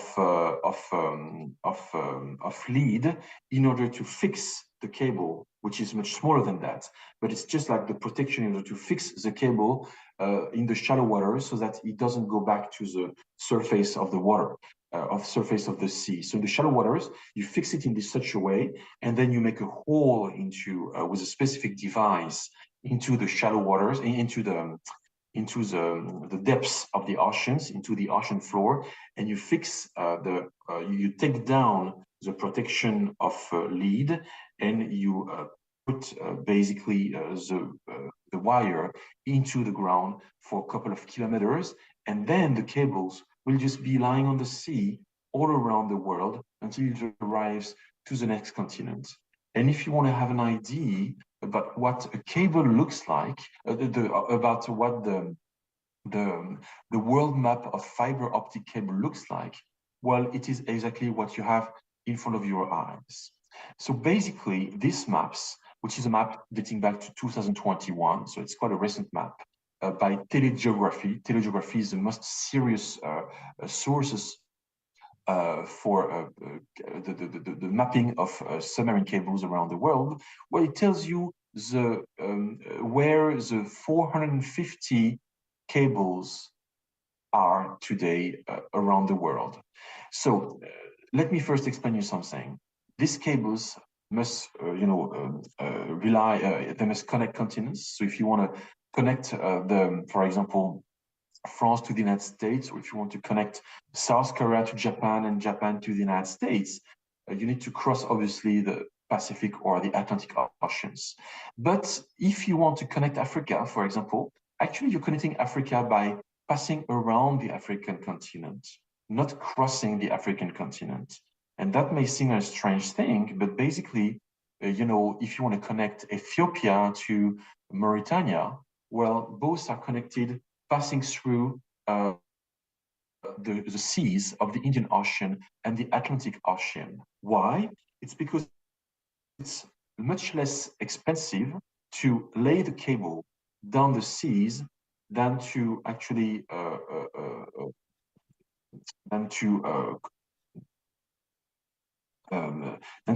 lay the cable down the territories of Africa by how can I say, by digging a hole of 2 meters down, crossing the African continent for linking Ethiopia to Mauritania. So basically, it's 10 times cheaper to lay a cable down the seas. So this is why with you use fiber optic submarine cables as much as we can. And at the last moment, you fix the cable to the shores, and then you dig this hole into the continent for the last kilometers. And what you see again here is a map of the 450, I might say there are probably more today, 470 or 480 cables all around the world. If you make the addition of all these cables, it amounts to a distance of 1.2 kilometers, 1.2 million kilometers. This is 30 times the circumference of the Earth. The smallest cables are in the, it's in the Central America, and it's a cable whose name is Vespucci, is linking two islands of Central America, and its distance is 80 kilometers. The longest cable goes from Europe to Australia. It goes through the Mediterranean Sea. It goes down Egypt and the Red Sea.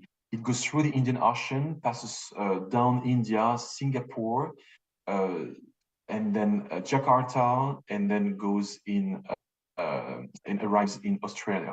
And this cable is, I think, this a length of something like 35,000 kilometers.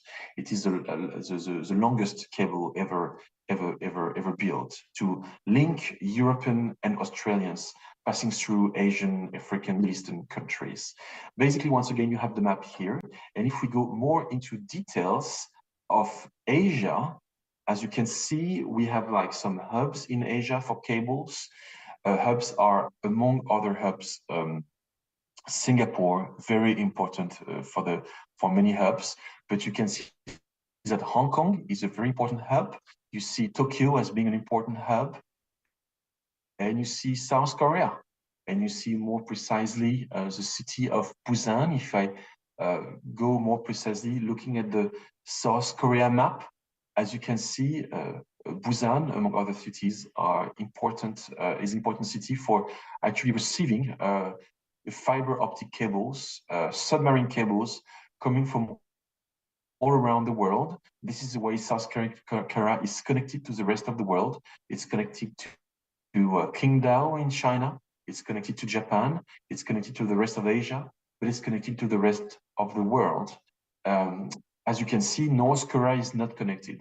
The latest map of geography tells us that North Korea has no connection to the rest of the world.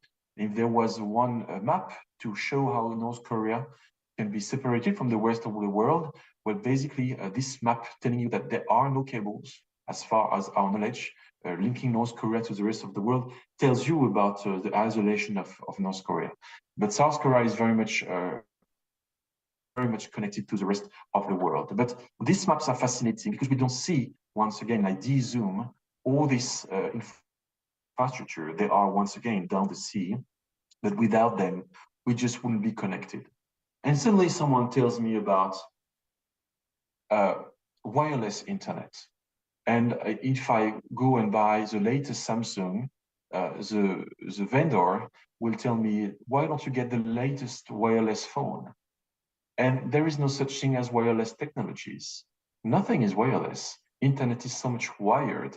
As you can see, we have never been as wired as we are today. So humankind has never been as wired thanks to this specific submarine fiber optic cables. And forget about the satellites for now. The satellites are much less efficient than cables. Satellites and space internet works well, but it doesn't have the same bandwidth.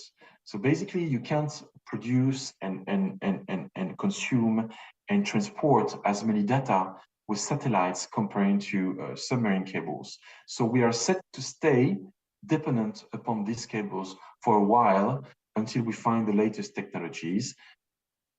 Satellite space internet is getting developed, but once again, this is not the most important way to store and to transport the data. 95 to 99% of the data that we produce is going through cables and through the oceans. Once again, the map of South Korea with some important cables linking South Korea to the rest of the world. And there is a fascinating geopolitics here which I'd like to talk to you about, because behind every aspect of your connected life, well, when you send an email, you use such cables, so you are actors of the geopolitics of this infrastructure. These infrastructures are very critical, very strategic. You don't want, in case of a war, to have such cables being cut down by an enemy. That would actually jeopardize your communications. That is the first question. But the question also the geopolitical issues arise around the roads which are being chosen for laying the cables. And on the left of the screen, I'd like to talk to you about fascinating stakes revolving around two cables that are set to be deployed between Asia and Europe. The first of this is the Blue Raman. Blue Raman in black and white is a Google cable. Google has its own cables. They have the content, but they have the infrastructure to actually pass the content to the consumers. And by 2024, Google would like to deploy the Blue Raman cable. And this is a revolutionary cable, ladies and gentlemen. And let me tell you why. It's because for the first time, well, basically, Google doesn't want to pass through the typical road of the cables, which is the Red Sea, passing through the Suez Canal and Egypt. Because Egypt takes money, takes a toll of $80 million per cable in order for Google to pass on the cables through the Suez Canal. And Google said, well, I'm fed up with paying money to the Cairo, to Egypt. So I'm going to actually circumvent Cairo, and I'm going to make the cable pass actually through Oman, through Saudi Arabia. It's going to arrive in a city of Saudi Arabia. His name is Aqaba. It's going to pass through Jordania, and it's going to arrive in Tel Aviv, in Israel, and then it's going to end up in Geneva in Italy. The interesting thing here is that you see Saudi Arabia and Israel getting connected. And that is the first time. And that tells you something about the world evolution of geopolitics. For a while, Saudi Arabia and Israel would not be connected. But because there has been some geopolitical progresses between these two countries, diplomacy has been working well. These countries are getting more and more partners. Well, we could envision the situation where actually a cable could connect these two countries. No, things have been happening in Gaza, as you know, and now Saudi Arabia has been taking distances with Israel. So what's going to happen? I have no idea. This cable is set to be developed, to be running into operations next year. But it tells us also about geopolitics and how countries are interacting with each other. But what about the other cable? It is like the EPEG cable, which could actually link Oman to Germany, passing through Iran. That's a big question to be asked for European countries. Would we like to be dependent upon Iran, Tehran, for our data? If Tehran decides to cut the cable, well, we may get into trouble. And the same is true for Tehran. Would we like to be dependent upon Frankfurt for the data that might be passing through our territories until Oman? So to what extent do we accept to be dependent with each other? But dependency is also a solidarity. So we can see the glass half empty or half full. It's a matter of way of looking at the world, but actually multiplying the cables is also a way to create solidarity between countries. If I cut the cable, I cut the branch of the tree upon which I'm sitting myself. I also can create solidarity and partnerships with the countries sharing the same cable as mine. So that creates geopolitics in a bad way, and that can create tensions that can also create a new partnership between countries. And another cable I'd like to talk to you about is two cables are on the right side of the screen. And these cables are fascinating. For joining Seoul and Tokyo from London, it's a big road. It's a big trip. And let me get back to the world map. You have, once again, to go through all down the Indian Ocean, passing through the Red Sea, going down India, going through Singapore, and going up again, up to northern Asia, up to Seoul and Tokyo. The thing is, if we develop a cable, which could be the Arctic Fiber, for example, cable, or the Rotax cable, which actually goes through the Arctic Circle, well, we gain a lot of time. Actually, we gain 30 to 40% distance and 30 to 40% time, 40 to 30% less latency for the data to go from Europe to Northern Asia, North Asia.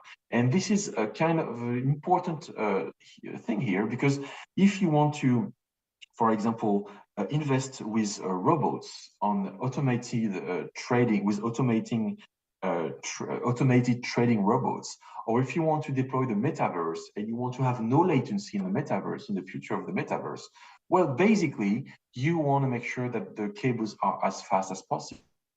So these cables are being discussed, but they haven't been deployed at all yet. It's horribly complex to deploy such cables because of technical reasons. The Arctic Circle is a not welcoming part of the world, because also of geopolitics. We are not having any partnership with the Europeans, with Russia for now, and actually deploying such cable would need to deploy some partnerships with Russia. So it makes things more complicated. But once again, I tell you about new roads, potential roads for deploying the fiber optic network of internet.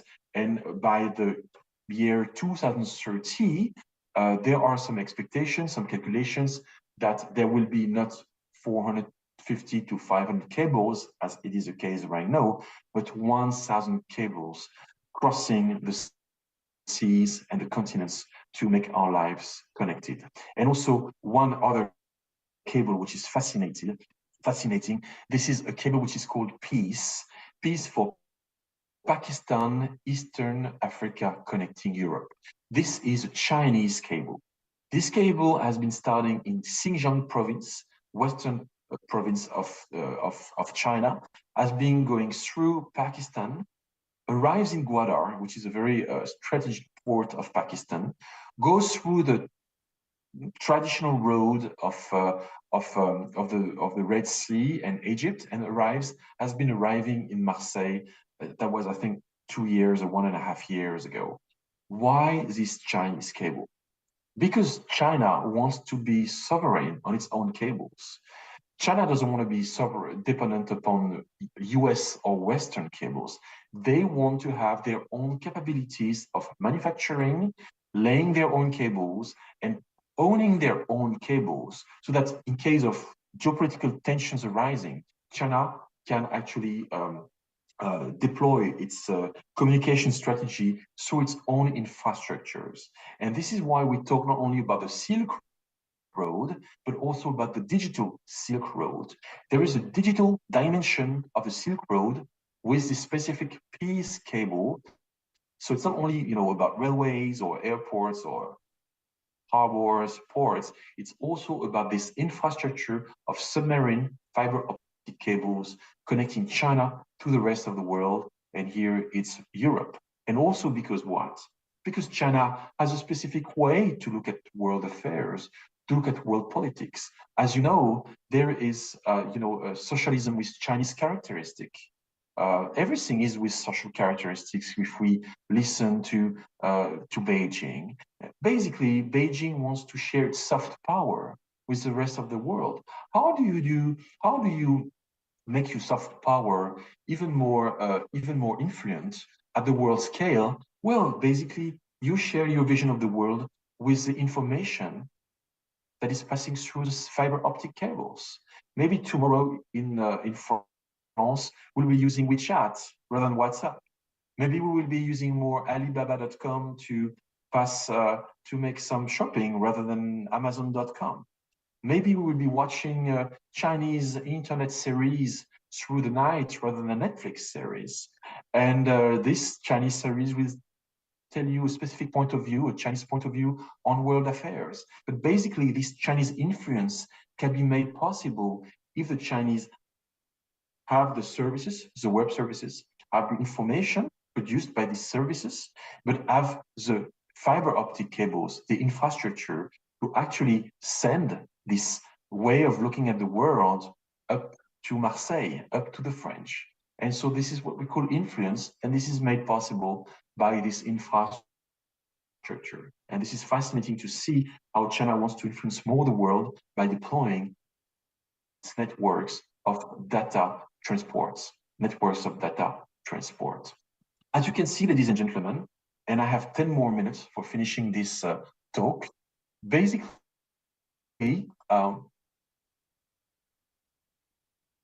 okay, sounds good. Sorry, I just checked the quick Q&A session. I have some Q&A session with you after, obviously. But basically, for the 10 minutes left I have, I would like to talk to you about solutions. Because as you have understood,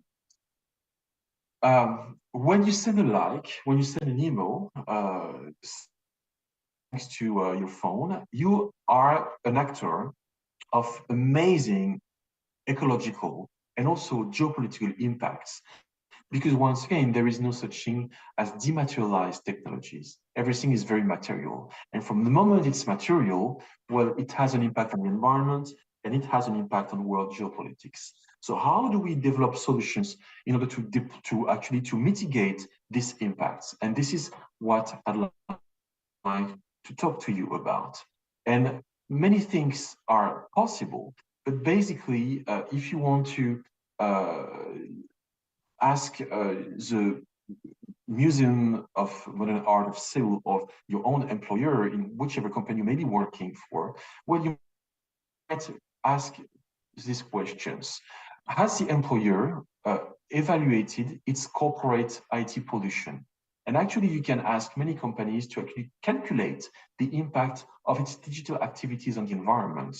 I have no shares in any of the companies that you can see on the screen, but basically you can ask such companies to make such an evaluation. The second thing is, how does your employer lower the ecological cost of IT equipment?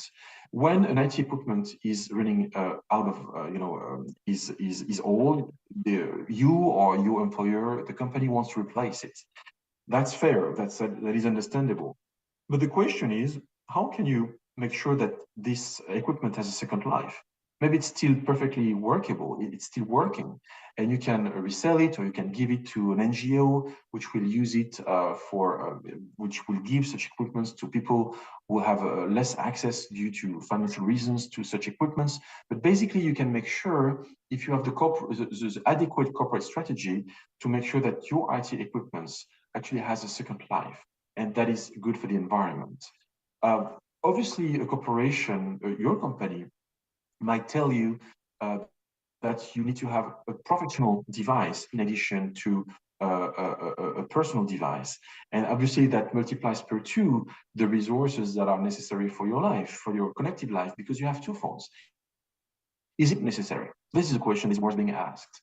Cybersecurity issues might require that you have 2 phones, which is understandable. But if you don't have such issues, is it necessary to have 2 phones?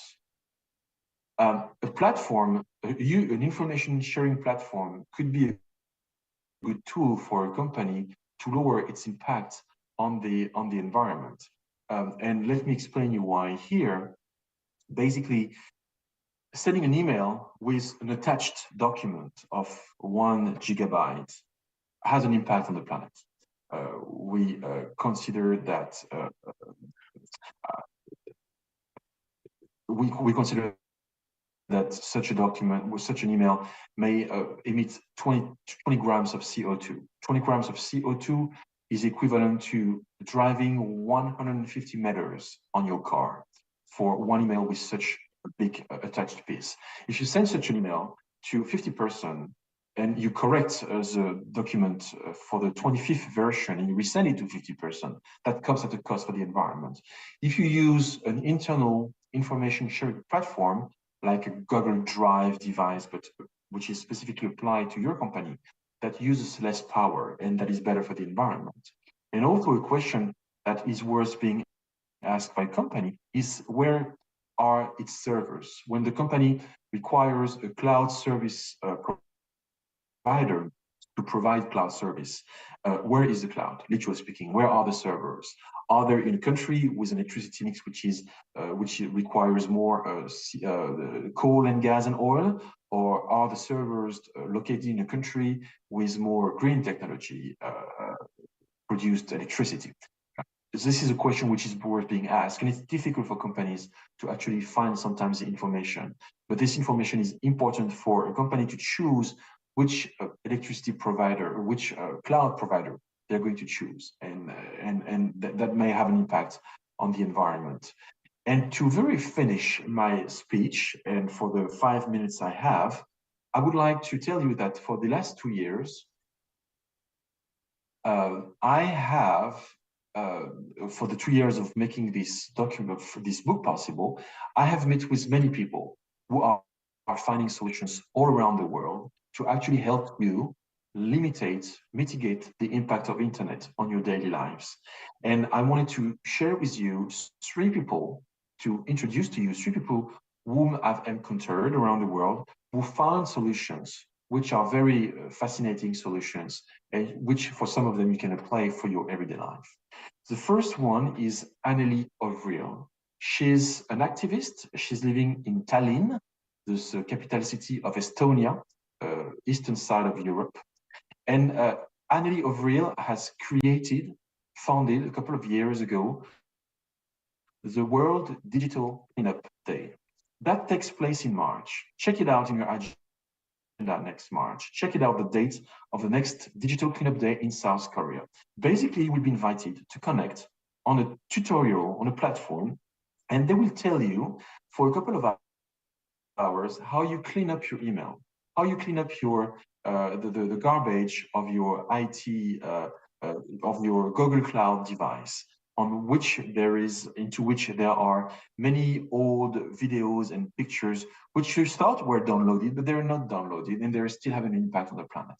So they will introduce you, they will educate you to the impact of being digital.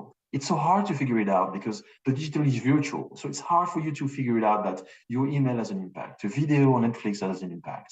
But the Digital Cleanup Day helps you doing this. This is an educational platform, and this is worth doing the exercise.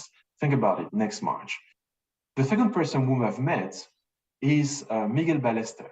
Miguel Ballester is an entrepreneur, and he's the founder of a company which is based in Amsterdam, in the Netherlands, and he's the founder of Fairphone. Fairphone is a company which is trying to manufacture the most ecologically friendly phone in the world.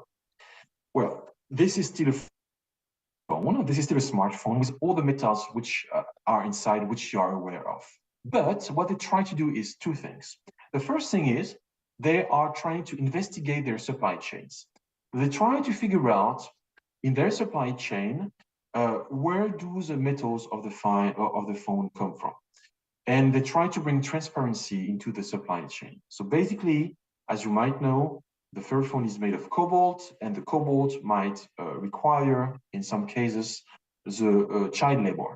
And you don't want to have a child working in a mine in order for you to have a Fairphone. And Miguel Ballester and Fairphone are really working hard on making the supply chain more transparent and more respectful of social rights, human rights, and also of environmental regulations. And they're not perfect, but they're doing the best they can, and they are a best practice in the industry. The second thing they do is that they make you they develop a phone which is repairable. So if the camera of the phone is going down, you don't change your phone, you just change the camera. And the phone is manufactured in a way that you can actually repair the camera yourself. You just take off the camera. It's like a puzzle. You take off the camera and you replace it by the new camera, and they will make like the client service available for you to receive the camera and to change the camera yourself. They want, in the perfect world, you to keep your phone for 7 to 8 years. Whereas average for phones is about 18 months to 2 years. If you keep your phone longer, it has a huge and positive impact on the planet, a much better impact. And this is what we should do, all of us. And once again, this is a wonderful encountering that I've made. Think about Fairphone if you don't have a Fairphone yourself. And the third and the last person I'm going to finish with this is Elwin Duplessis. Elwin Duplessis is a South African entrepreneur, and he has created in 2008 a company whose name is Murdoch Marine. Murdoch Marine actually it's an amazing job he does, because he's actually recycling the old cables that are lying down the seas into the oceans. Let me explain you again. All the cables that I've talked to you about, they last for 15 years, 20 years. And after that, what happens? Well, we forget them. We just let them lying down the oceans. And these guys said, but there's a business to do by bringing back to the sea level, to South Africa, these cables, and recycling the copper, the aluminium into it. I can make a business out of it. And by the way, that is good for the environment. And he created such a company. And I said to him, I want to go on one of your boats, and I want to see you taking the cables down from the seafloor. And he said, no, you're going to leave for 3 months on one of my operations. And I said, no, I have no time for that. I have to write a book. But he said, okay, come to see me in one of my boats in Portugal, in the port of Porto. And I will have one of my boats arriving from 3 months of operations on the seas with cables into the boat brought back from the Northern Atlantic Ocean. And I went there, and I went to see the boat, and I went to see these cables, huge cables. I think there was like probably 1,500 kilometers of cables into the ship being brought back to the earth in Portugal. And the last story is I put my hand to the cable. The cable was wet because it had been taken out of the sea. And I put my fingers to my tongue, and I realized that internet is salty. Internet is not sweet. Internet is salty because it is also an infrastructure which gets deployed into the sea. But I realized that during my investigation, I had not only tasted internet, because you can taste internet, but I also heard internet. And I heard the voice and the sound of internet, which is when I went into a when I was into a data center, and I could listen to the cloud. I could listen like, it was like a beehive of hundreds of thousands of hives. It was every server whistling. And I realized that I heard internet. And actually I realized that I had also smelled internet.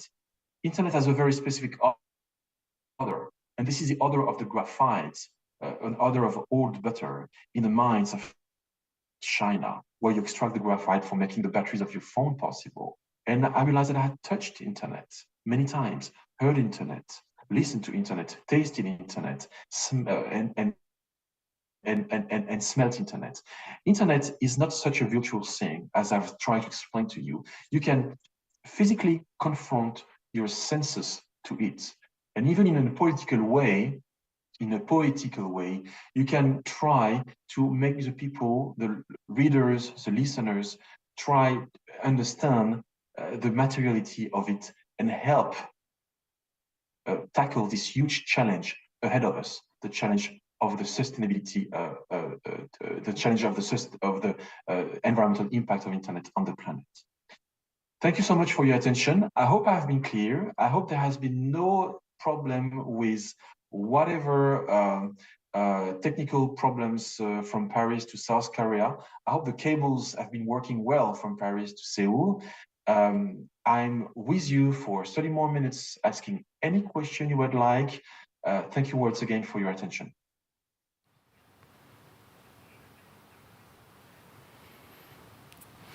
네, 선생님 오랜 시간 동안 너무 강연 감사합니다. Thank you for your lecture. I hope we are not using too much of your energy. 오늘 그 15년간의 So, 15년간의 그 진행하신 강범위한 연구를 today you had 지도 맵을 다시 an opportunity to map out and introduce your research that has taken place over the course of the past 15 years. So you talked about rare metals or dependency on rare metals and digital transition and its geopolitical context as well. So it has been a very informative talk on many issues. So I have a couple of questions. We don't have an awful lot of time, so I'll just pick out two of my questions. So listening to your talk today, I started to think you talked about the individuals involved in alternative efforts. So in the future, as we try to envision a future with these technologies that are getting closer and closer to human life, we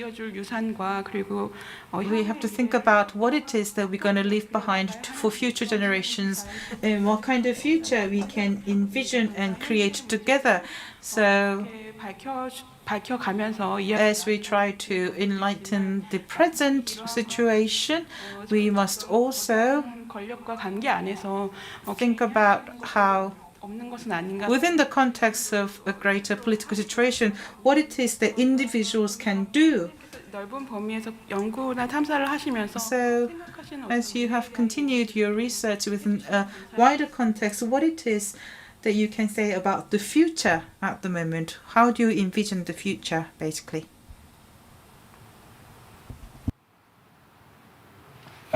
It is a large question that you have asked me, and I've tried to answer very simply. First, regarding individuals, basically, individuals can personally do a lot of things, and I wanted you to ask me this question. This is perfect, because first and foremost, making the internet better is about using this phone as much as you can, as long as you can. Usually we keep this phone for a smartphone for 2 years. If we keep smartphones for 4 years, twice as much, we make a world of a difference, because we can divide per 2 the impact, the material impact of all the 34 billion devices around us, which account for the biggest part of the internet pollution. Personally, this phone is an iPhone 7 that I've bought secondhand on a reselling platform. I have probably repaired it 10 times.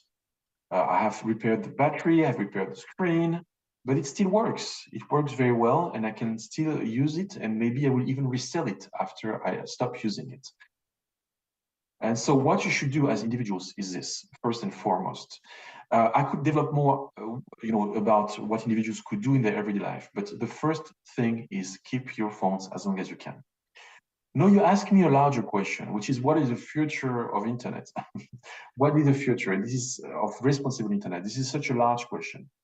In my book, I've asked for 2 years every expert around the world, what is the future of responsible internet?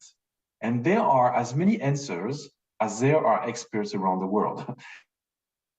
But I have, in a way, found that there were 4 categories of answers. 4. Basically, the first ones say the responsible internet is an internet with more and more and more technologies in order to lower its impacts. Maybe in the future, we're going to be able to store the data into the DNA of vegetables. And that will be a way to, concentrate the storage of data and to make the storage of data almost, non-material. And responsible internet, in a way, relies on more and more research and development, more technology. Others say exactly the contrary. They say, but no, the contrary is getting low-tech, is actually making phones which are more simple, technologies which are more simple to manufacture, technologies which are more simple to recycle, to repair.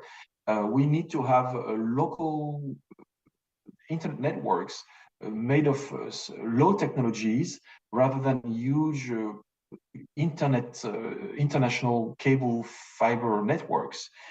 This is a completely different philosophy. The third people are in between. The third category of people are in between. This is what we call the people, planet, profit states. They accelerate towards 5G, for example. But on the other hand, they pass laws in order to mitigate the impact of internet on the environment. They require companies to educate their clients on their consumption of CO2 related to their emissions of CO2 related to the internet usages. This is my country, for example, accelerating on 5G, but also passing laws for reducing the impact of internet on the environment. And the fourth category are much more radical. The states which actually could think of,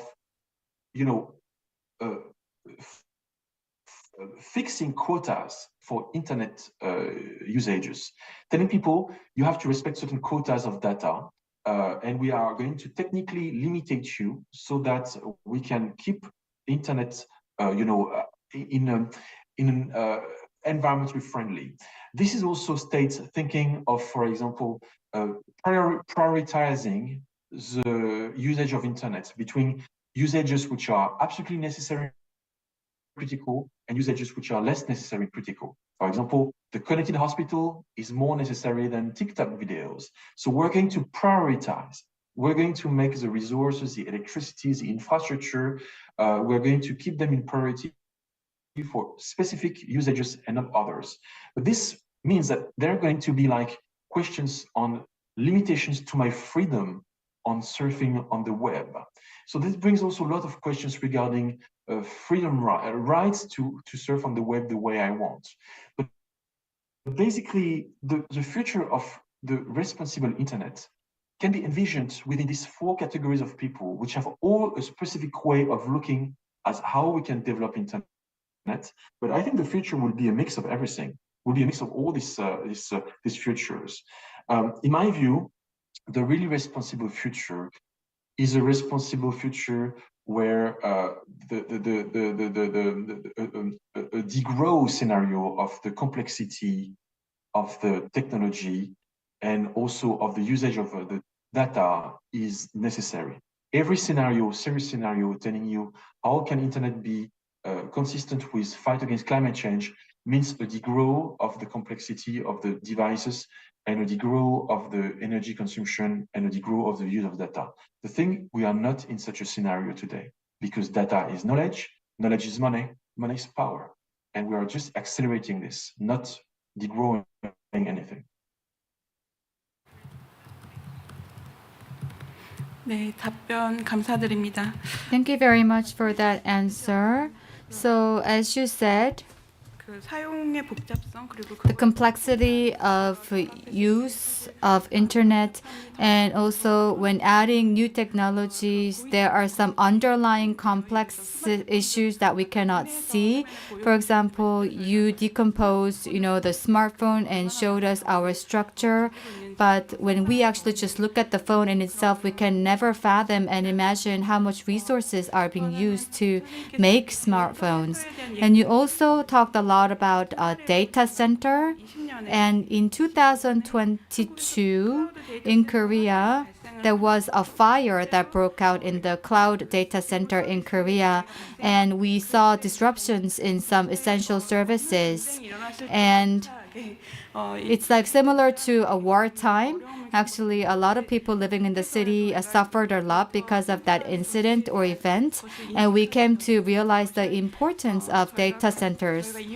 And this is very much closely related with all the services that we use in finance and hospitals, healthcare, and so forth. So we actually was awakened to the importance of service centers. And we also have a question from our audience. I would like to relay it to you. And as for our data center fire, it happened in Korea. But recently, there was the COVID-19 pandemic all around the world. And what we realized through the pandemic was that, we are pursuing a sustainable globalization. But when the travel was restricted, we came to realize that smartphones as well as other digital technologies were very important. And we came to learn the importance of all that. So Ms. Lee So-young from online asked this question. The following question. So during the COVID-19, we saw the stop of or suspension of all of the human activities, and a lot of people believed that digital would become more sustainable. But because of COVID-19, we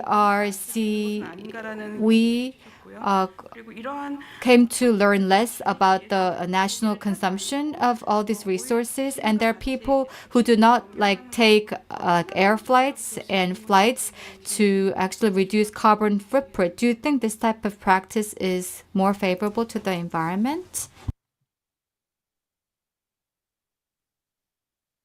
Yes, see again, internet has lots of positive impacts on the planet.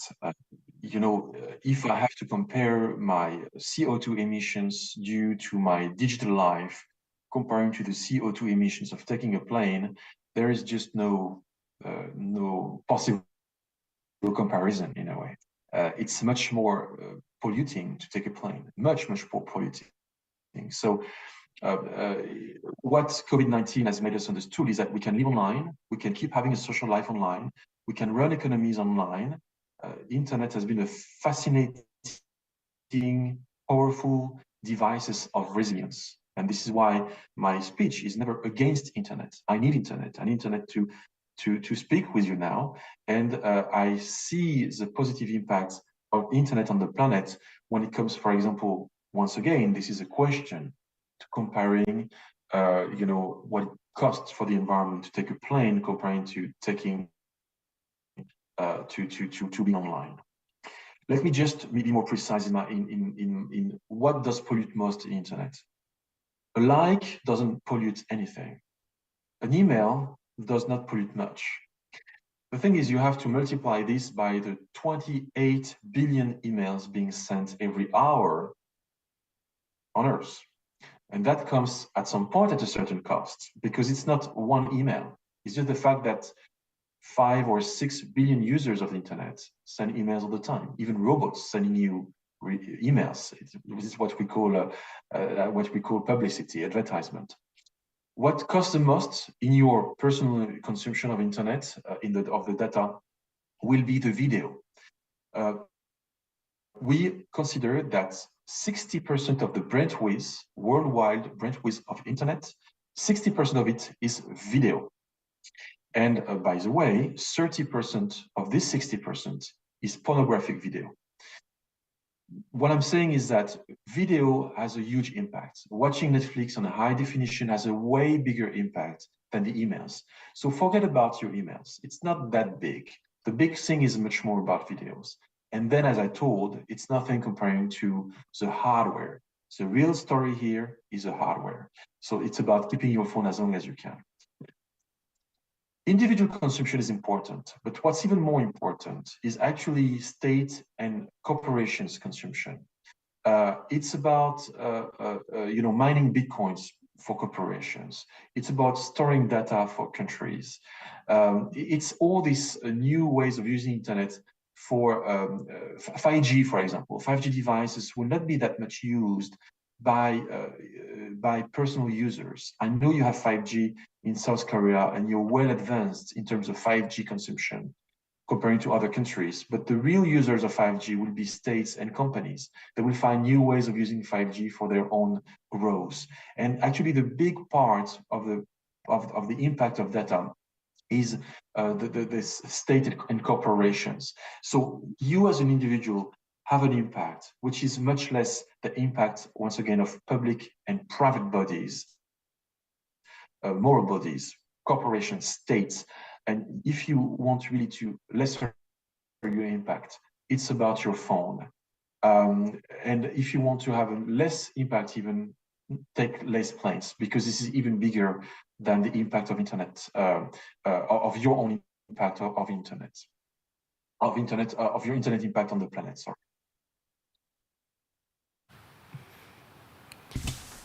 네, 선생님 너무 잘 들었습니다. Yes, thank you very much for your answers. So, what do you regard as dematerialized is something that we use every day as natural resources. 네, And 선생님께서 좀 구조로 it is about time, as you mapped out for us, that we change our perception of what we see as dematerialized. So many thanks once again for your insightful talk. 지금 쉬는 시간 없이 이렇게 진행되어서 So 이렇게 마치도록 하겠습니다. we will now wrap things up since as we didn't even have a break. So many thanks to all our viewers who've joined us online. And thank you very much for your presentation. Thank you so much for inviting me. 감사합니다. Thank you. Bye bye.